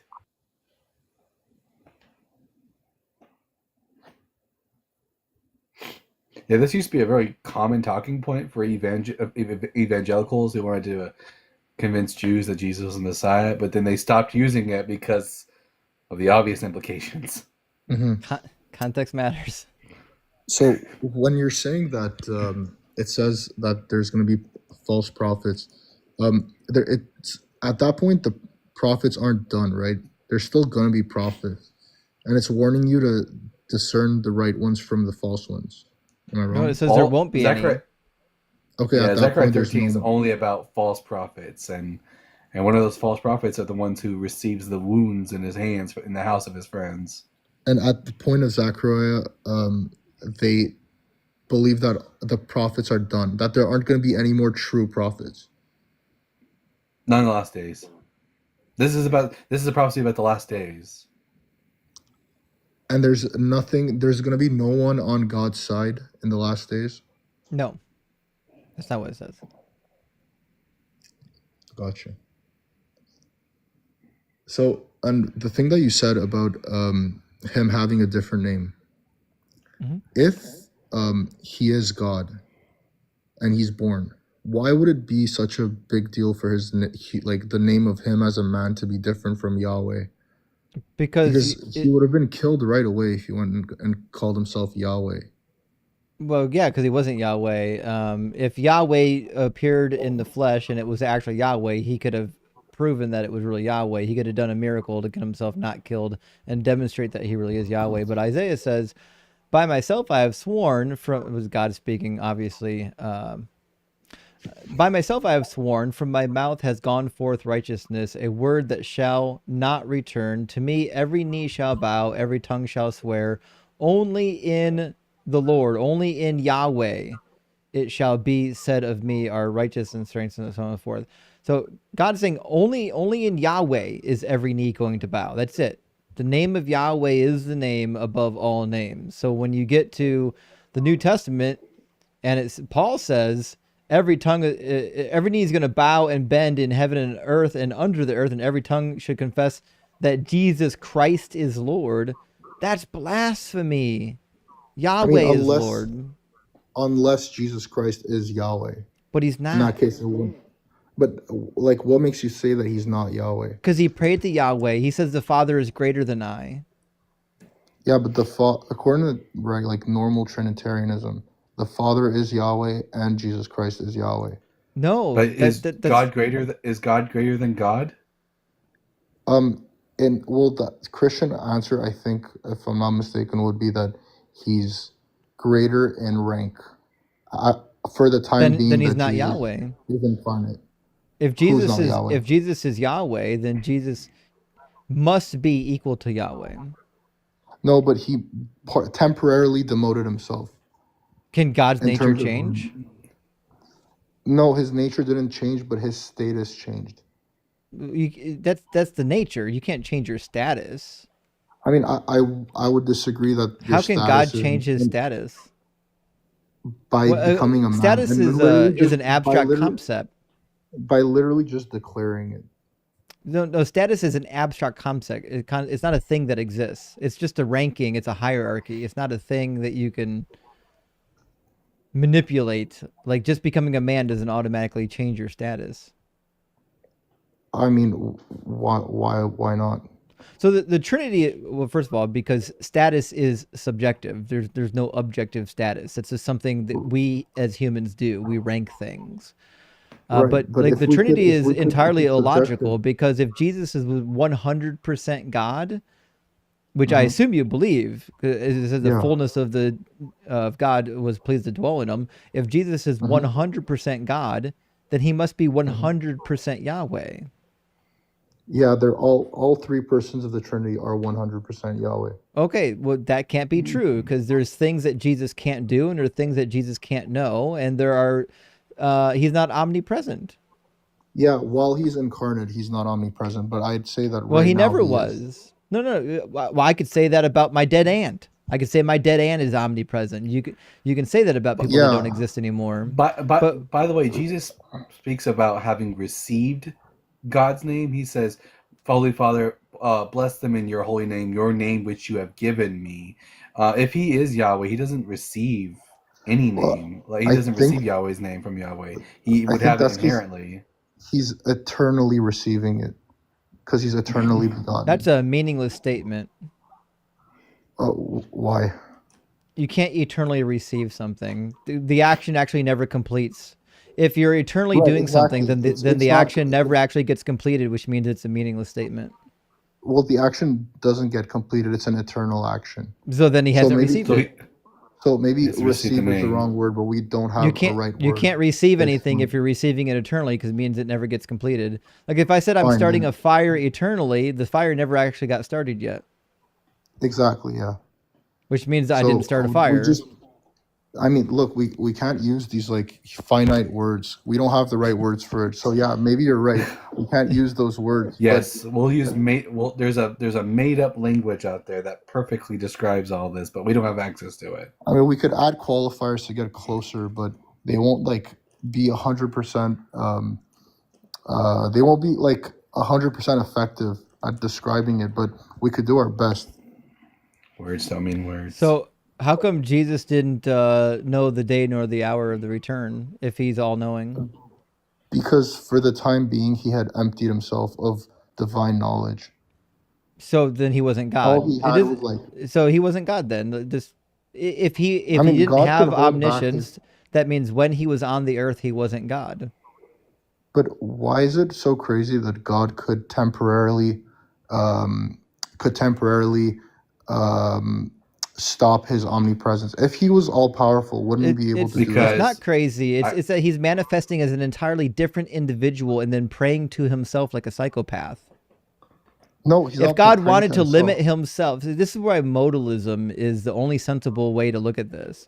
If God wanted to lower himself temporarily to come on earth, he would just come here and then that's it. He's not praying to anybody in heaven. That's nonsense. That's crazy. Yeah, but if God has three centers of consciousness, then he could do that. That's That'd what be the Trinitarian crazy. Why formula would we is. think that God has three centers of consciousness? Because it seems like he does by reading the text. That's a mental No, it doesn't. disorder. Like It's if, not. if Having any three- person if any person on the earth had three different centers of consciousness, we would say that they had some sort of multiple personality disorder.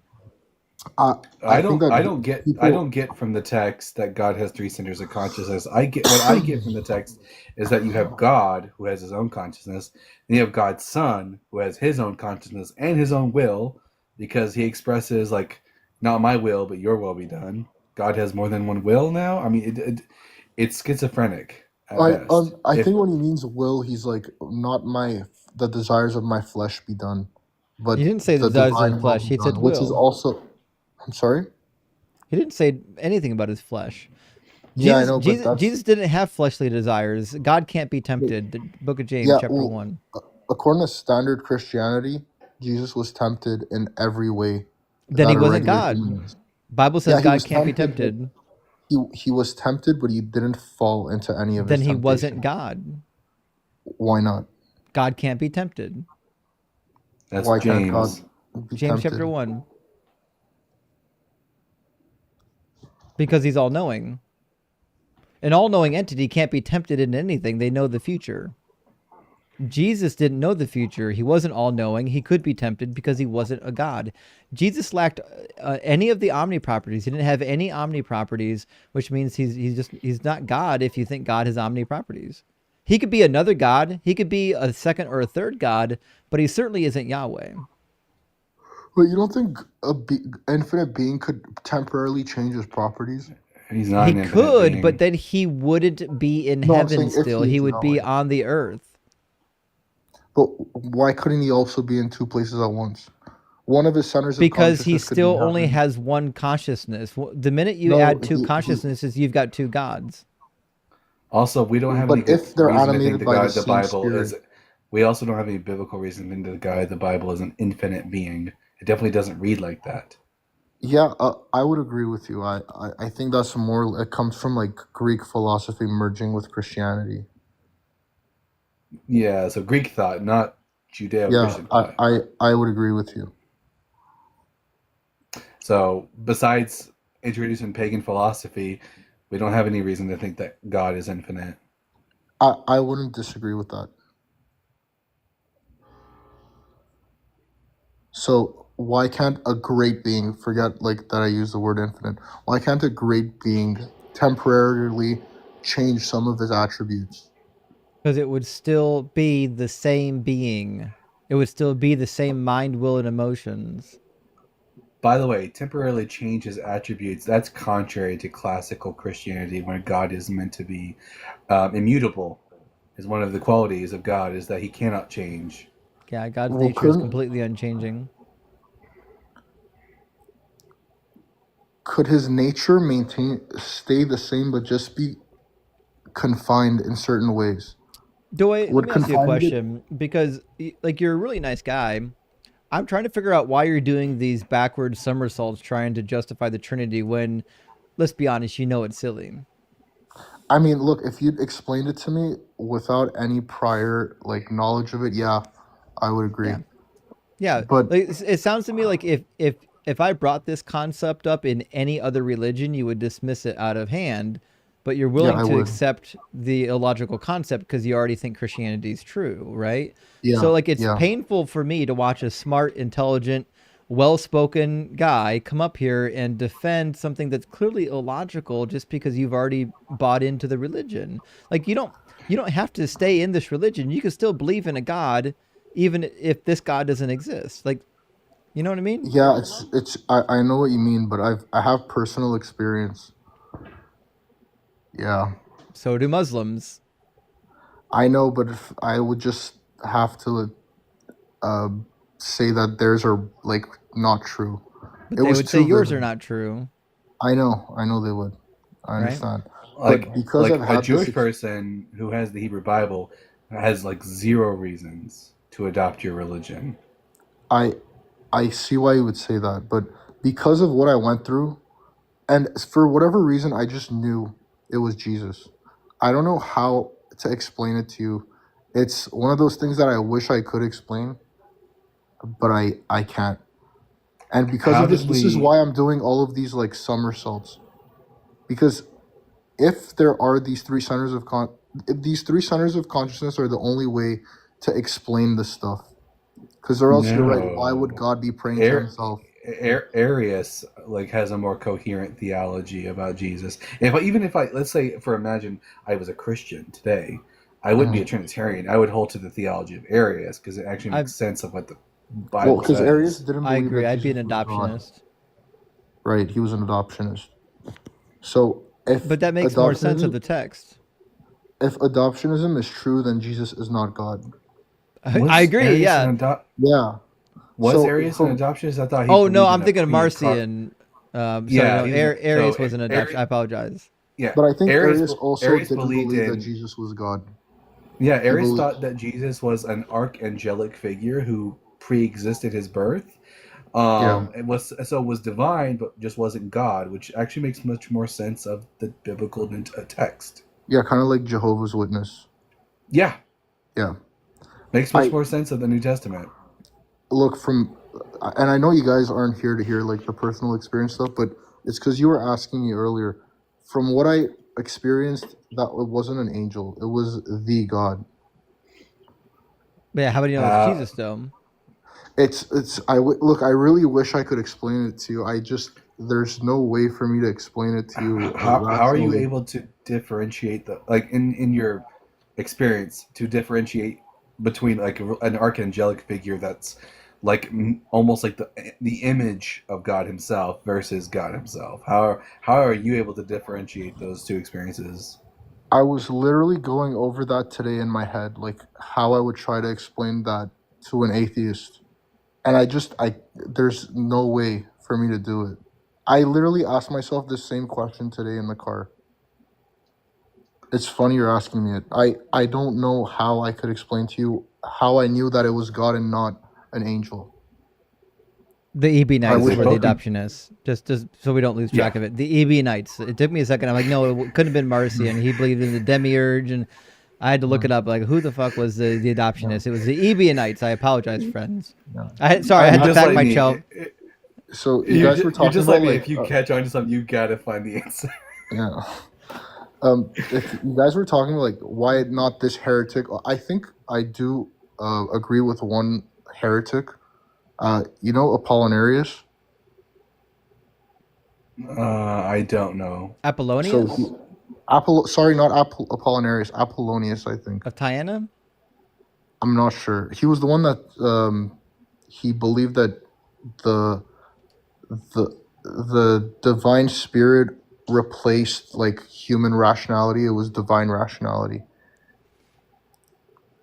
It must be a very niche heresy. It's not one of the big ones. I think he was like well respected by the early church fathers. They just didn't agree with him. But from what I've read, he's the one that I would agree on with the most. Well, it wasn't Apollonius of Tyana, but it could have been another Apollonius. Or maybe it was Apollinarius. Could be. Could Yeah. be. So yeah, this is basically where I'm at. But I'm gonna look up what you showed me, and maybe I'll be able to talk to you one day where I'm better educated. Well, Doy, I mean, you've been fun to talk to. I mean, you're a nice guy. Is obviously that you're thinking, your brain is functioning. So we just hope that you are able to put your personal experience aside and follow the data. But here's the thing: like, how would I do that? You know, Well, like let I'm me tell you, convinced of something. I've got a friend named Morgan, and I'm not going to use last name because Morgan's on TikTok, and I don't know if he wants me outing his personal business, even though he talks about it publicly. It's Freeman. Morgan, it was Morgan Freeman. Morgan Freeman. So Morgan used to deal with psychosis, and his psychosis would manifest as religious experiences. And the reality is, he didn't know that he was experiencing psychosis. He had no idea. It wasn't until many family and friends forced him to actually seek medical help that he was able to get the proper medication, and all of these types of experiences, like they stopped happening. He didn't have any more of them. As it turns out, there's a lot of religious experience that most likely could be filed under the label of psychosis, but to you, it's the most real thing that's ever happened because your Yeah, brain is manifesting the experience. I'd be guessing that in these cases, it's like it happens often, right? No. No, it doesn't have to happen often because again, you don't even have to experience. You don't have to even be like be psychotic in order to experience these like hallucinations or visionary experiences. You can have normals experience these things that they can just be triggered by one event or another.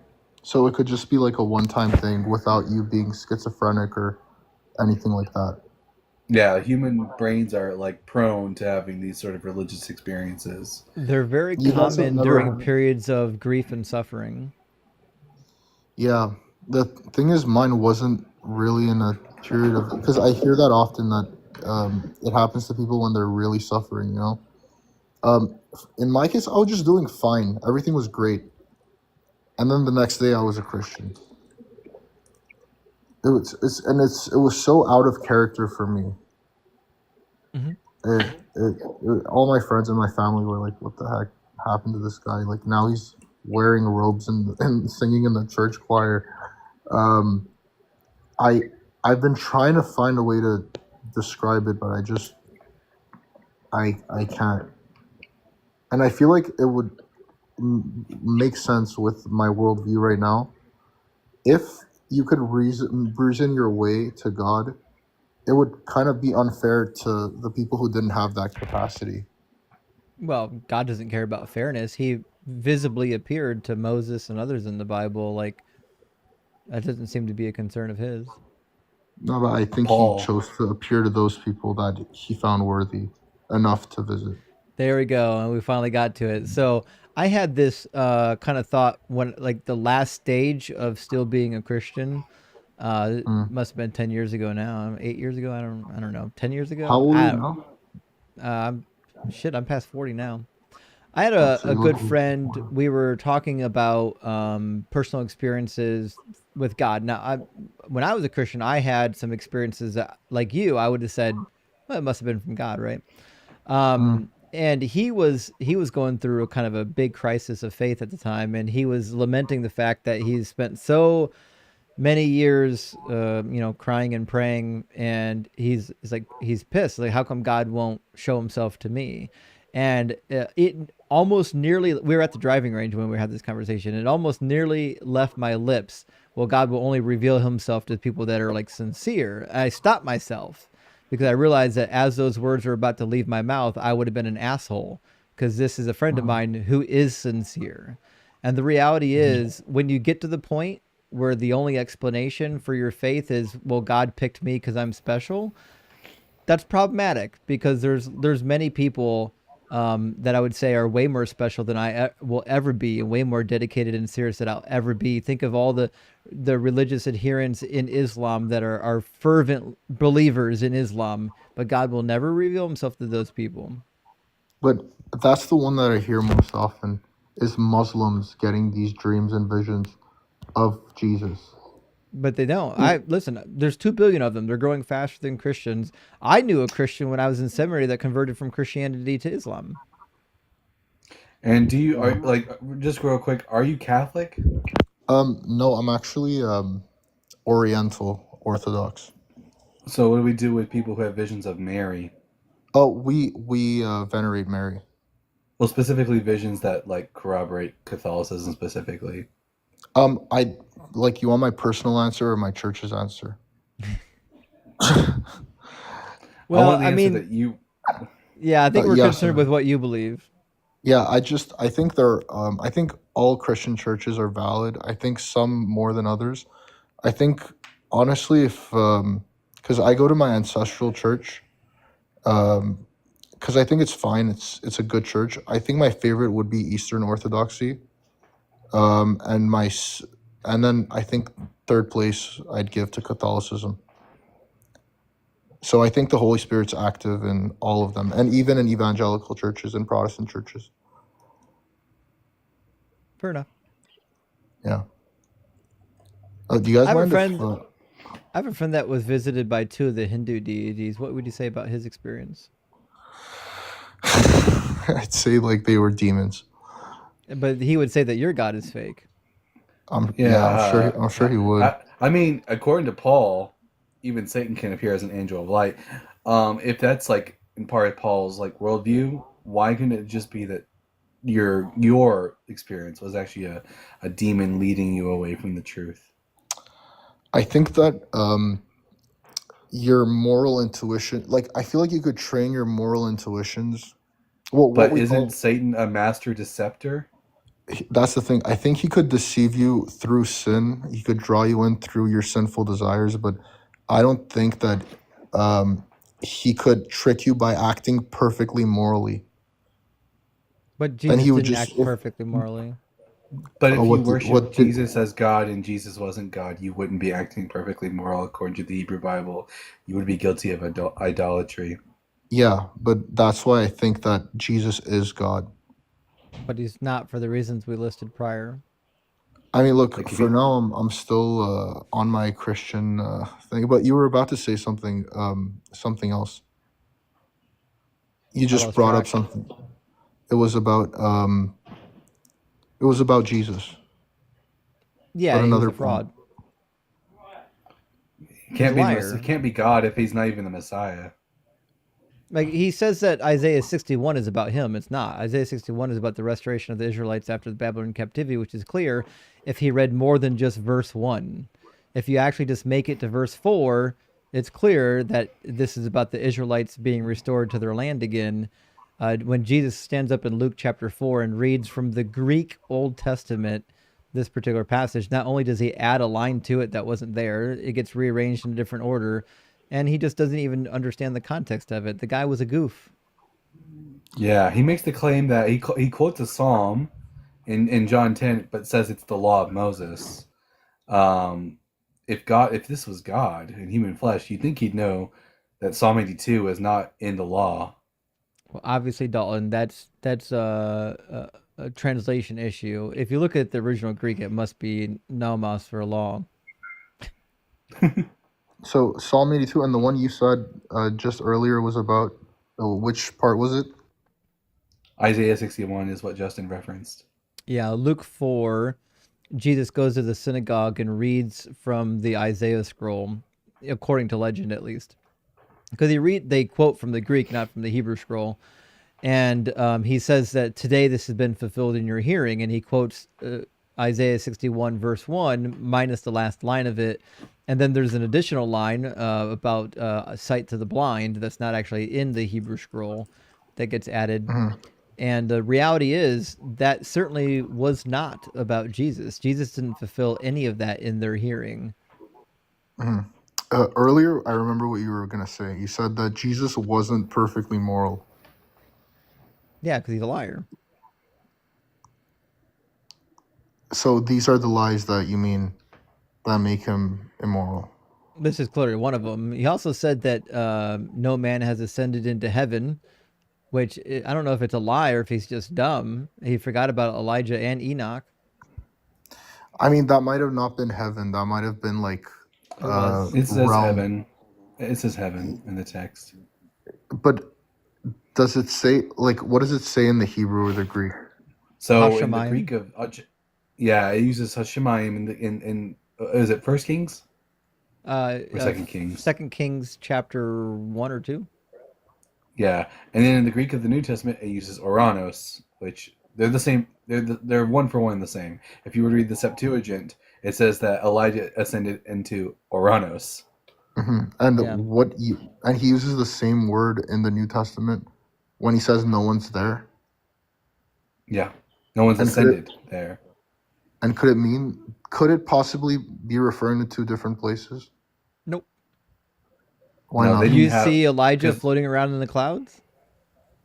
No, I mean not literal clouds, but could he be like in a realm of the dead while heaven is the final one? Nope. Why not? no, Because he their ascended view of vertically. heaven. Yeah, heaven No, was just no. Yeah, but I'm sure after he ascends vertically, he's actually he just doesn't keep floating up in space, right? He would eventually be transported to another realm after ascending No. vertically. No, there's no alternate realms in the Bible anywhere. They have no idea of like anything beyond the firmament. for them. God literally lives above our heads. If you travel up far enough into the sky, you're gonna find angels and God and all Okay, kinds but of things. they're clearly wrong about that, right? Like, and I personally, I have to reconcile these things. So, Well, you don't have to. I mean, You choose I'm to. telling you, You could just give it up. I can't. I'm literally You convinced. can. Like, I can't. I'm telling you, You could this is talk to a something good that. psychologist and they could sort through your personal experience. Your personal experience will never fix the problems of the Bible. The Bible is just dead on arrival. I mean, look, could it be that there's people writing it with the inspiration of the Holy Spirit that could sometimes make some mistakes? God inspired them to make mistakes? It sounds like he No, didn't he do his didn't. job. He didn't inspire them to make mistakes. He inspired them, and they made the mistakes despite that. Well, what's going to be the point of inspiring them to write stuff if he can't finish the job and make it correct? So that the gist of it is like will lead you to the right place. But it doesn't. The gist of it doesn't get you to the right place. Where does the gist of it get you? It gets you to Christianity's false. Yeah, if it's just saying, if the Hebrew Bible is true, the gist of Christianity is not going to get you to God. Yeah. Look, you guys, from what I've seen, are the most well-educated of the guys that are doing these like your God is false, prove me wrong thing. I Apparently hope so. I could talk to you guys. Well, yeah, by far. I hope that I could talk to you guys once I get like really properly educated on it, because I just don't know enough. I don't want to be here just like reiterating, oh, like I had this miraculous experience. You know, it's not going to lead us anywhere. Maybe we could do like a philosophy debate one day, like on theism, if Sure. you're down. But even that We're won't get us down. to Christianity, you know. So I really need to get like my Bible reading time up before I talk to you next time. Sure. But That's fair. I really appreciate you guys. I hope I don't know what time it is where you're at, but I hope you have a good night. Hey, you do the same. It's great to talk to you, Doy. Thanks for being kind. Thank you, guys. Bye bye. Let's get some W's for Doy. He was nice, wasn't he? It was fun. We put some pressure on him. We put some heat on him, and he dealt with it really well. I mean, obviously, he did what he had to do to maintain his faith. He, you know, but still, he was a nice guy. Let me grab a couple of super chats, then we're going to get Zedimac. Am I reading this correctly? Hold on, I got to zoom in. Zamak, I think is what it says. Okay. Branch? Zemach. It's in English, so I'm not. Oh. I know. We'll see.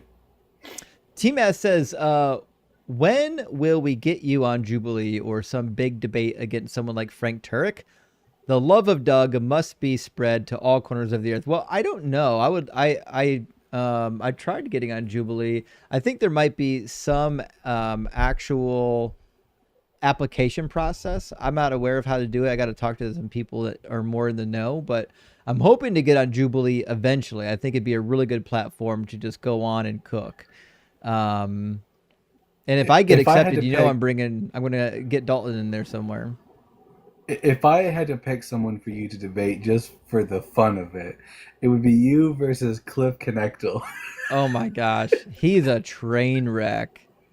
He has no idea what he's doing, but I would listen, I would pay to get into that debate. You don't pay me for that. I'll pay you. Let me sit down with this guy in front of a camera. Hey, everyone coming from the Sarah raid, welcome in, friends. Frank, thank you for the $5 super chat. Says just a quick question to the atheistic song playlist. Oh, quick addition to the playlist. The God That Failed by Metallica. I forgot about that one. I feel kind of bad. I watched a lot of Metallica, or listened to a lot of Metallica. 20 Prophets versus 1 Rock. Hell yeah, Mezzo. Doug wins. Absolutely. The song is a great song, pretty distinctly atheistic vibes. I'll have to give that a look, Frank. Thanks for the, I haven't listened to that in years. I mean, it's been so long, probably 2 decades. I'll definitely give it another listen. Thanks for that. Breyer 560 says, what's going to happen to all the Christians who are inside buildings if they're all going to fly into the sky and get raptured? That's a good point. How is a rapture going to happen if you're indoors? Nobody thought this through. Hey, if you watch the movie, This Is It, This Is the End. Have you seen that? Mm-mm. It's got Seth Rogen and James Franco in them, and they're playing themselves during the Christian apocalypse, and it starts with people getting like beamed up. It's hilarious. You have to watch it. You'll love it. I'll definitely watch that. I'll put that on the movie list for sure. Sounds like a good Halloween movie, even now that we're in October. Godwin says, per Doug, are you allowed to eat a variety of pretzels? I am, but I'll tell you my favorite are big salty soft pretzels. So that's the way I like it. Rock hard for Doug, but soft for pretzels, friends. And Tim says, I worked at the Tickle at the Tickle Me Elmo factory, sewing on 2 red cotton balls, send it down the line, fired day 1. I was supposed to give it 2 test tickles. Oh, that's good. I see what you did there. All right. We'll get a rim shot for that. Not a rim job, rim shot. Yeah, that was a good joke. I appreciate that, friend. And Noko says, Satan was the good guy. Couldn't agree more. Hashtag free Satan. And former prophet Nathan. That's a great name. I like that. Thank you for the super chat. I've decided that I am not going to pretend to pray or bow my head at family events. I don't disrupt the prayer, but I will not engage. Thoughts? I think that's up to you and how your family is. My family, they wouldn't care what I do. They're not offended that I'm an atheist. They're like, I don't pressure them on it. Like, we don't debate it. So like when we do family functions, I just bow my head like everybody else. It doesn't hurt me to do it. Like, they're my family. I love them. You know what I mean? Like, yeah, I do the same. I just bow my head just in solidarity, I suppose. Yeah. I don't think like, and I get it. If your family is like really hardcore and they're like, they think you're a dirty, rotten atheist and they have to force religion on you, then yeah, fuck them. Don't join in their festivities. But like, yeah, if they're nice and they're not giving you a hard time about it and you love your family, I mean, it doesn't hurt to be courteous. You know what I mean? It never hurts to be kind. Author Jack says, fun fact, did you know that 99.8% of men don't bleed the first time they do the deed? Listen, that's a great fact, but I got to know about that 0.2%. Yeah, I was about to say. I've got big questions about the 0.2%. What's happening with your junk that you're... I mean, I guess if you move the wrong way... If you've ever watched the movie Teeth, you'll know why. I mean, the single word alone could explain a few things, for sure. And Hammond says it's always the KJV guys. It is. The KJV guys are unhinged. They've always been unhinged. I'm convinced that unhinged people are instinctively attracted to KJV onlyism, the same way they're attracted to any other conspiracy theory. Here's something that makes me feel special if I believe it, and I could make other people feel less than. You know what I mean? Whether or not it's true is irrelevant. Ursmont, good to see you, says, thanks, caller. I'm choosing Satan 1,000,000%. Hey, Adele is with us tonight. Great to see you, Adele. I hope you're doing well, and thank you so much for the $5 super chat. Says Justin sending a donation to help you heal after how scary Jesus Warrior was. You know what? He nearly cooked me. I almost shut down the live. Miss Michelle, thank you for the face paint.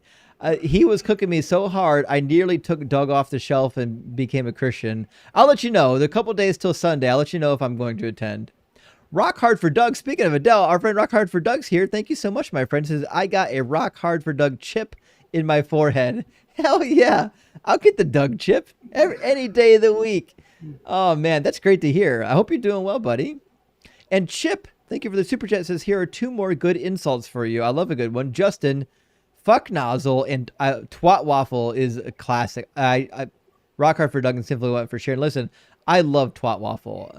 That is one of my favorites, actually. I'm glad you brought that into the conversation.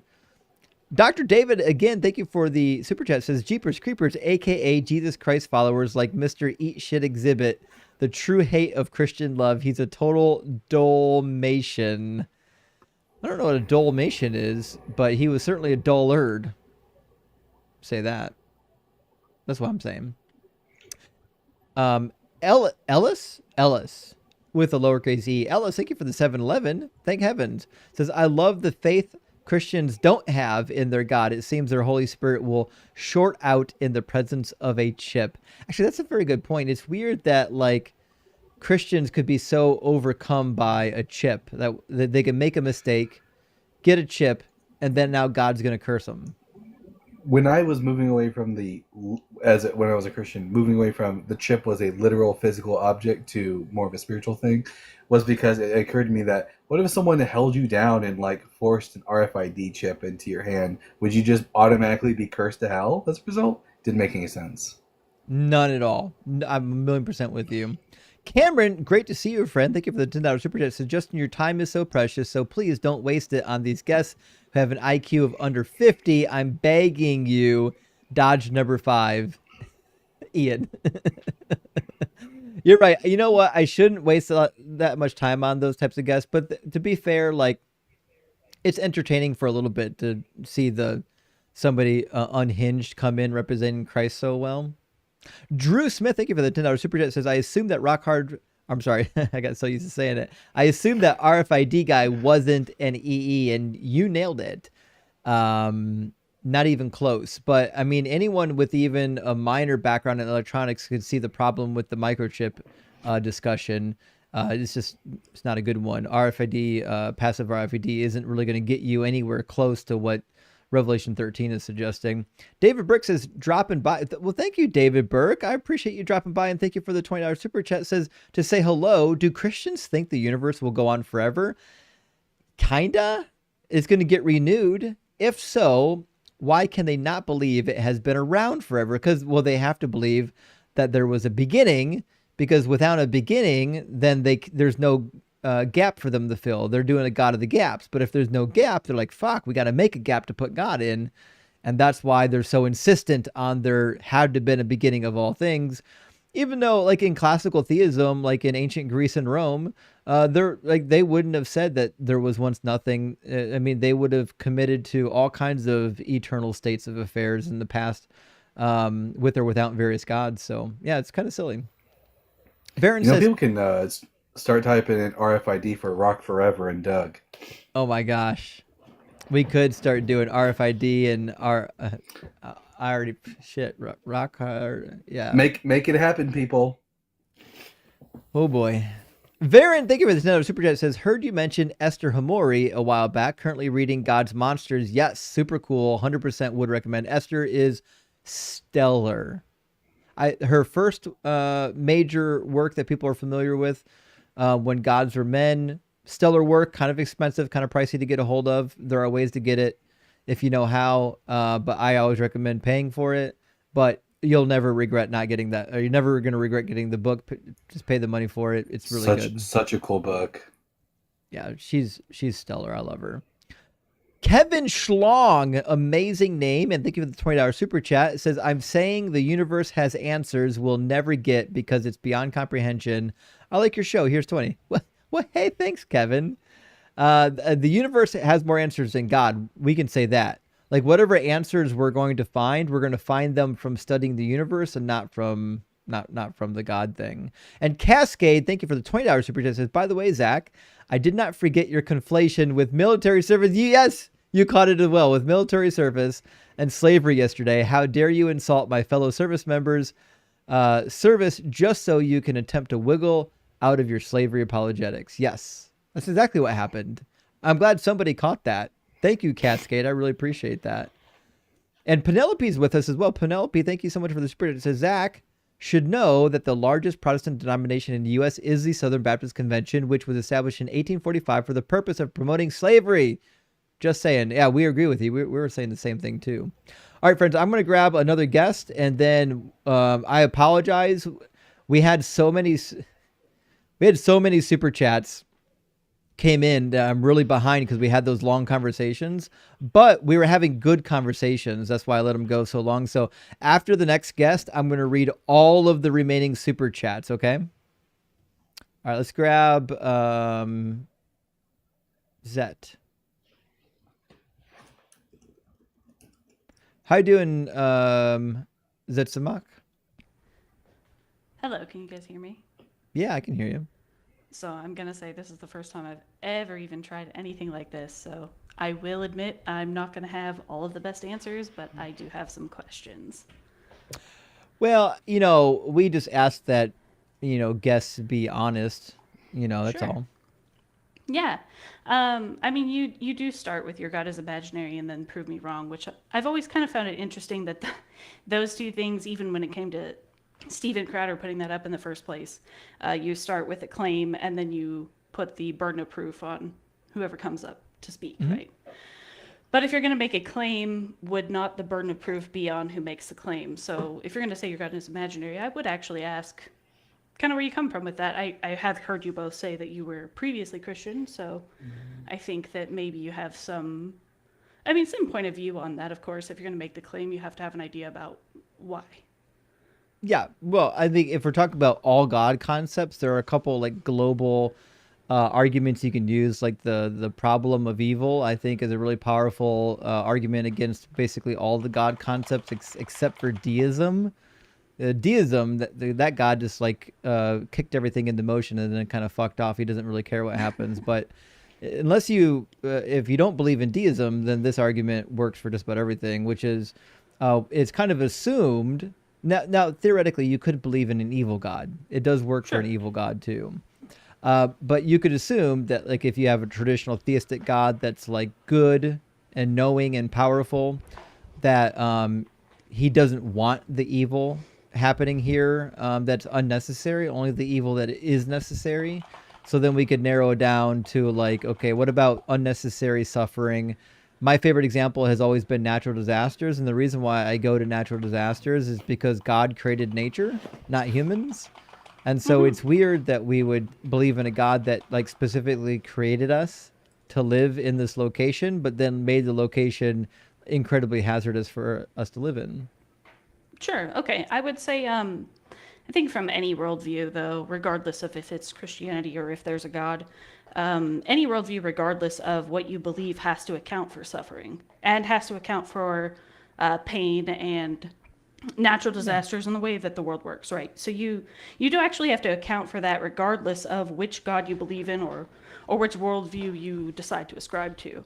So if you are saying that from a non-God perspective, you would have to still view the world as there's evil, there's suffering, there are natural disasters, there's pain. All these things are true. Yeah, but atheism can account for that. Sure. But can you account for it in a way? I would say that's the better question. Is there a framework for understanding the why instead of just the is? Because there is pain, there is suffering, there are natural disasters, pain, everybody experiences. But do you have an answer for the why behind the pain, or just it is because it is? The why is because we are emergent from the universe, and the universe doesn't give a shit about us. So the universe then, in that context, is the uncaring God. No, it's not a God at all, no. That'd be debatable. Realistically, belief-wise, I mean, if you're going to say the universe is the cause of, then it is the cause or... Being a cause doesn't make you a God. Like, if I roll a ball into another ball, one ball caused the other ball to move, but it doesn't make it a God. Right, who rolled the original Causation, well, there's no original ball. Infinite regress? Yeah. Yeah, okay, so the infinite regress still doesn't answer the question of why pain exists, or it does. It doesn't give a good enough reason for... It does. Infinite regress isn't there to explain suffering. Infinite regress is sure just there to explain how old or infinite the timeline is. The reason why suffering exists is because there's no reason for it to not exist. We have no good reason to think that the universe, which is mostly chaos, would have one little pocket with zero chaos in it. I would say it's interesting you attribute there to be a reason for no chaos within a universal or universe standpoint, but not within a Christian framework. Because in Christian framework, God specifically created it with intention. In an atheistic framework, there is no intention. The universe, like So we're an accident. Life is an accident of the universe.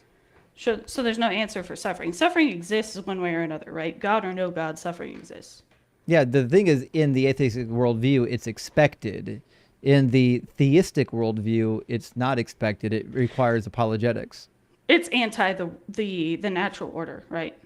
No. Yes. Yeah. Suffering, Pain and suffering. Suffering is the natural order. Biblically, pain and suffering would be against the biblical order, which is God's order, which is the ultimate order. Therefore, pain and suffering can exist within a framework of pain and suffering is wrong because it's now put against a right, which is the ultimate right. No, nothing about right and wrong is entailed in my argument at all. No, it's entailed in mine. Sorry. Oh, I wasn't don't know trying to your attribute argument that completely to you. That pain and suffering will exist one way or another. We've agreed on that. And that... No, not to interrupt, but I'm talking about No, sure. unnecessary pain and suffering. Well, in the atheistic worldview, every pain and suffering is unnecessary. There is no necessary pain or suffering in atheism. Wait, It's but we're all talking about your unnecessary. worldview right now. Correct, right. But So in your your defense of worldview, atheism there is shouldn't that be everything is unnecessary unnecessary. suffering.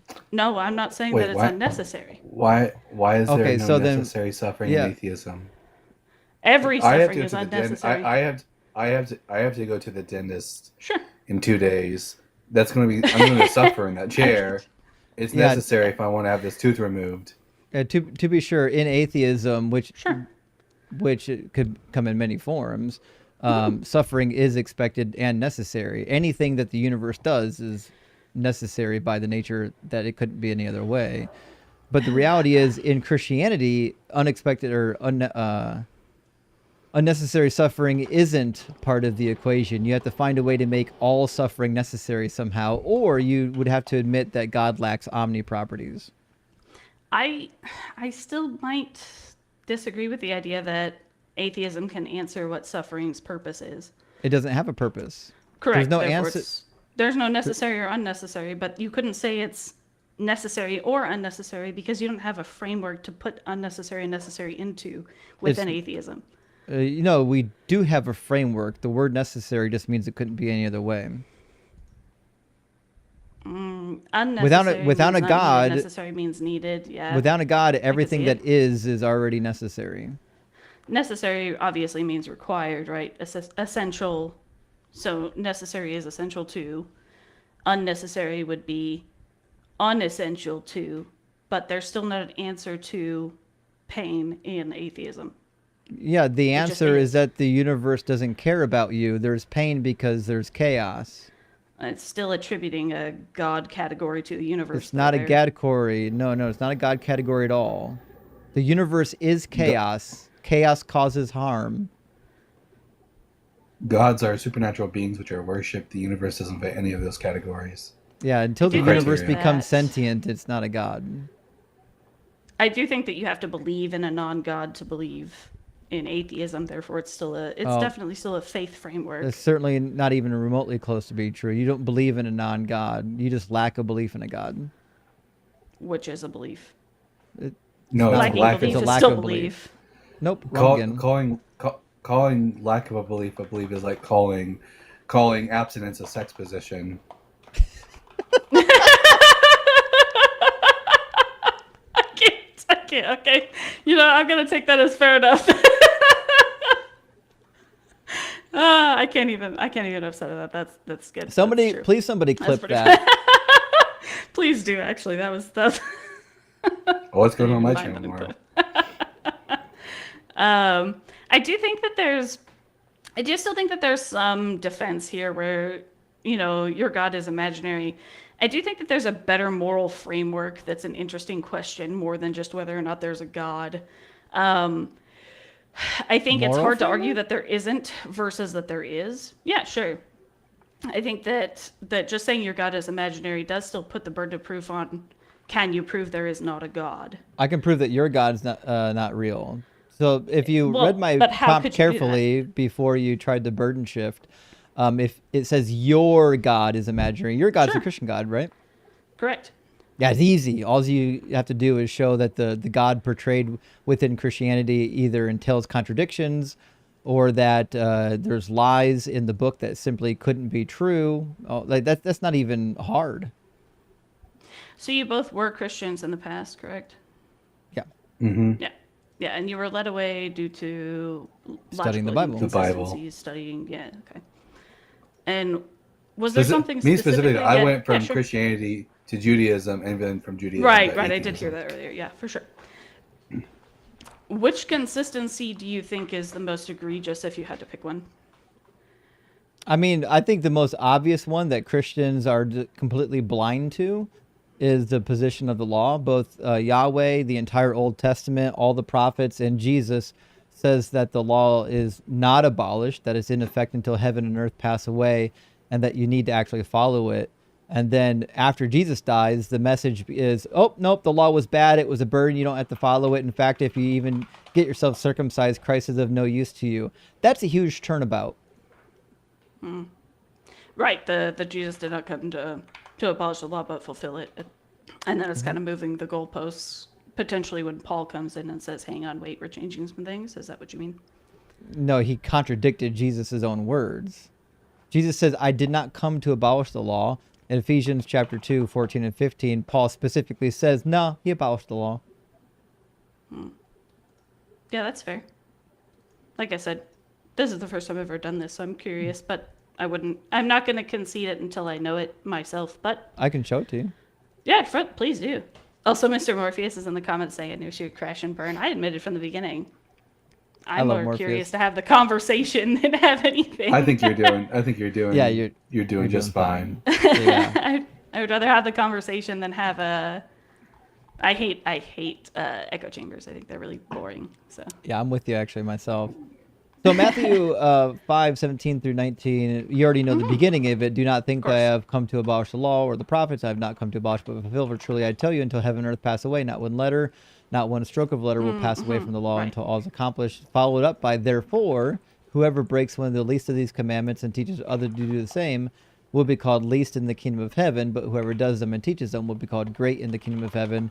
And Jesus doubles down on the law on many occasions, even at the end of Sure, Matthew. certainly. Matthew 28, he instructs his disciples to instruct others on all of the things that he commanded them already.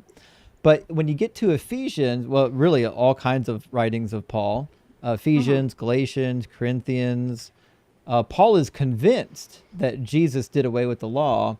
He says, for he is our peace, and in his flesh he has made both into one and has broken down the dividing wall, that is the hostility between us, abolishing the law with its commandments and ordinances, that he might create in himself one new humanity in place of the two, thus making peace. And he says even of himself, a Jew, in 1 Corinthians 9, verse 20, he states that even he's not under the law. He says, to the Jews I became as a Jew in order to gain Jews. To those under the law I became as one under the law, though I myself am not under the law, so that I might gain those under the law.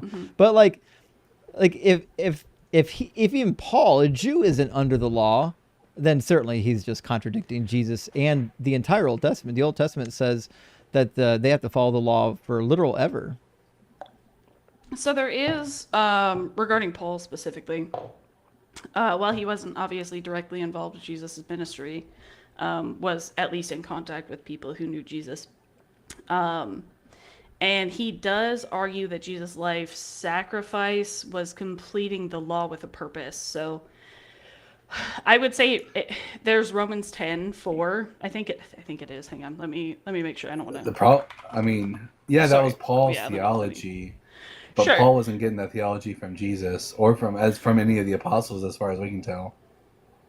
Well, no, Paul did have direct connection with several of the disciples of Jesus. I Oh, think sure, including he had John. connections with Yeah. them, but what I don't think we can like say that he got his theology on the law from them. Well, their corrections of him would have been very strict had he had been preaching something incorrect, especially because their interactions, especially with the early church and to the letters of the early church, and kind of the one of the reasons that Paul introduced all of his letters with names or whoever he was sending. One of the things that Christians would say is that you don't accept a preacher you don't know. Right? So somebody from nowhere comes in and says, hey, this is the truth I know. You would have to be introduced. And so Paul introduces, but Paul is introduced too. So they do spend a lot of time biblically talking about who has the authority in any way to speak about what Jesus taught, etc. Well, the apostles taught, Sure. for example, that you're not supposed to eat food sacrificed to idols. But what was Paul's position on that? Food sacrificed to idols? Yeah. Yeah. Don't know. If you have a 1 biblical Corinthians scripture, I'd love 8. to check. Sure. Yeah, he tells the Corinthian church that they are at liberty to eat the food sacrificed to the idols as long as they don't cause others to stumble. Oh, yes. I do know this. Sorry. Yep, I do. Right. And now this is actually written after the Jerusalem Council. Remember the Jerusalem Council in Acts 15. They give them 4 laws. They don't burden the Gentiles because the law of Moses is preached in the synagogues every week, but give them only these 4. And one of the 4 is to not eat meat sacrificed to idols. I do think that God is a little smarter than he's attributed to potentially in this argument, which is that God knows who can receive what at what time. And what would make the most sense at that time. And I know that that's probably not a good enough argument to you. And I'm not going to spend a bunch of time saying, I should convince you in that way, because if it's not convincing, it won't be.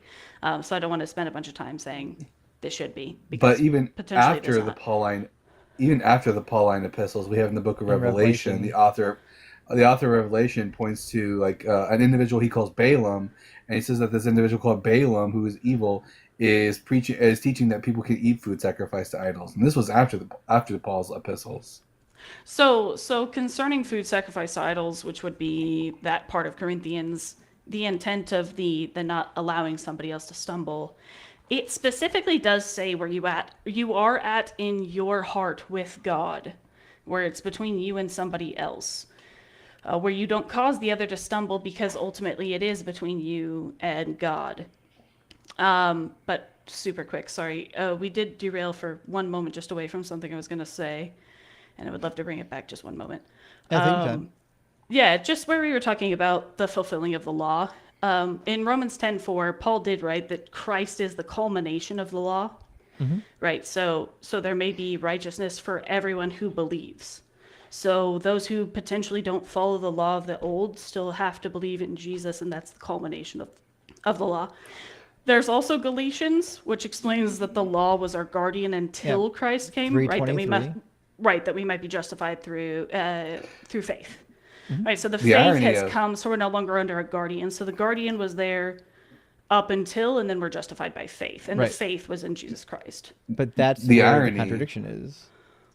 Yeah, the irony of Romans chapter 10 actually is that the the Old Testament citation that Paul uses to like uphold this argument that we are no longer under the law is a passage of scripture which he claims is about Jesus, but in its original context is about how the Torah is easy enough that anyone can observe it.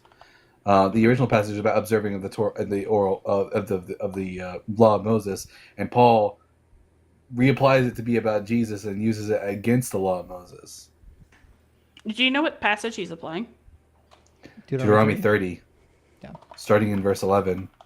In fact, if you go back a couple of verses of Deuteronomy 30, God makes it clear that during the Messianic age that they will be following the law that was given through Moses. It says, moreover, the Lord your God will circumcise your heart and the heart of your descendants so that you will love the Lord your God with all your heart, with all your soul, in order that you may live. Now, we would recognize the period where God circumcises the hearts of the people so that all of them turn to God, as we read in Jeremiah 31. This would be the Messianic age, right? Sure. Yeah, I could. Sure. I could potentially concede it. I'd have to know more, but yeah, we could go there. Well, it for the certainly would framework, have sure. happened. It certainly would be future if it didn't already happen with Jesus then, right? Correct. And then it says, the Lord your God will put all these curses on your enemies and on the adversaries who took advantage of you. Then you shall again obey the Lord, observing all of his commandments that I'm commanding you today. So the expectation is that even during the Messianic age or the post-Messianic age, that they would be following the law. And of the law, as Dalton pointed out in verse 11, says, surely this commandment that I'm commanding you today is not too hard for you, nor is it too far away. And I think that just from my framework, and once again, first time I've done this, so I could adjust my framework for sure, or even study. We'll see. But basically, that Jesus' fulfillment of the law by embodying its purpose when he died on the cross and when he came as the Messiah, which would be my Christian belief, is that as the perfect embodiment of the obedience of the law, he becomes then the fulfillment of its eternal purpose, which would be that by faith through him we're saved regardless of and not that he's trying to change the law actually too, because if we're talking about, he said he didn't come to change it, but through him, if he's the eternal embodiment of obedience and truth, our faith through him would also justify us within the law. Yeah, that's kind of a meaningless statement. God wants you to actually follow the law. That's why it says in verse 10, when you obey the Lord your God by observing his commandments and his decrees that are written in this book of the law, because you turn to the Lord your God with all your heart and with all your soul. Following the law is observing the commandments and decrees and actually doing them, being obedient to them. And then our argument, I guess, back as Christians would be that because Jesus was the embodiment of the law, we would be turning to the law and therefore the commandments within Jesus Christ. Well, Jesus Christ and the told you decrees to, within Jesus. to follow these laws. If I thought my rabbi was the perfect embodiment of Torah observance, and if I wanted to emulate that rabbi, it would necessarily follow that I would, like him, become Torah observant. Yeah, WWJD. yeah. I think that your rabbi, though, and Jesus may be a little different, to be fair. Well, I mean, their rabbi was Jesus. Yeah, I would Right, trust the and non-Jesus Jesus is still rabbi. God. But Jesus agrees with Yahweh that you actually have to follow the law, not just believe in Jesus. He says, therefore, whoever breaks one of the least of these commandments and teaches others to do the same will be called least in the kingdom of heaven. So teaching people to not follow the law is bad. That's why he says, whoever does them and teaches them will be called great in the kingdom of heaven. And you can do this weird equivocation by saying, well, if you believe in Jesus, automatically you're doing the law. But I mean, that's a No, I wouldn't say that. You have to understand that's not linguistically and I wouldn't feasible. make that. I wouldn't Okay. make that. I wouldn't make that argument because I don't think that just saying I believe Jesus existed and died on the cross equals Christianity. I think that that's a silly belief. I think it's a silly way to look at reality. I don't think that knowledge of a thing is a belief in a thing. I don't think that knowledge of the Bible is a belief in the Bible. I don't think that knowledge of the Spirit is a belief in the Spirit. I think that acting according to that belief means more than the belief itself. So when Jesus told the rich young ruler, in order to inherit eternal life, you have to follow the commandments. Sure. Why didn't he just tell him you had to follow me? Because in order to make it to heaven, there's a distinction between, well, what people would call the unforgivable sin.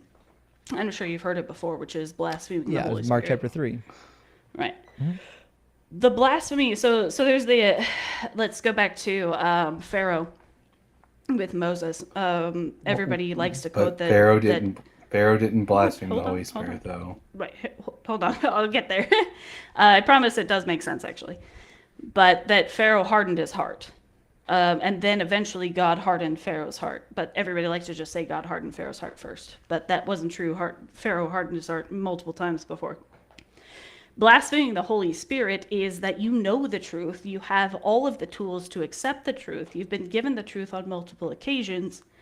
And consciously, you could accept that it is true, and you therefore decide it is not. That's the unforgivable, because you've chosen to separate yourself. That's not what blasphemy even means. Blaspheming the Holy Spirit, certainly it's the knowledge of the truth of the Holy Spirit and intentionally disregarding The the truth of plain the Holy No, Spirit. rejecting pla- somebody is not blasphemy. So blasphemy of the Holy Spirit is when you witness the power of the Holy Spirit.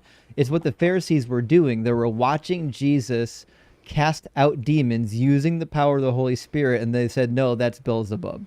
That's Correct. blasphemy of the Holy The Spirit full when knowledge you of the Holy physically Spirit. when you actually witness the Holy Spirit at Correct. work and then you say that that's demonic. That's blasphemy. Just not accepting something as being true isn't blasphemy. No, and not accepting something as being true with the full knowledge of it being true, it would be blasphemy, yes. The No, I intentional disagree. No, disregard. but blasphemy in every other case in the Bible is referring to like speaking negatively against an individual. Like, for example, if you blaspheme God, you're speaking negatively about God.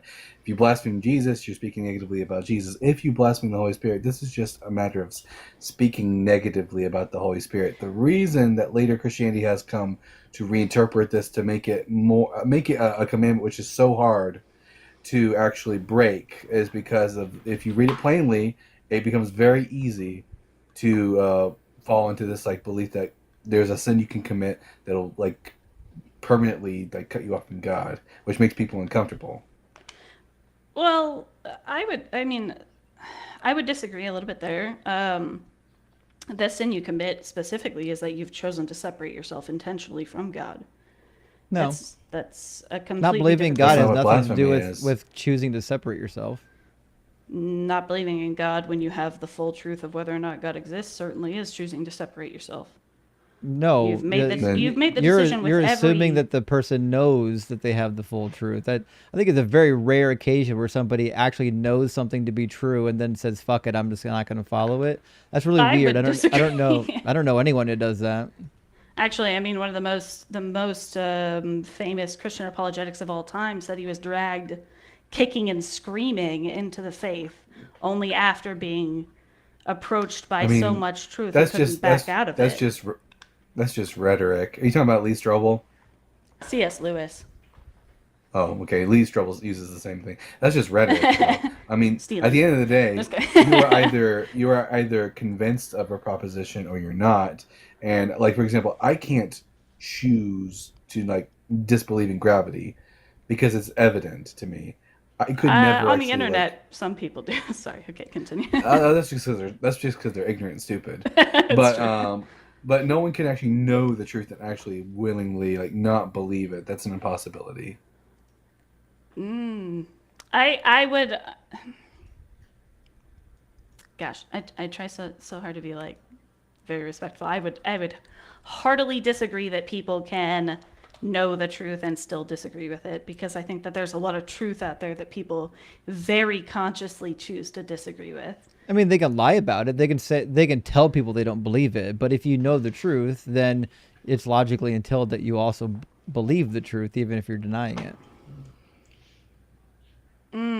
Yeah, even Like then, I think that you can contradict your own spirit. I don't think Right, that yeah, that's, you I don't think that that's wild at all. I think people do you it all the can time. you can lie to yourself and act in a way that's not in accordance with your belief, but you would still believe it. But listen, I don't want to get lost in the semantic fog of Sure. this debate. We can just agree for now that what Pharaoh did was he witnessed the power of God and then denied it, except for the fact that he asked the Israelites to pray for him. That's neither here nor there. The reality is, I don't know what this has to do with the actual discussion about Jesus and the law. TTE wants up. He says, "My turn." Funny enough. Once again, I think that following Jesus is more than just fulfilling the law. If we were to look at the Old Testament, I think that following Jesus is changing your behaviors specifically to align with the way that Jesus lived, the way that Jesus acted, the way that Which Jesus was according to the Torah. exemplified. He was Yeah. he was Torah observant there then. Like if you want to change your like literally in high school as I was transitioning from Christianity to Judaism, I used to wear a bracelet that said WWJD on it. What would Jesus do? I've and seen my that. and my answer to that question was he would observe the Torah. Yeah, I would have to look more into realistic. I mean, I'm never gonna pretend to know something I don't. So I would love to more look into. Yeah, I can also speak English.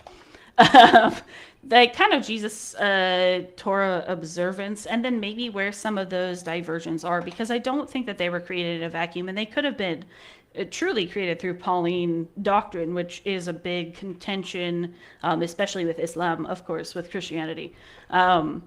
So if Pauline doctrine was the big kind of contention between Jesus' adherence to the Torah and kind of the creation of Christianity, there may be an argument there, but I think that there's certainly people who have broached that are much, much, much more intelligent and well studied than I am. Yeah, I think the other problem too is like there's so many passages in the Old Testament that just tell you that the Messiah is going to keep the Levitical priesthood intact, and they're going to give like actual Levitical offerings. That even if you believe that Jesus somehow agreed with Paul, it would just put Jesus into the heretic camp as well. If Jesus was a heretic, that's not a great. It's not a great image for the rest of the world. I mean, yeah, if you add to or subtract from the law of Moses, according to Deuteronomy 4:2, right, that would make you a sinner. And so if Jesus added to or subtracted from the law of Moses, he would be a sinner. I honestly could talk to you guys for days, and it's weird. It's on YouTube in front of a couple thousand people, but I actually don't know how many people are here. I haven't checked I think in a there while. are like 1,400 that were watching it. 600 oh, man, why am on I even the asking? YouTube. Yeah, I knocked them out there. Like, I'll see you later. No, we've got 600 on the main channel, and let me see on the DZ Debates channel. We've got, because I'm on 3 channels right now. Yeah, we got 1,400 on the other. So we got about 2,000 on YouTube and like 500, 550 on TikTok. Hey, my calculation was correct. That's pretty good. Good at estimates. I had 2 other things. I'm not gonna keep going because I don't want to take anybody else's time either. But I do appreciate the conversation. I did want to ask you guys just in the future, one for a framework of the question, because I do think it's a more interesting question. I think I brought this up once, but it wasn't a great context. So I'll be fair and say it here. I do think that a better question is a better statement is, instead of your God is imaginary, maybe talking about what worldview has a better moral framework for understanding reality. I don't care. Because I think that I think that a moral framework, because we can't actually state whether or not God exists or doesn't, because we actually can't prove it. It's just a non. I can prove that the Christian God's not real. We can do this all night. It's not even hard. Right, but it's really not proving whether or not a God is real, or whether or not my God is real, or whether. Well, that wasn't my goal. My goal wasn't to disprove somebody else's God. My goal is to disprove your God. That's why it says your God is imaginary. I read it. I promise I can. My claim is not all gods are imaginary, although I think I can make that argument, but that's not my claim. Right, but it's not a defensible argument at the end of the day. I actually think it is. There is no way to prove or disprove that a God does or does not exist. I disagree. Yahweh. That's fine. Doesn't exist. That's fine. I think it's nonsensical to make a claim that's unprovable. It depends on what kind of God you believe in. Do you believe in a God that actually created shit, or do you believe in like the Greek pantheon where they just are co-eternal with the universe? I think, I'll say it again, I think that the more interesting question, because I don't think whether or not God exists is provable or unprovable. I don't think that you could but your God make is it a defensible. No, I'm not even making that claim. But whether or not your God exists is provable. So which means your moral framework in Christianity is useless to me. I'm actually not making that claim, though. My claim is that there is no way to prove or disprove that a God or any God does or does not exist. Could you, for example, let's pretend we're not talking about Yahweh. Do you think we could prove that Zeus doesn't exist? Sure. Okay, we could do the same thing with Yahweh. But you could also not prove it. I think that there is a line that I think anybody who's rational could agree with, that there is no proof of a yes or no certain statement that a God does or does not exist. Any God, regardless. No one said a damn thing about proof. I have no idea why you put that on us. So I'm not even. I think you're misunderstanding. Having an argument or having a belief is not about whether or not you can prove anything, like whether or not you can like firmly demonstrate it. It's whether or not your belief is warranted based on the evidence available. And the evidence that we have available would suggest that nothing created this mess. Like the universe is eternal. It's always existed. It always will exist. Our solar system's not going to exist in a couple billion years. We're going to collide with another solar system. And then maybe in another trillion years, we'll collide with another solar system. Like there's nothing in here that points to a God. Nothing. Yeah, there's nothing that doesn't. No, literally nothing points to a God. Nothing doesn't point to a God if we're talking Give me about one this, thing that like, points to a God. The building that you're sitting in requires a builder, the creator. The Did creation God build requires a this creator. building? Creation requires a creator. There's no creation. But is it? It's eternal. Yeah. It's just So nature. you believe in an eternal. So you still believe in an eternal. This is silly. You're providing God's like attributes to an eternal I'm not. nothingness. I'm not No, 'cause applying the God's universe isn't- attributes. I'm just So saying where this did it stuff. come from? It didn't come from anywhere. It's eternal. So it's infinite regress. Yeah. So where did it come from? It didn't. If it's eternal, it So doesn't you come from believe anywhere. that it came from nothing. Therefore, you have a faith Wrong system again. that nothing came from nothing. No, I don't believe that. There was never nothing. You can't. Listen, I know you infinite read this regress. in like Frank Turek's I Don't Have Enough Faith to Be an Atheist book, but these aren't good gotchas. Did If you not. think that the universe is eternal, it didn't come from anywhere and it didn't come from nothing. It's always existed. That'd be the same as me asking where'd your God come from. You'd say we didn't come from another. Anyway, he didn't come from anywhere. He's always existed. It's the same Right, so we have claim, the same except argument. the difference is we know the universe exists. We have no data for your God existing, and we have no reason to believe that the universe didn't exist. We have no data points to suggest that our universe was once absolutely nothing. So we still believe in the same thing. No, not You even believe remotely that there's true. the infinite. I believe there's the the universe- infinite. No, I mind. believe. You I don't there's believe in the nothing. infinite. I believe that time doesn't have a beginning. So you still And believe also, in the infinite. The No, universe I is don't. not all-knowing or all-powerful or having any of the omni-qualities. Just because something doesn't have a beginning or an end, it doesn't mean that it is God. That's not how that No, works. I didn't even say that it was. You just have to believe that that's true. No, I don't. All the Well, I bet evidence you we do. have Lots- points towards that. What evidence? You- What evidence could we possibly point to suggest that the universe once didn't exist? Well, where did it come from? It didn't come from anywhere. If you can't get Correct. something You from have nothing, no and we have evidence. something, then But well, you we have do. no evidence. Do you want to hear the evidence? You didn't even ask for it yet. Sure. What's the evidence that the universe came from nothing and is Okay, infinite? we'll start with your Came from argument, nothing. which is No, I that asked if for you yours. if you can't get something from nothing and we have something, then it's logically entailed that there was never nothing. So we have no reason to believe that there was never nothing just on logic alone. That being said, if matter and energy can't be created nor destroyed, then science agrees with us that there's always been something. Fundamental particles have always existed. There's always been something. And the latest DESI data shows us that the universe is possibly going to regress and collapse back in on itself eventually. And we're probably going to have another big bang. We've probably been in an infinite cycle of endless bangs and crunches for all of eternity. So it comes from nothing and goes to nothing.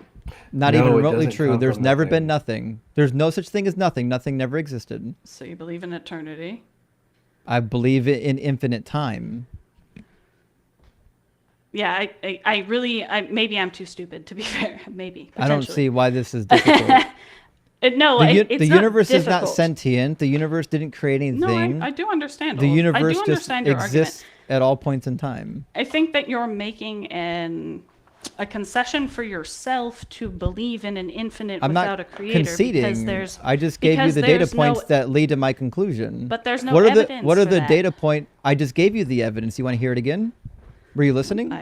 I swear I'm not that What dumb. What were the points that I covered? We were pretty polite. What were the data points that I covered that led to my conclusion? That scientifically we can see that the universe may be collapsing and we may be running back into another collapse that restarts the universe again. And what I don't say see before how that? that's evidence. What I say before that?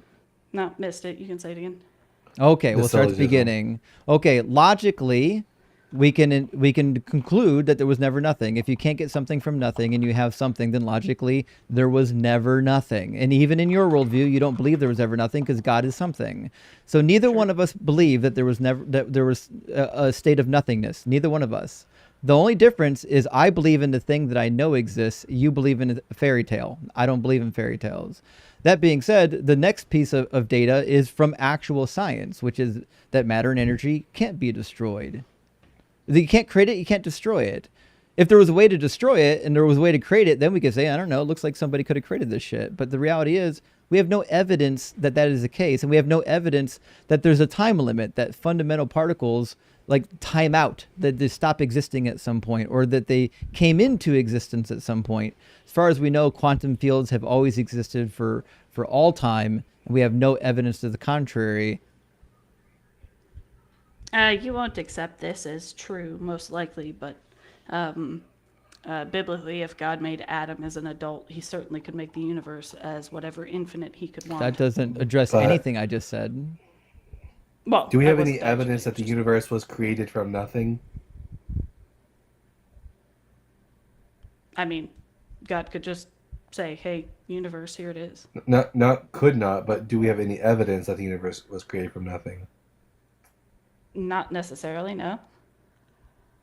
Do we have any Yeah. evidence it was created from nothing? Just positing like my imaginary friend who's all powerful because I said so doesn't fix the problem. We need evidence that would suggest that your imaginary friend did the thing you're positing. Just to be clear, just so we can make sure that she's tracking with the conversation. Do me and Justin believe the universe came from nothing? No, you believe it's infinite. Okay, just making sure. No, that feels a little... But you believe that it came from nothing. You believe that there was once no universe. No, I believe it came from an infinite God. God spoke it into existence. But what's the evidence that the universe once didn't exist? No, it certainly could have with God. No, what's the evidence? Could have. Right, but you don't have evidence either, realistically. I did. I actually just gave you 3 pieces right, of evidence, you and gave you didn't. the evidence you didn't that track. you believe is true. So sure, and I can believe things are true too. We have zero evidence that something could even come from nothing. The default position, therefore, is that the universe has always existed. That's just the default position until such a time as you can demonstrate that it could come from nothing. And even then, the Christian worldview wouldn't be that it came from nothing. We would still operate on a worldview that there's an infinite that exists. So we're still both believing in an infinite. It's just the designation of the infinite that we disagree on. Except for we have actually demonstrable evidence of nature existing. We don't have demonstrable evidence for supernature. So ours requires us believing in less things. You believe in the universe and God. We just believe in the universe. Less complicated. Yeah. Yeah, I think that probably there's another argument there that I don't.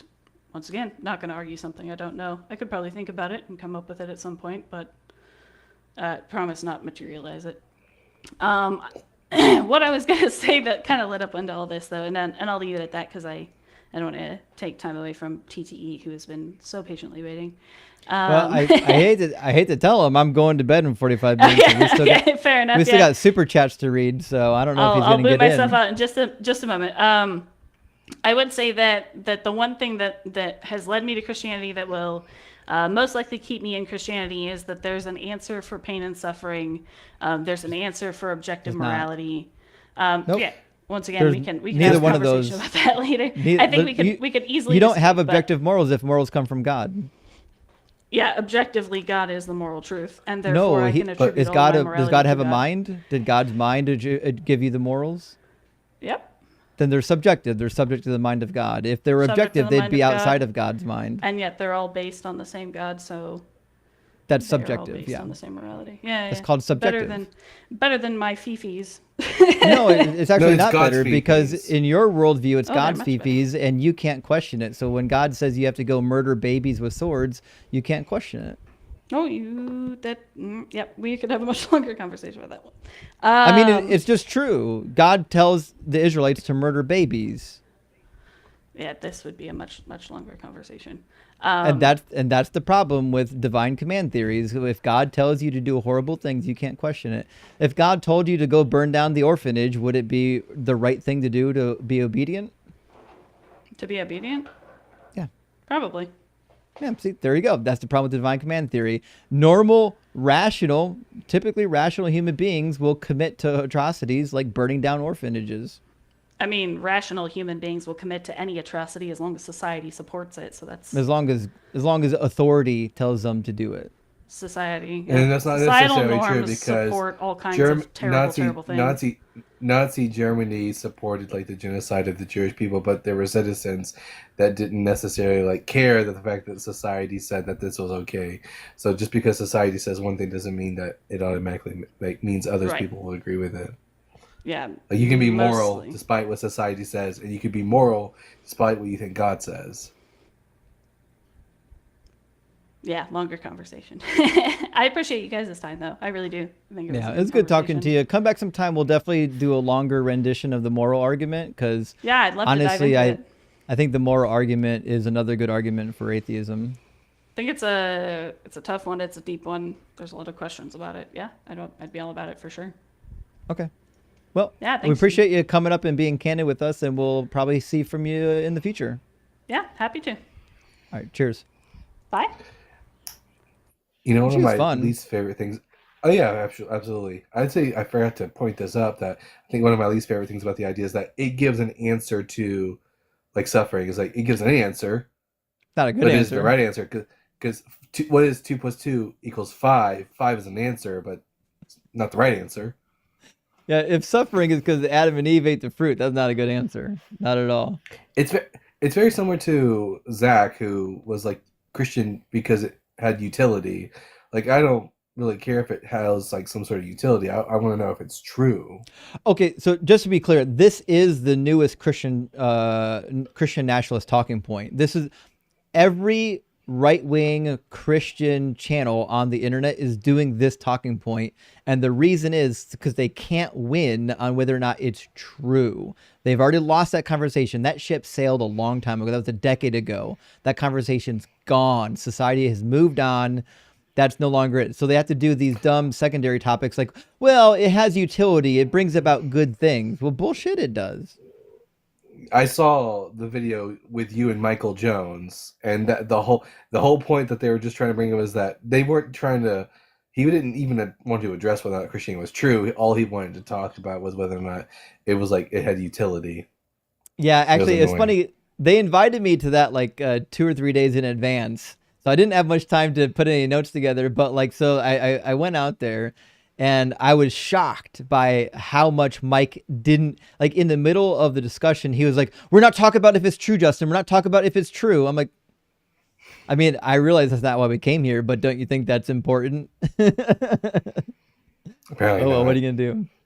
What are you gonna do? All right, guys, we're gonna read some super chats. I'm sorry we had a lot that got unread because we had some long discussions. So I apologize. We got a bunch of super chats. They're fun though, guys. Our community has bangers for supers. So hopefully we get some. I'm sure we'll have some good entertainment in here. Adam says Jesus Warrior is straight out of Babylon. That's good.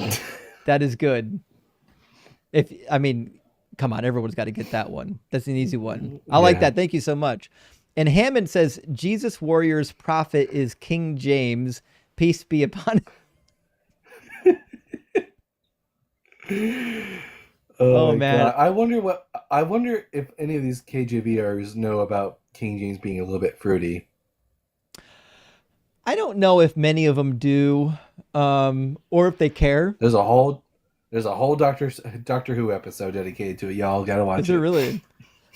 Yeah, they meet King James in one episode, and he's super obsessed with catching witches, but also he's kind of on the fruity side, and we love him for it. We absolutely do. Luke, thank you for the $5 super chat. Says Jesus Warrior thinks he's cooking, but it's just a gas leak. That's crazy. That's good. That's good, Luke. I appreciate that.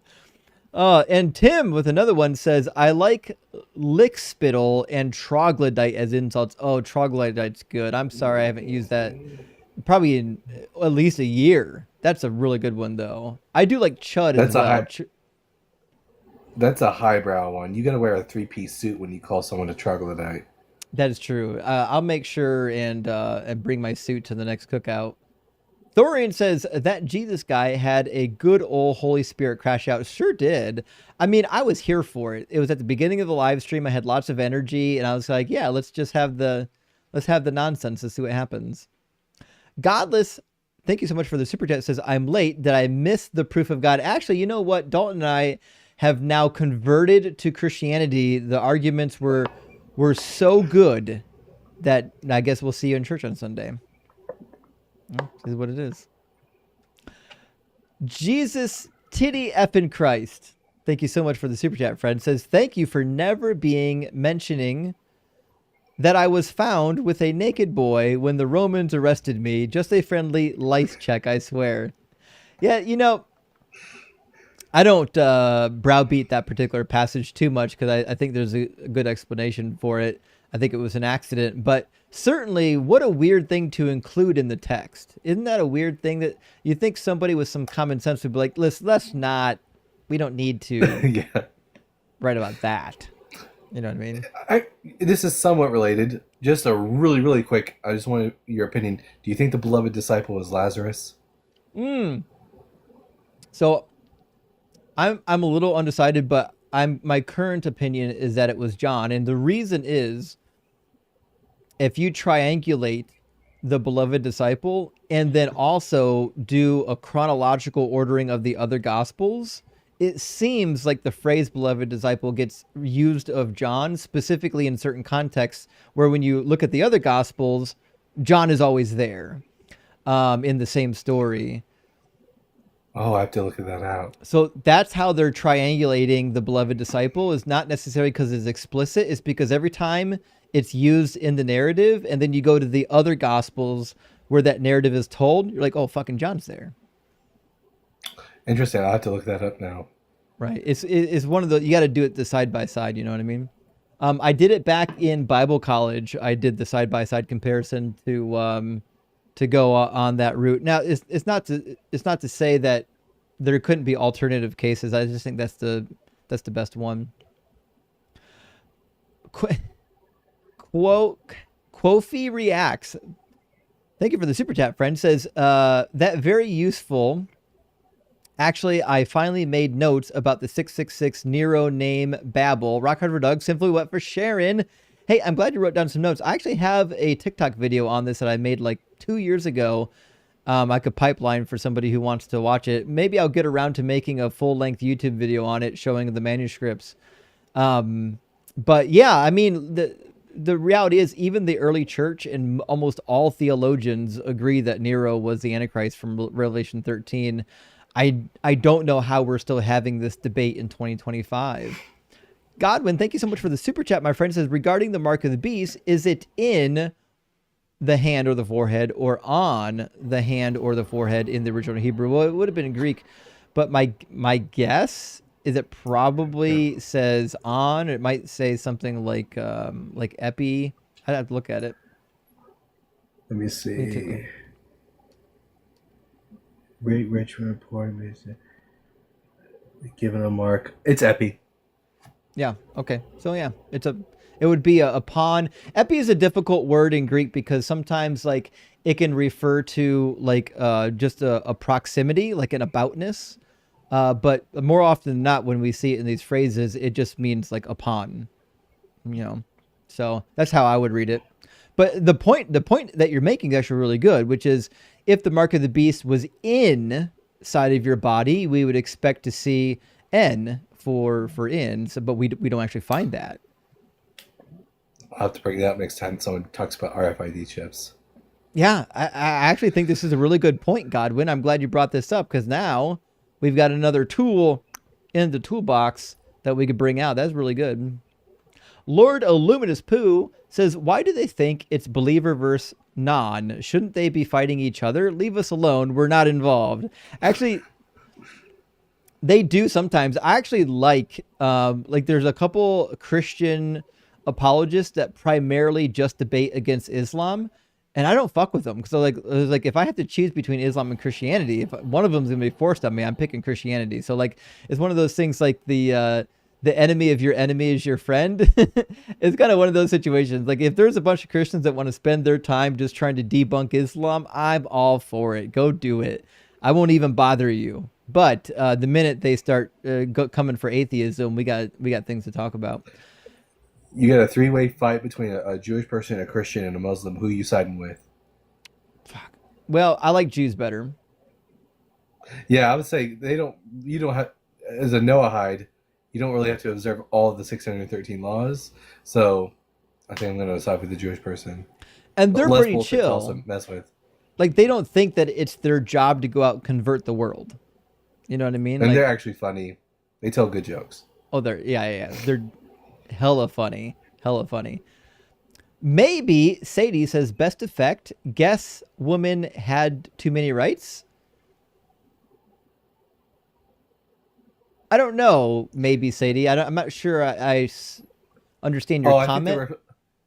So the one guy, Zach, says that Christianity had the best effect on society, and like they're saying, I guess women had too many rights, which is why because Christianity took away rights from women. Oh, it certainly did. Oh, yeah, that's a fair point. Yeah, I mean, it's not like they had that many rights to begin with. What are you going to take away? Rock hard for Doug. They'll say Viking women had more rights than Christian women, so when the Norse people converted to Christianity, women probably lost a lot of rights there. Yeah. Oh, yeah, for sure. Rock hard for Doug, my friend. Thank you for the additional super chat. Says, how can someone with a straight face say Christianity is good for the world on flipping Columbus Day of all days? Oh, good point. Should wrap that up.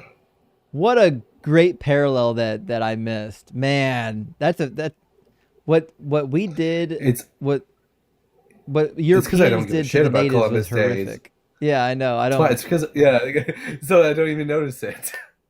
I was busy thinking about Thanksgiving, Canadian Thanksgiving Day.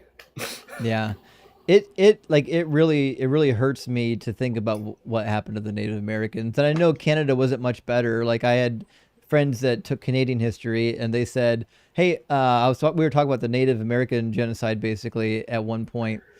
And he's like, all those Indians, we were still calling him, this is back in early 2000s. So all the Indians that you guys sent up to Canada, you know what we did with them? I was like, I don't know what you did with them. Like we killed them on the way in. I was like, oh, fuck, really? Oh, no.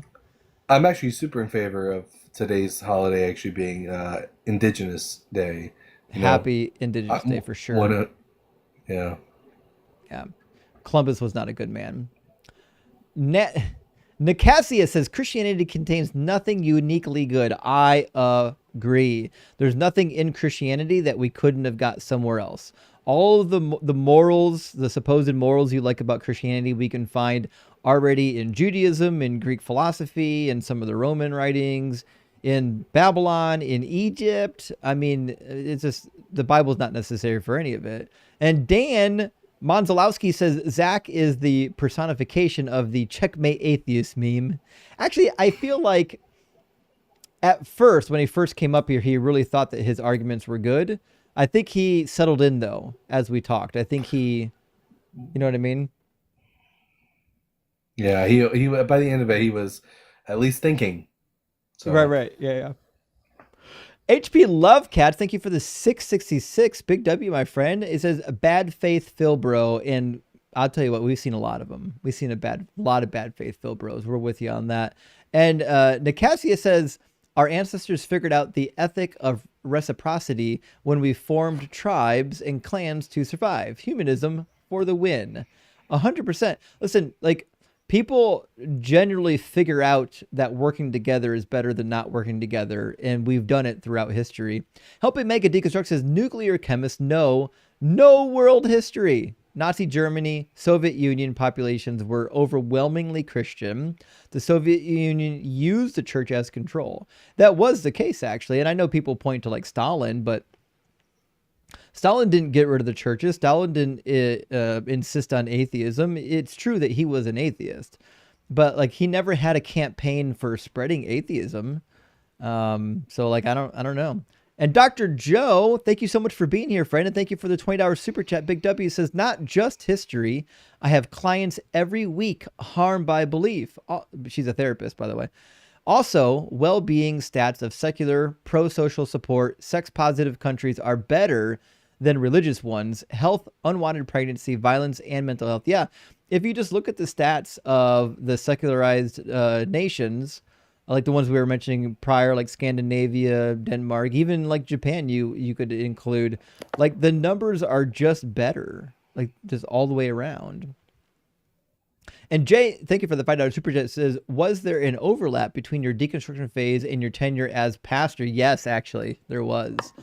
I still remember the last sermon I ever preached, even though at that point I would have probably claimed to be an agnostic Christian. But the last sermon I ever preached, I was already out of ministry, and somebody called me and they just wanted to fill in. I was like, yeah, I can fill in. And it had been a while since I preached before, and I was kind of at the tail end of my deconstruction. And I remember sitting down with the Bible thinking, like, I don't know what I'm going to preach on because I don't think half of this shit's true. I'm like, I got to come up with something. Like, there's got to be. So I did. I put together a great sermon. It turned out really well. The audience really loved it.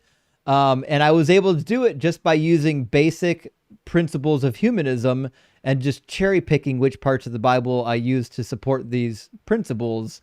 Because you can do that. You can cherry pick parts of the Bible and put together a lovely sermon on, loving your neighbor, treating people right, things like that, that will really make people think and have them be convicted. So, yeah, but after I delivered that sermon, I said to myself, that was so painful to do, because I'm basically a pure lying at this point, that that moment I was like, I knew I was no longer a Christian. That was when I knew I was done, for sure. So, John Hunter, thank you for the super chat, my friend. Says, Zach, days get rid of Christianity when you get violent. Oh, sorry, Zach Days says, I didn't mean Zach says, get rid of Christianity and you get violent revolution. So you guys were wrong with that whole 1776 thing. yeah, I'd say that's basically what he was suggesting. I think he wasn't thinking too well about history. I don't think Zach is familiar with history, to be honest, but he was nice to us at least. Burns I View, thank you for the $10 super chat. It says, ethics is objective because it's grounded in the facts of reality and the requirements of man's life as a rational being, not in feelings, authority, or social convention. So it depends on what you mean by objective. And I'm certainly familiar with Ian's argument for objective morality because acting a particular way, essentially acting illogically, is against your well-being, and you need well-being and freedom of decision-making capabilities and things like that in order to be an agent. And since we are agents, we have to have those things. I get the argument. I don't know if I'm convinced by it. I think like logically you can work that out, but still I think you still have the same problem, which if there is objective morality, we still can't agree on what it is. We still have to fight each other out and saying, well, this is the objective truth, this is the objective morality, and this one's not. And we have to use our own subjective reasoning to get there. So while we probably could put together a logical syllogism that would end in objective morals, I just don't think it's beneficial to anybody other than to like browbeat a Christian that says atheists can't have objective morals. Like, it's fun to do it that way, right? But the reality is, from a functional standpoint, I don't think it gets us anywhere. Cool Will says, how can so many people be wrong? Well, Earth was flat, right? Yeah, Earth was flat. Slavery was chill. Like the ancient Mesopotamians were cutting off noses of slaves as punishment. They just, boop, nose gone. I mean, people believed all kinds of horrific shit in the past, and it was no one batted an eye at it until, times are changing. Zach, take philosophy before using philosophy. Helping Mega deconstruct, that was what confused me, is he started with a philosophical argument and then out of nowhere was like, I can't define objective. What? You started with the philosophical argument. You don't know what objective and subjective means? I am baffled. Yeah. If you're a Christian out there listening right now and you went into the whole philosophy thing, you need to be able to talk about your positions using lay people terminology as well. I agree. I do my best to never engage in highfalutin, snooty language. That's just a rule that I think is wise. Burns says metaphysically, reality exists independent of consciousness. I would agree with that. Epistemologically, knowledge is based on reason in accordance with reality. I agree. Yeah. I believe knowledge is gained by observing what we call the reality. I don't disagree with that at all, Burns. And Design, good to see you tonight, says Christians, slavery is objectively wrong. Christian nation's constitution. So here's the circumstances where slavery is okay. Yeah, as crazy that the so-called Christian nation, the new Israel, right? The new Israel quite often is said to be America, but we couldn't figure out the slavery thing with our objective morals. Cyber was pointing out in the comments earlier that it was during the French Revolution, secularists had abolished slavery before America did. Oh yeah, for sure. Saint Brush, good to see you, my friend. Thank you for the 666. Says what? I actually have to explain what I mean. Guess I'm just a dictionary. I mean, that's basically his claim. He fell apart on the easiest part of the argument too. I wasn't asking him to define anything difficult.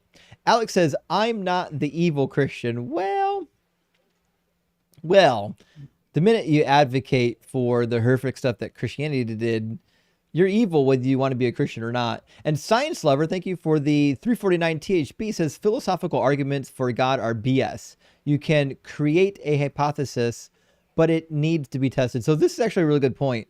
When I first started streaming, this was the argument that I used to make on like this whole nonsense of like proving stuff through necessary existence. I went the hard engineering route of no. You can't say that something's true until you actually have positive evidence for it. And of course, Christians have nothing after that. Now, I still believe that is the case. Like in order to believe that something is true, you should have some kind of evidence that it's true, not just a feeling or a belief. But I think as I've gotten more into the debate scene, I'm willing to defend the harder positions, really just out of fun. Yeah, because the Christianity they don't have any answers, guys. Dwayne Hinton, good to see you again. Thank you for the 616. Says, I didn't write down New Testament options when I asked about translations the other day. What is the New Testament version that is best translated that y'all recommend? So this is a difficult question. For the New Testament, I still love the NRSV. For a long time, for the Old Testament, my preference was, in fact, the NASB 1995. And the reason why I used to like that one just for the Hebrew Bible was because they were really, like, they tried to be a little literal and wooden with the translation, even if it lost readability, if it was something that they felt needed some accuracy. I would suggest the Message Bible. Oh, well, good to know. We're gonna have to cut you now, Dalton. We're gonna block you from the channel, and we'll probably never hear from you again. I'm gonna be calling AXP in the line to make sure you can't get on now. Blacklisted. You've now been blacklisted. You're canceled. You are canceled. The Message is the worst abomination to all Bibles ever created. You still haven't read the OJB yet. I still. You're right. I haven't. Yeah. Yeah. I gotta get on actually, that. do you have the Bible app? Like it's on there.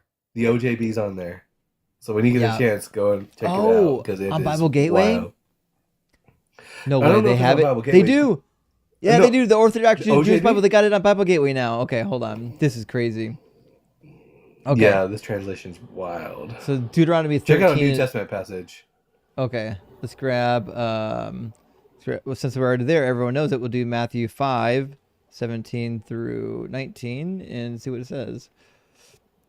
Do not think that I came to abolish the Torah or the Nevi'im. I did not come to abolish, but to complete. That's a weird. Why would they just include those two Hebrew words? For Omian. Omain. Yeah. Just wait. Truly I say to you, until Shomayim and Haaretz pass away. Not one yod, not one tag. Or I like the ornamental flourish a parenthetical quote. Will pass away from the Torah until everything is accomplished. Therefore, whoever annuls one of the least of these mitzvot, what are they doing? Given by Hashem. Hashem's not in this part of the Hebrew Bible. It's capitalized. Obviously to protect it. I mean, the divine name, but still, like, what's the point of having an? It's not a Jewish Bible. It's a Christian Bible. It's targeted towards Orthodox Jewish audiences in order to convert them. To Moshe Rabbeinu, Christians don't call Moses Moshe Rabbeinu. No, that's crazy. That's why the Hebrew. That's why this isn't. This isn't really Hebrew. This is most of it's like Yiddish. Let's say this is like a bastardization of Hebrew.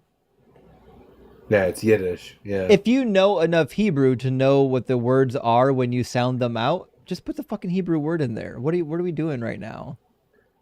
So I told you it's worse than the Message. This is terrible. This is awful. I'm personally offended. Yeah. P.Al., thank you so much for the $5 super. I can't believe this thing exists. Now I want a paper copy just to read it and make fun of it. P.Al. says, Zach's main argument is a big fat fucking argument from consequences. Like, honestly, who gives a damn? Praise the bug. Doug, I agree. That's really what he was trying to do there, which is like it was the contingency argument, but like he didn't finish it. And he pivoted away and then came back to it 20 minutes later.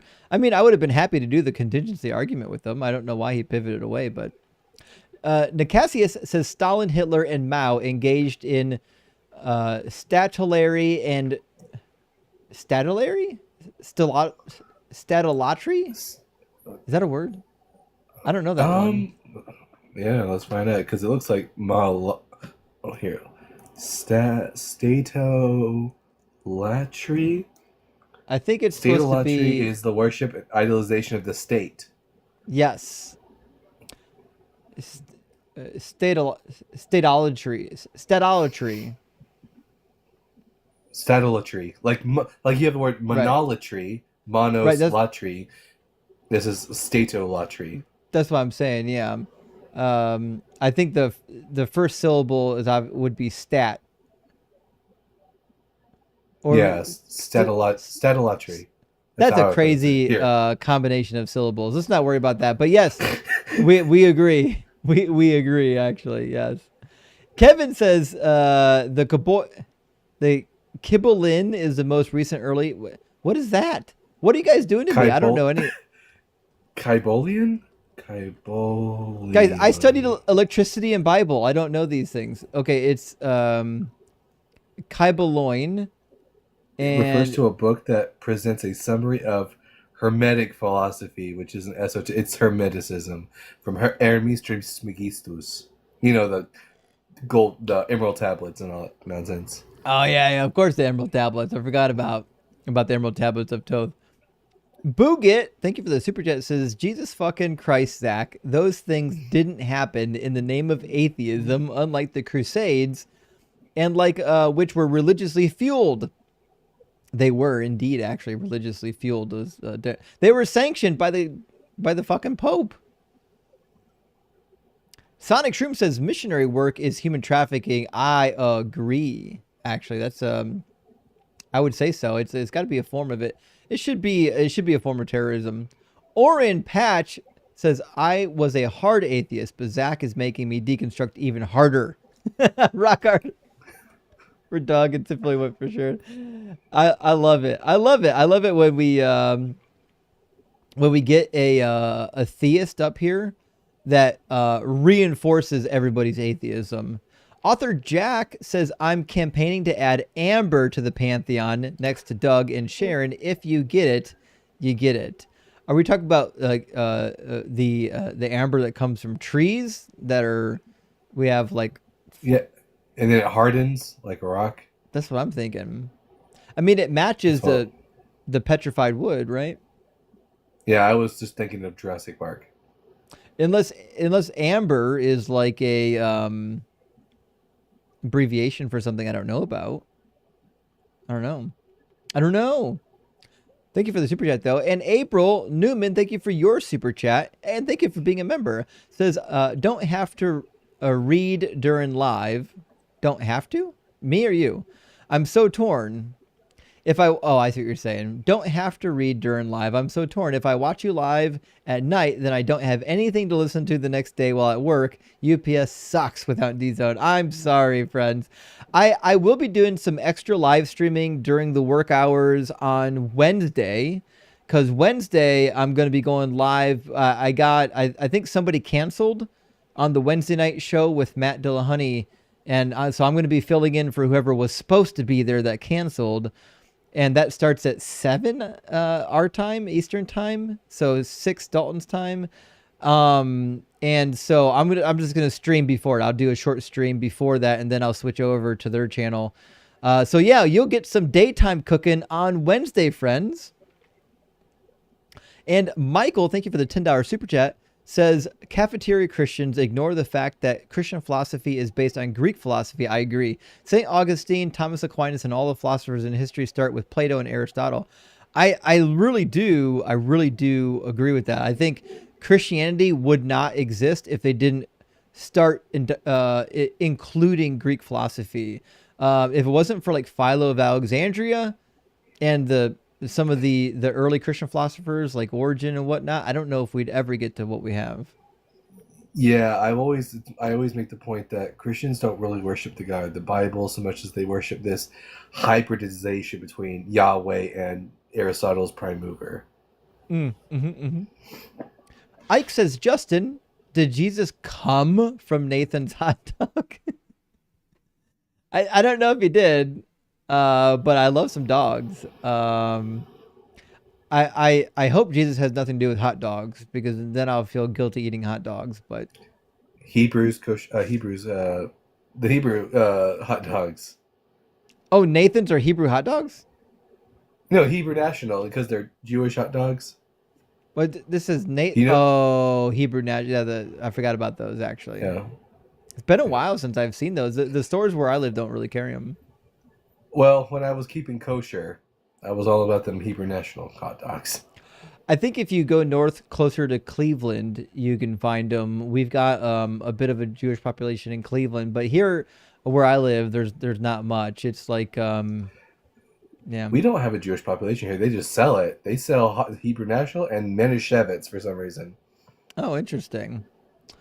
I'll have to check them out. I can't say I've ever actually had one, but so this question says, Justin, did Jesus come from Nathan's hot dogs? I don't know. There might be a joke in there, Ike, that I'm not catching, but thank you for the $10 super chat, friend. And thank you for being here and watching the channel. And Martin Papatera, thank you for the $10 super chat as well. Says, what does a Catholic, I'm going to love this. What does a Catholic priest and Acme have in common? They both come on a boy's face when he turns 18. Yeah. 13. That's 13. That's a classic. To be fair, probably under 13, maybe 12. I don't know. If I had to guess, I'd say the priests like them pre-pube. I'm just guessing. Chaos Engine, thank you so much for the $5 super chat. Great to see you, friend. Says, just wanted to let everyone know I started a business selling trampolines disguised as prayer mats. Not going to lie, profits have been going through the roof. Amazing joke. I appreciate that, Chaos. Good to hear from your friend. And Master Machadier is with us tonight. Good to see you, Master Machadier. Thank you for the $10 super chat. It says, Moses got tablets. We get stoned thanks to Doug. Get rock hard for Doug. The Holy Boulder. Book of Gravel 420. And Doug said, blessed are the baked, for they shall see the burning bush clearly. Indeed. Doug is pro burning bush, friends. Pro burning bush. By the way, Justin, I'm 57 subscribers away from hitting that 1,000 marker. Oh my gosh, that's right. Guys, Dalton needs 57 more followers on YouTube to get the 1,000 mark so he can get his channel monetized. While I'm reading the super chats, I need everybody here on TikTok, on YouTube. Go to Dalton's page. It's The Bible Guy Official The Bible Guy Official, and let's get him over 1,000. Let's do it. Let's do it tonight, friends. I'm honestly shocked how fast, within 2 weeks. It's insane. Buddy, we got you. We got you in this community. Room 9 Podcast says this is much better than watching the Bills game right now. I don't watch the Bills, but I can tell you it's better than watching the Browns. I'll become a Christian again when Bills win a Super Bowl. See you in hell, folks. Well, it might be a while. To be fair, it might be a long while, but let me know, if they make the playoffs, if you get a little bit nervous, we can talk you off that ledge. Tim Davidson, another super chat. Thank you, my friend, says, if you don't know, I'm psychotic. I have telepathic powers like ESPN Watch. The next caller won't have evidence for God. Actually, you proved it. You just proved it. You predicted that, and the next caller didn't have any evidence for God. You must be telepathic. I think I might be spiritual now, friend. And Design, thank you for the $10 super chat, says, to fantasize that the communists ditched religion to do all the raping and killing they wanted says a lot about some of the people toiling alongside us here in capitalism. Oh, you're at 988 now. Yeah, I know. I'm looking at it. I'm refreshing. Let's fucking go, guys. Let's go. Oh, wait, we got it. We got it. 1,000 subscribers. That's what I'm talking about. Hell yeah. We did Love that it. shit. You guys are awesome. Yeah. Love this community. Yeah, you're right, Design. It's funny how desperate they are to villainize atheism, and the reason why they have to do it is because they know in their past it's full of horrors, right? So they only villainize atheism because they have to have a deterrent. So don't look over here. Don't look at the man behind the curtain. Don't pay attention to this horrible shit. And Zet, thank you for the super chat. I think you probably sent this before you came up. It says 925 or something. I would love to try this out for my first time. Well, Zet, you did try this out for your first time. And you were fun to talk to, Zet. We appreciate you coming up. We really do. And Nick Trail, great to see you tonight. Thank you so much for the $20 super chat. Big W friend says, this is crazy. The last time was trying to send you a super chat. I had to really reach out to you so I can make the super chat. Had to shut off my app and my phone, and this is the way I could super chat you. Well, Nick, I don't know what's going on with your technology, but thank you so much. Doug bless you for your perseverance in supporting the channel. It really means the world to me that you support the channel while overcoming the technology to do so. Really appreciate that, friend. Big W. And he's a member. And there's another one from Nick. Thank you so much, Nick. Says, first Christian or one Christian. Hey, Jesus, do you believe in Christianity? Jesus replies with Christianity. I am Jewish. That's so true. Yeah. If you ask Jesus what religion he is, he'd say he's Jewish. Yeah. Jesus, the irony of it all is that Jesus would feel more comfortable in a modern day synagogue than he would in a modern day Catholic church. Yep. And Nick says that joke was for you, Dalton. Thank you. Helping Mega Deconstruct says, when they bring up Mao, bring up the Taiping Rebellion. I don't know about that. Where Jesus' brother tried conquering China. What? Second deadliest war in history. What? I don't even know about this. Now I'm learning, guys, I'm learning so much with these super chats here tonight.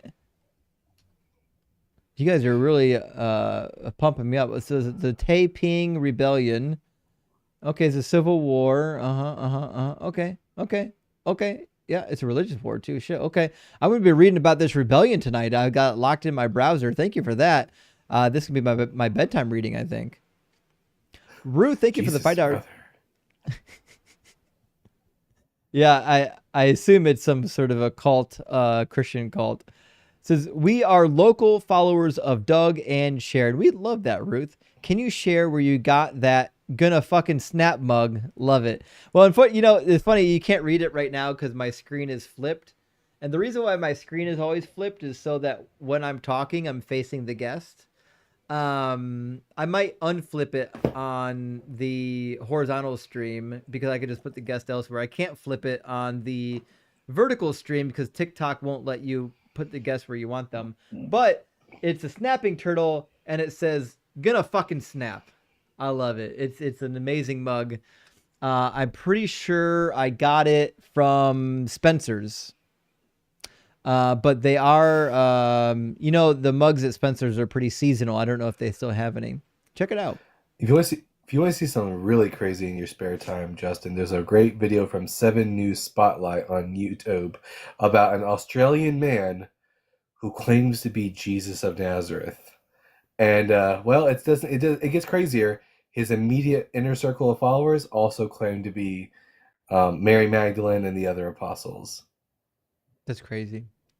People are crazy. There's actually somebody on TikTok that's doing that. Oh, really? They're insane, by the way. They're insane. Of course. I don't know. I haven't seen them in over a year, but yeah. TikTok's a wild place. We've talked to quite a few people that claim to be the Messiah from TikTok over the course of our live streams.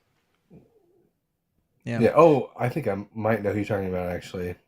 I think I've seen them before. Yeah.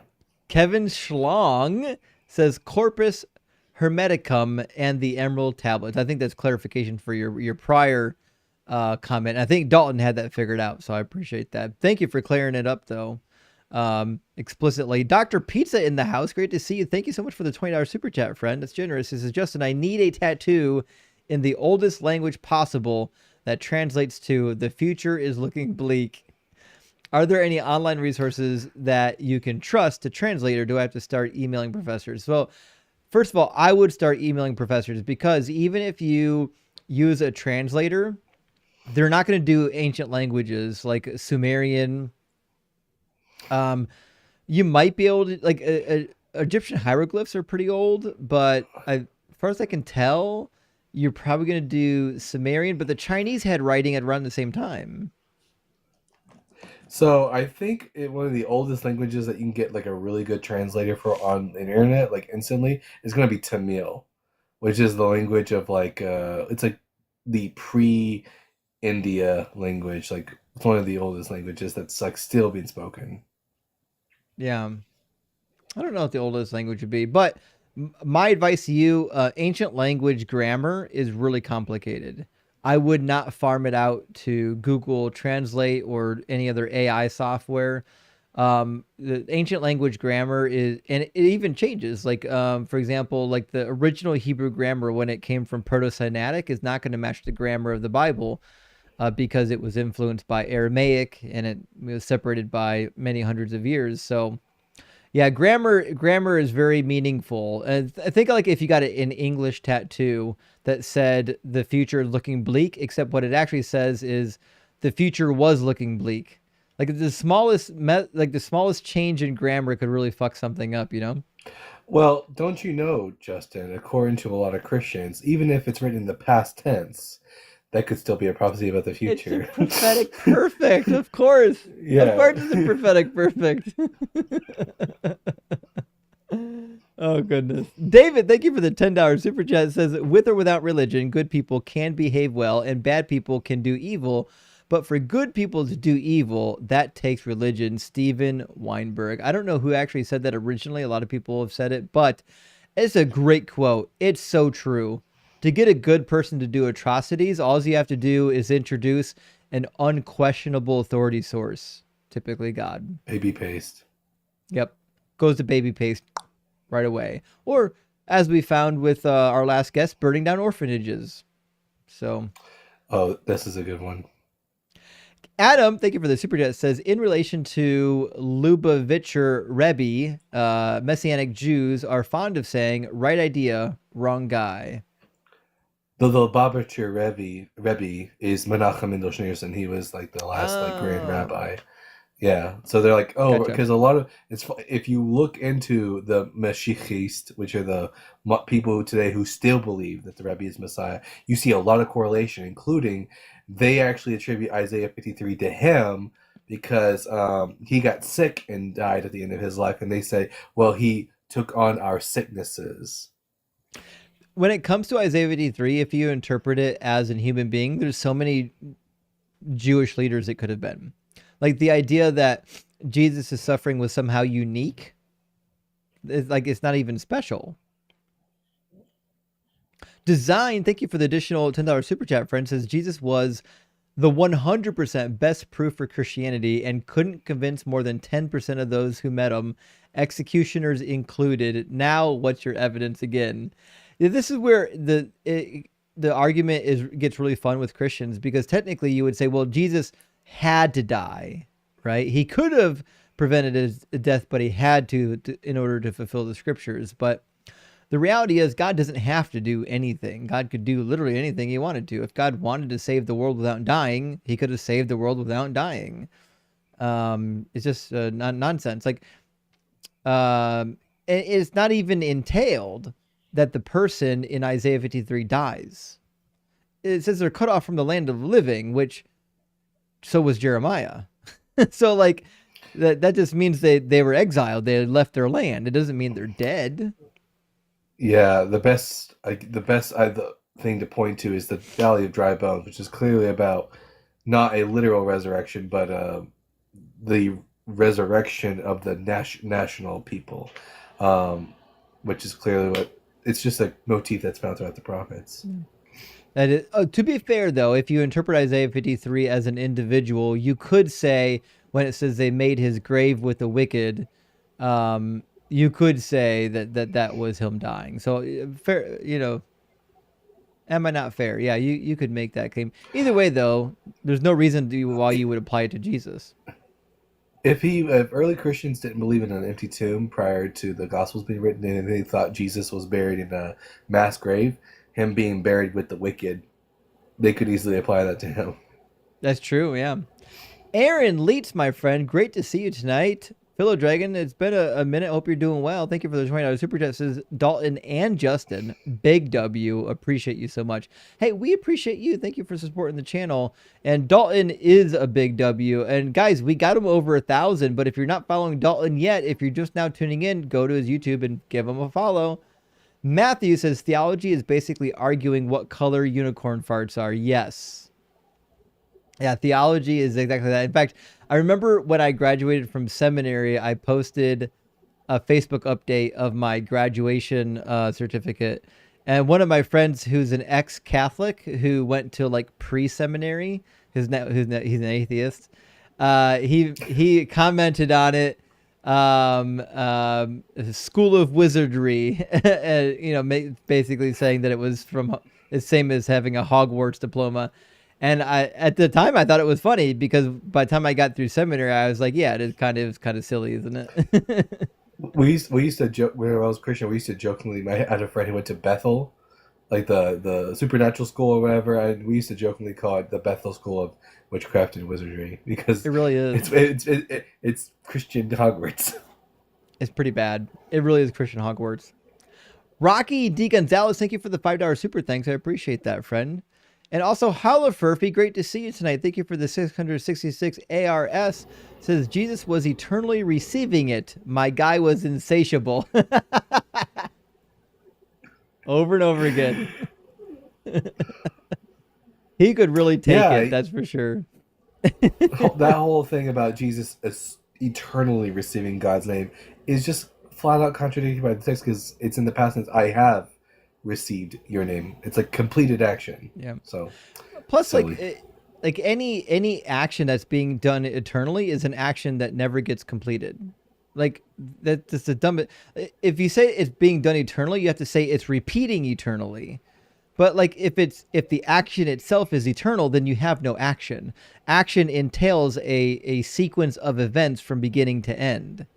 So eventually it ends, or else it never happened. The action didn't happen. Weird. That was a weird argument they brought up. Holler Furphy also sending out 20 DZ Debates gifted memberships. Thank you so much, Holler Furphy. That's huge. And I think by the end of the year, DZ Debates is going to have more members than Deconstruction Zone. I don't know. I mean, paying members, not following members, because one is 2 years old and one's 1 year old, or not even 1 year old. But man, the memberships are climbing fast on DZ Debates. Lukey Head says, off tonight shift. Happy cooking. Rock hard for Doug. Simply what for sharing. Well, Lukey, thank you for stopping in. Thank you for saying hi and for supporting the channel. And I hope you have a great shift. Dr. Pizza says, God is powerless against iron chariots and Thorazine. Well, we know he's powerless against iron chariots, and I'm pretty sure he's powerless against child sacrifice and also against yeast. This guy has a skin problem. He can't get anywhere near yeast or he breaks out. Or foreskins. That seems to be a definitely repellent. foreskins. Yeah. Do you think maybe there's a backstory here? Like maybe he ran into a bowl of yeast without having his foreskin snipped and it led to a really bad infection? You know, according to this is a really crazy, like, sort of related thing. Is that one of the I have to find this so I can show it to you. But one of the arguments that the rabbis make in the Talmud about that for why they believe that Adam was indeed circumcised was because, quote, Adam was made in God's image, and the implication being that apparently God is circumcised. Apparently. Wow. I'll have to find that. It's in Francesca's book, God and Anatomy. I'll have to find it and send you the reference. I'll have to get on that. Thanks for that. Former prophet Nathan says Justin cooked someone on Isaiah 53. Thank you, Justin. Just cooked somebody. You mean you did? Oh, hell yeah. I love that former prophet. Listen, I apologize. I never did put my notes together for Isaiah 53 in the cheat sheet. I don't know if there's a good way to do it, but when my book comes out, you'll have a full discourse on Isaiah 53. It's going to be long. It's going to be beefy. And I think you'll like it, friends. Hank says, Heathen Playlist. I'm in a Faith No More tribute band here in Oz. Hard rock for the rock hard. I do agree. Hard rock for the rock hard. So the new song that I need to know is called I'm in a Faith No More. This is a tribute band, so which means there's an original named the same thing. There's two of them, and I don't know about it. That's wild. Eric, thank you so much for the super chat. It says Jubilee hosting Fash and Medi killed it for me. I don't even know who that is. Who's Fash and Medi? No, maybe they're referring to when that reporter, I think his name is Mehdi, was debating against all the fascists. You remember that Jubilee video? Oh, I didn't see it. It was very recently. One guy, he pointed out that this one Christian nationalist was just a fascist. Mehdi Hassan, that's right. He's a reporter. He goes, well, you're just talking about fascism. And the guy just goes, yeah, I'm a fascist. I did see that clip. Yeah, I didn't watch the whole video. I just saw that clip. It was a crazy video. Yeah, that was like true colors on full display. That was scary. Yeah. He was a Catholic, wasn't he? Yeah. Yeah. A hardcore traditionalist. Probably a sedevacantist. It said women shouldn't even be allowed to vote.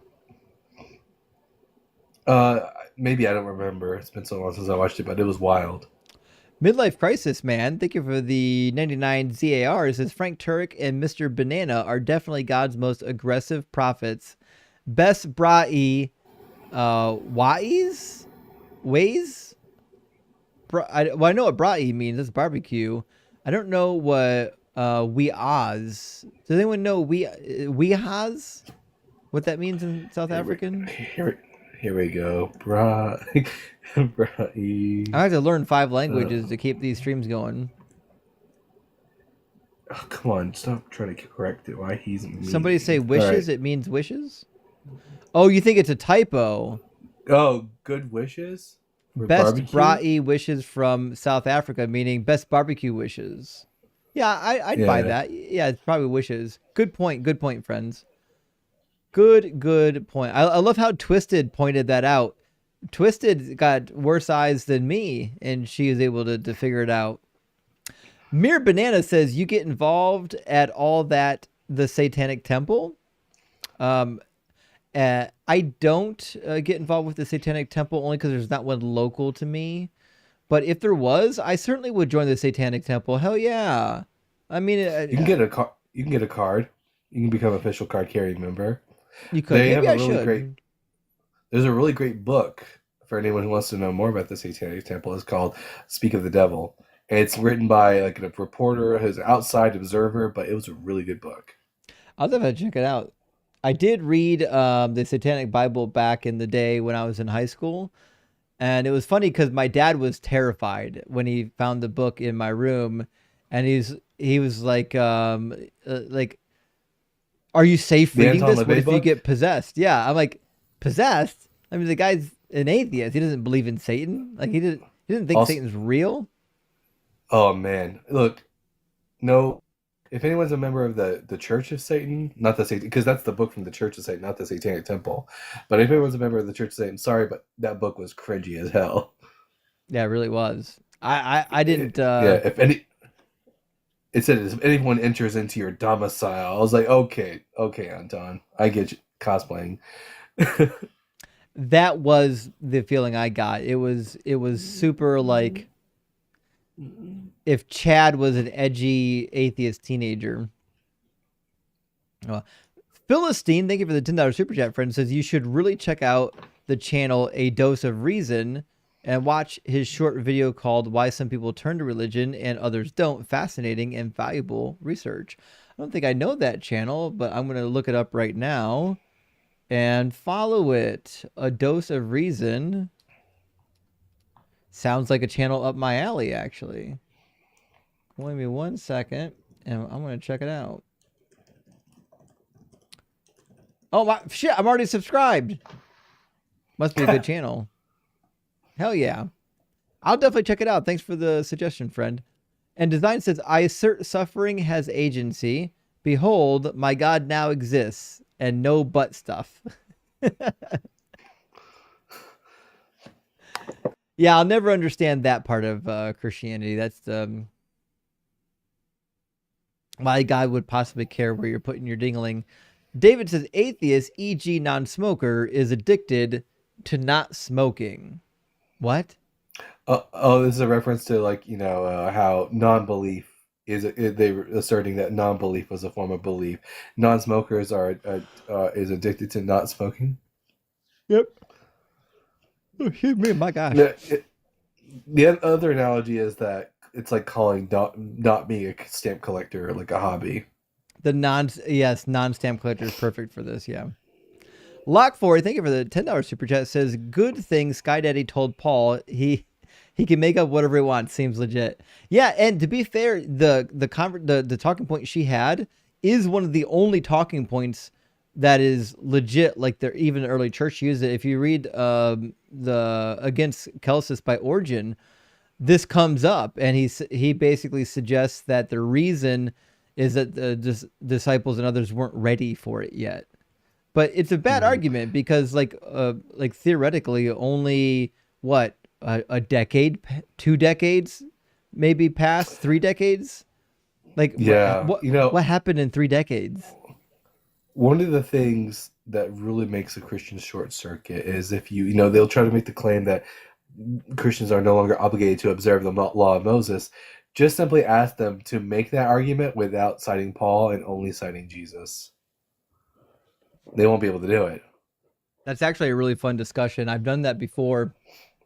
And at first, they're always really convinced that they can do it. And then you can feel their optimism fading as you're slowly working through the Bible with them. Prairie Palette, thank you for the $20 Connect Buck, says, if God is omnipotent, then he is able to prove himself to all humanity. No confusion.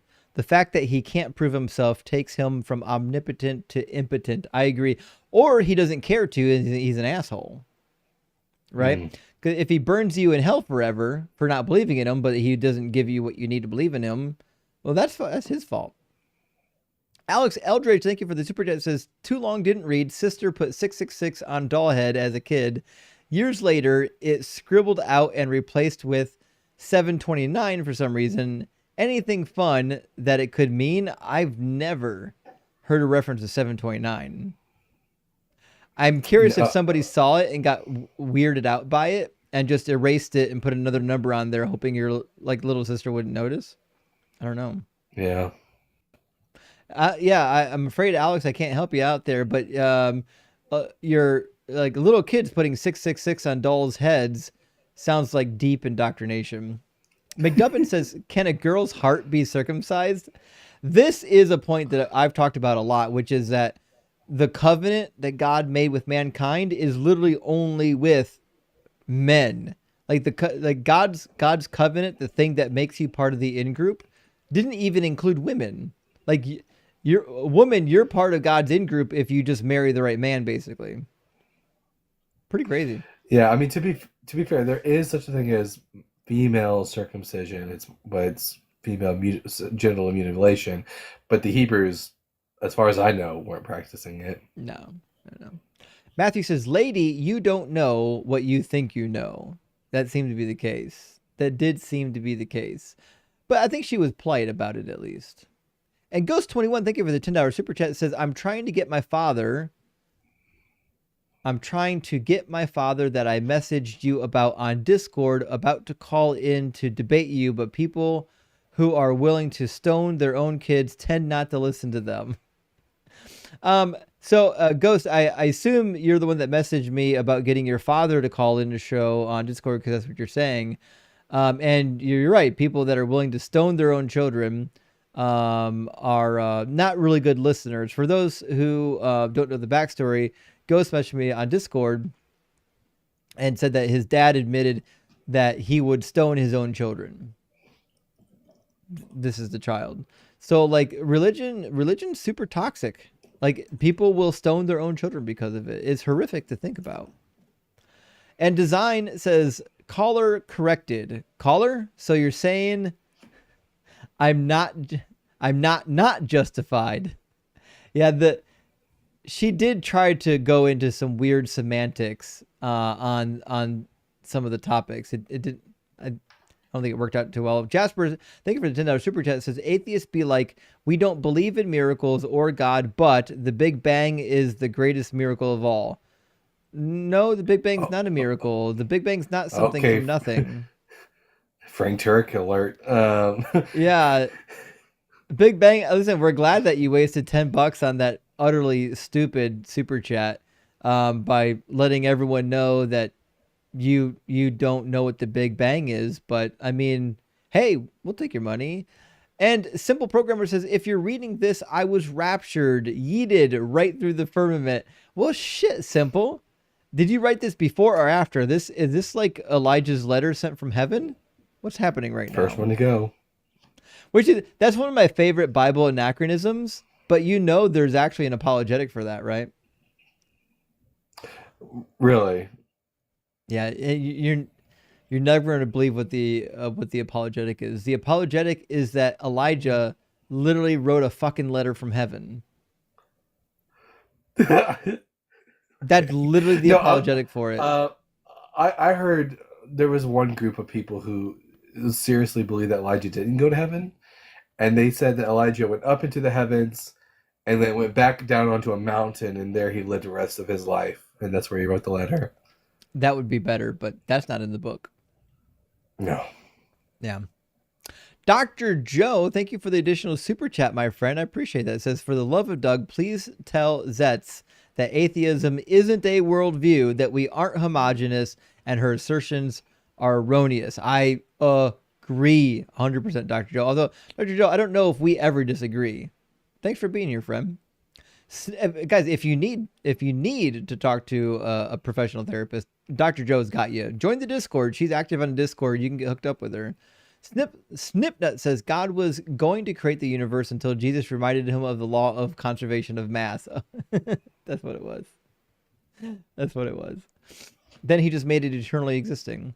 Jake, thank you so much for the 666. Good to see you, my friend. Says, Pivotations 5:12. Blessed are the quick to redirect, for they shall never be corrected. Yes. It's like what the Christians do in a lot of these discussions is like when you're trying to run away from an alligator, they say don't run in a straight line, or they say for bears too, don't run in a straight line, zigzag, because they can't turn really well. I mean, that's basically what Christians are doing. They're like, you can't hit the moving target if I just keep changing the topic. I think it's like a self-defense mechanism. EH says, is Dalton still living with his Christian parents? Oh, I hope not. For right now, actually, yeah. Well, I am. Yeah. So now that we are reaching that 1,000 subscribers and I can get monetized, hopefully we can change that. Let's hope we can. Let's hope we can. Prairie Palette, thank you for the $10. Canadian says, another battle won. Good work, Justin and DZ Debates. Keep it up.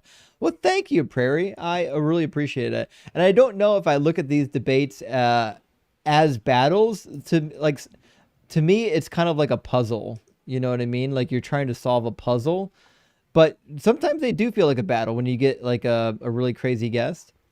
Design, thank you for the additional super chat, says W Justice for discovering that not being able to lie means you're no longer religious. I gotta read that a second time. Justice for discovering that not being able to lie means that you're no longer religious. Oh, yeah.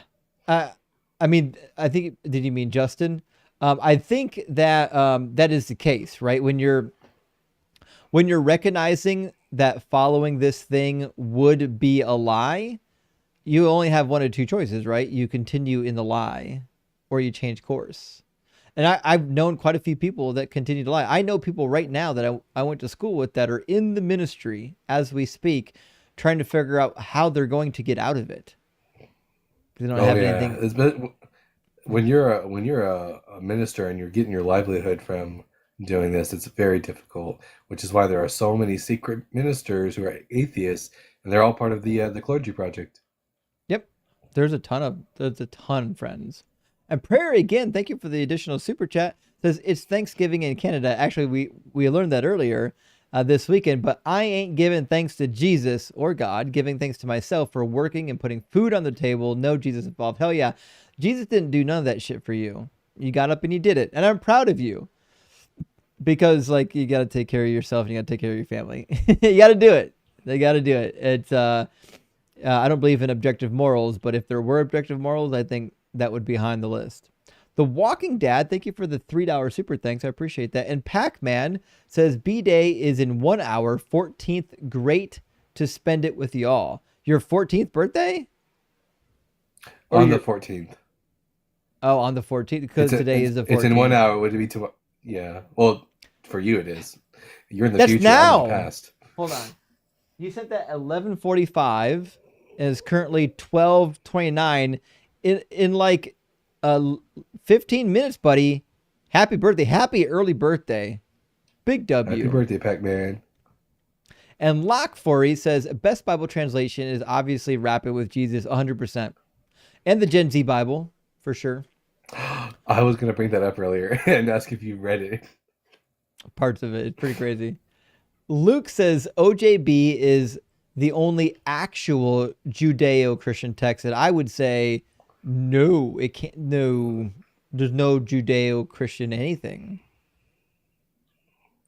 Also, if for anyone who's like, it's not the only like messianic Bible out there too. There's tons of messianic Bibles. The Tree of Life version, the complete Jewish Bible, which is another very misleading name.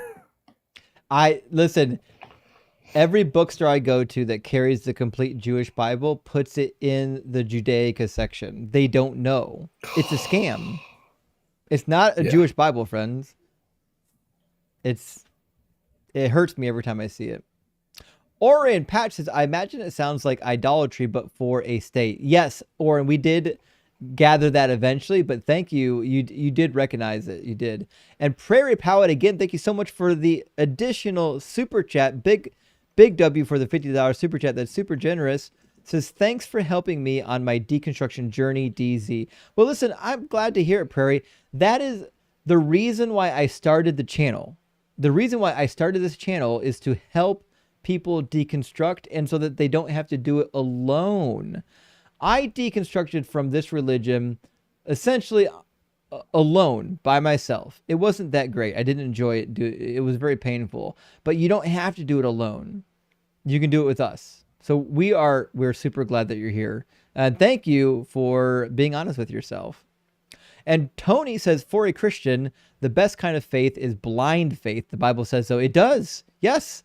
Yeah, the Bible wants you to have blind faith. Don't use logic. Don't use reasoning. Use blind faith. Blessed are those who see, who believe without having seen. Yeah. Indeed. And Graham, thank you for the super chat, says, I just bought the Kybalion. I will never pronounce that correctly. Kybalion?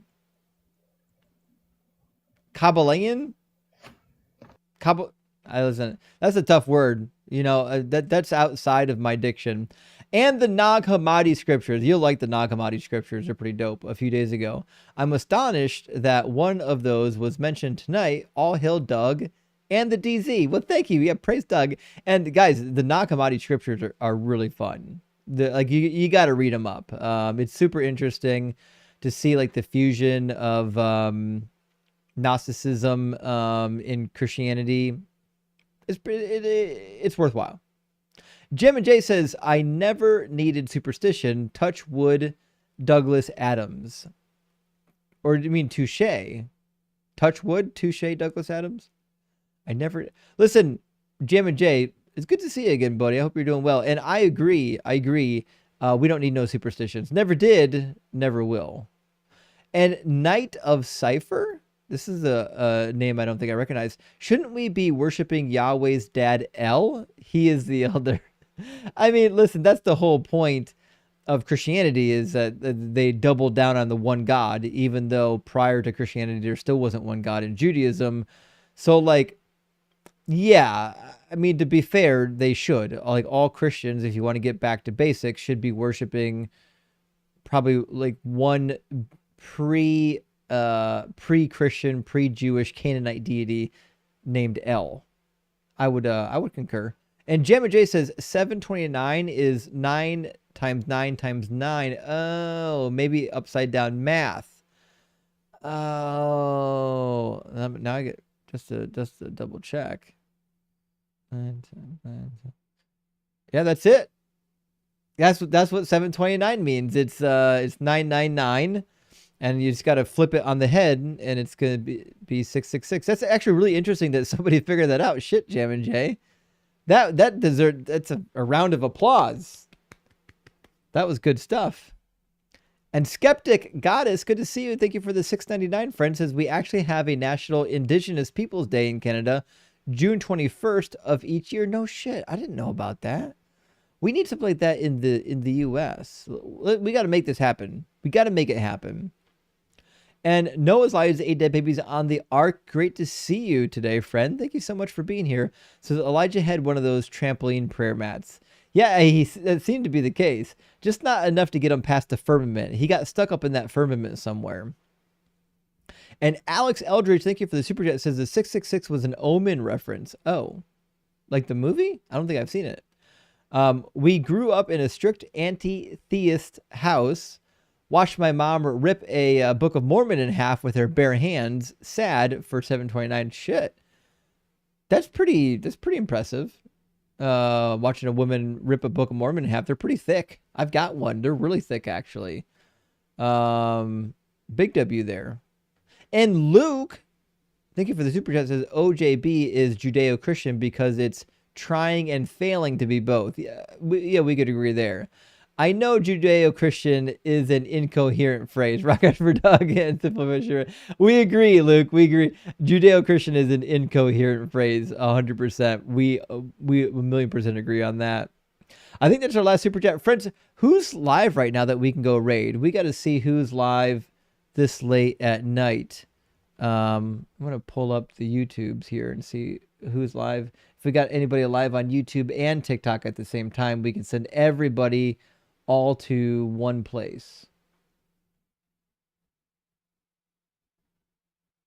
Well, shit, Breakfast Tacos is streaming right now. He's got a group debate going on Your God is Impossible. The cells of a human. Your God is Impossible. Let's talk about it. Are they debating right now? I didn't say they were the same. When I said it, I was referring to human cells. I thought. Fuck, they are debating. All right. Friends, I'm going to put my friend Taco on the screen. Let's go raid Taco. Taco has some pretty chill discussions. They're not really all that amped up. They're usually pretty laid back, but it's breakfast. I'm sorry, breakfast. Sorry, fuck me. Breakfast Tacos. There we go. Breakfast Tacos on YouTube. He's got 3.7 thousand followers. I see 39 people watching. There's no reason why we can't get this thing up over 100, friends. Let's go raid Breakfast Tacos. And who's live on TikTok that we can raid? Someone's got to be live on TikTok. Someone got to be live. Joel, Mezzo, Thinkers Live? Fuck yeah. We got 379 people here. We need 379 people in Thinkers live stream. Thinker is amazing. I love Thinker. Yes, let's go raid Thinker. Tell them Dalton and Justin and Doug sent you. And I'll pop over there in just a minute and say hi myself. Her stream probably just started not that long ago. But yeah, let's go raid Thinker. Big W. Great suggestion. Dalton, thank you so much for joining me, friend. And I think we passed our 1,000. Like, heartily. I think his equipment froze. Did we lose Dalton? Shit. Oh, well. Well, thanks for being here, buddy. Guys, thank you so much for being here. Thank you for all the super chats. Thank you for all the support. I really appreciate it. We got another one coming in right now, actually, before we cut. Prairie Palette, again, thank you so much. Says, what happened to people who were born before Christianity even started? Are they all doomed to hell? No fault of their own. Is that unconditional love? This is a good question. This is one of the questions that I used to ask as well, which is namely, if God could allow people into heaven prior to Jesus being born, that means Jesus never had to die in the first place. Now, Christians would just say, well, Jesus' death was retroactive. Well, I mean, if that's the case, like, it's so silly. Like what a weird thing that, like, he wouldn't tell you about it. You can do all these sins. It's okay because one day I'll kill my son and you'll be forgiven. Like, it's just a nonsensical view. You know what I mean, Prairie? But most Christians would likely conclude that that it's not retroactive. They would just say that God had a different system. He would allow you based on works and not on grace, right? That's really what the Bible teaches. But if he could let you in without Jesus, then he could let you in without Jesus at any time period. He's in control, you know? All right, friends, I love you. We'll see you again soon. We'll see you on Wednesday.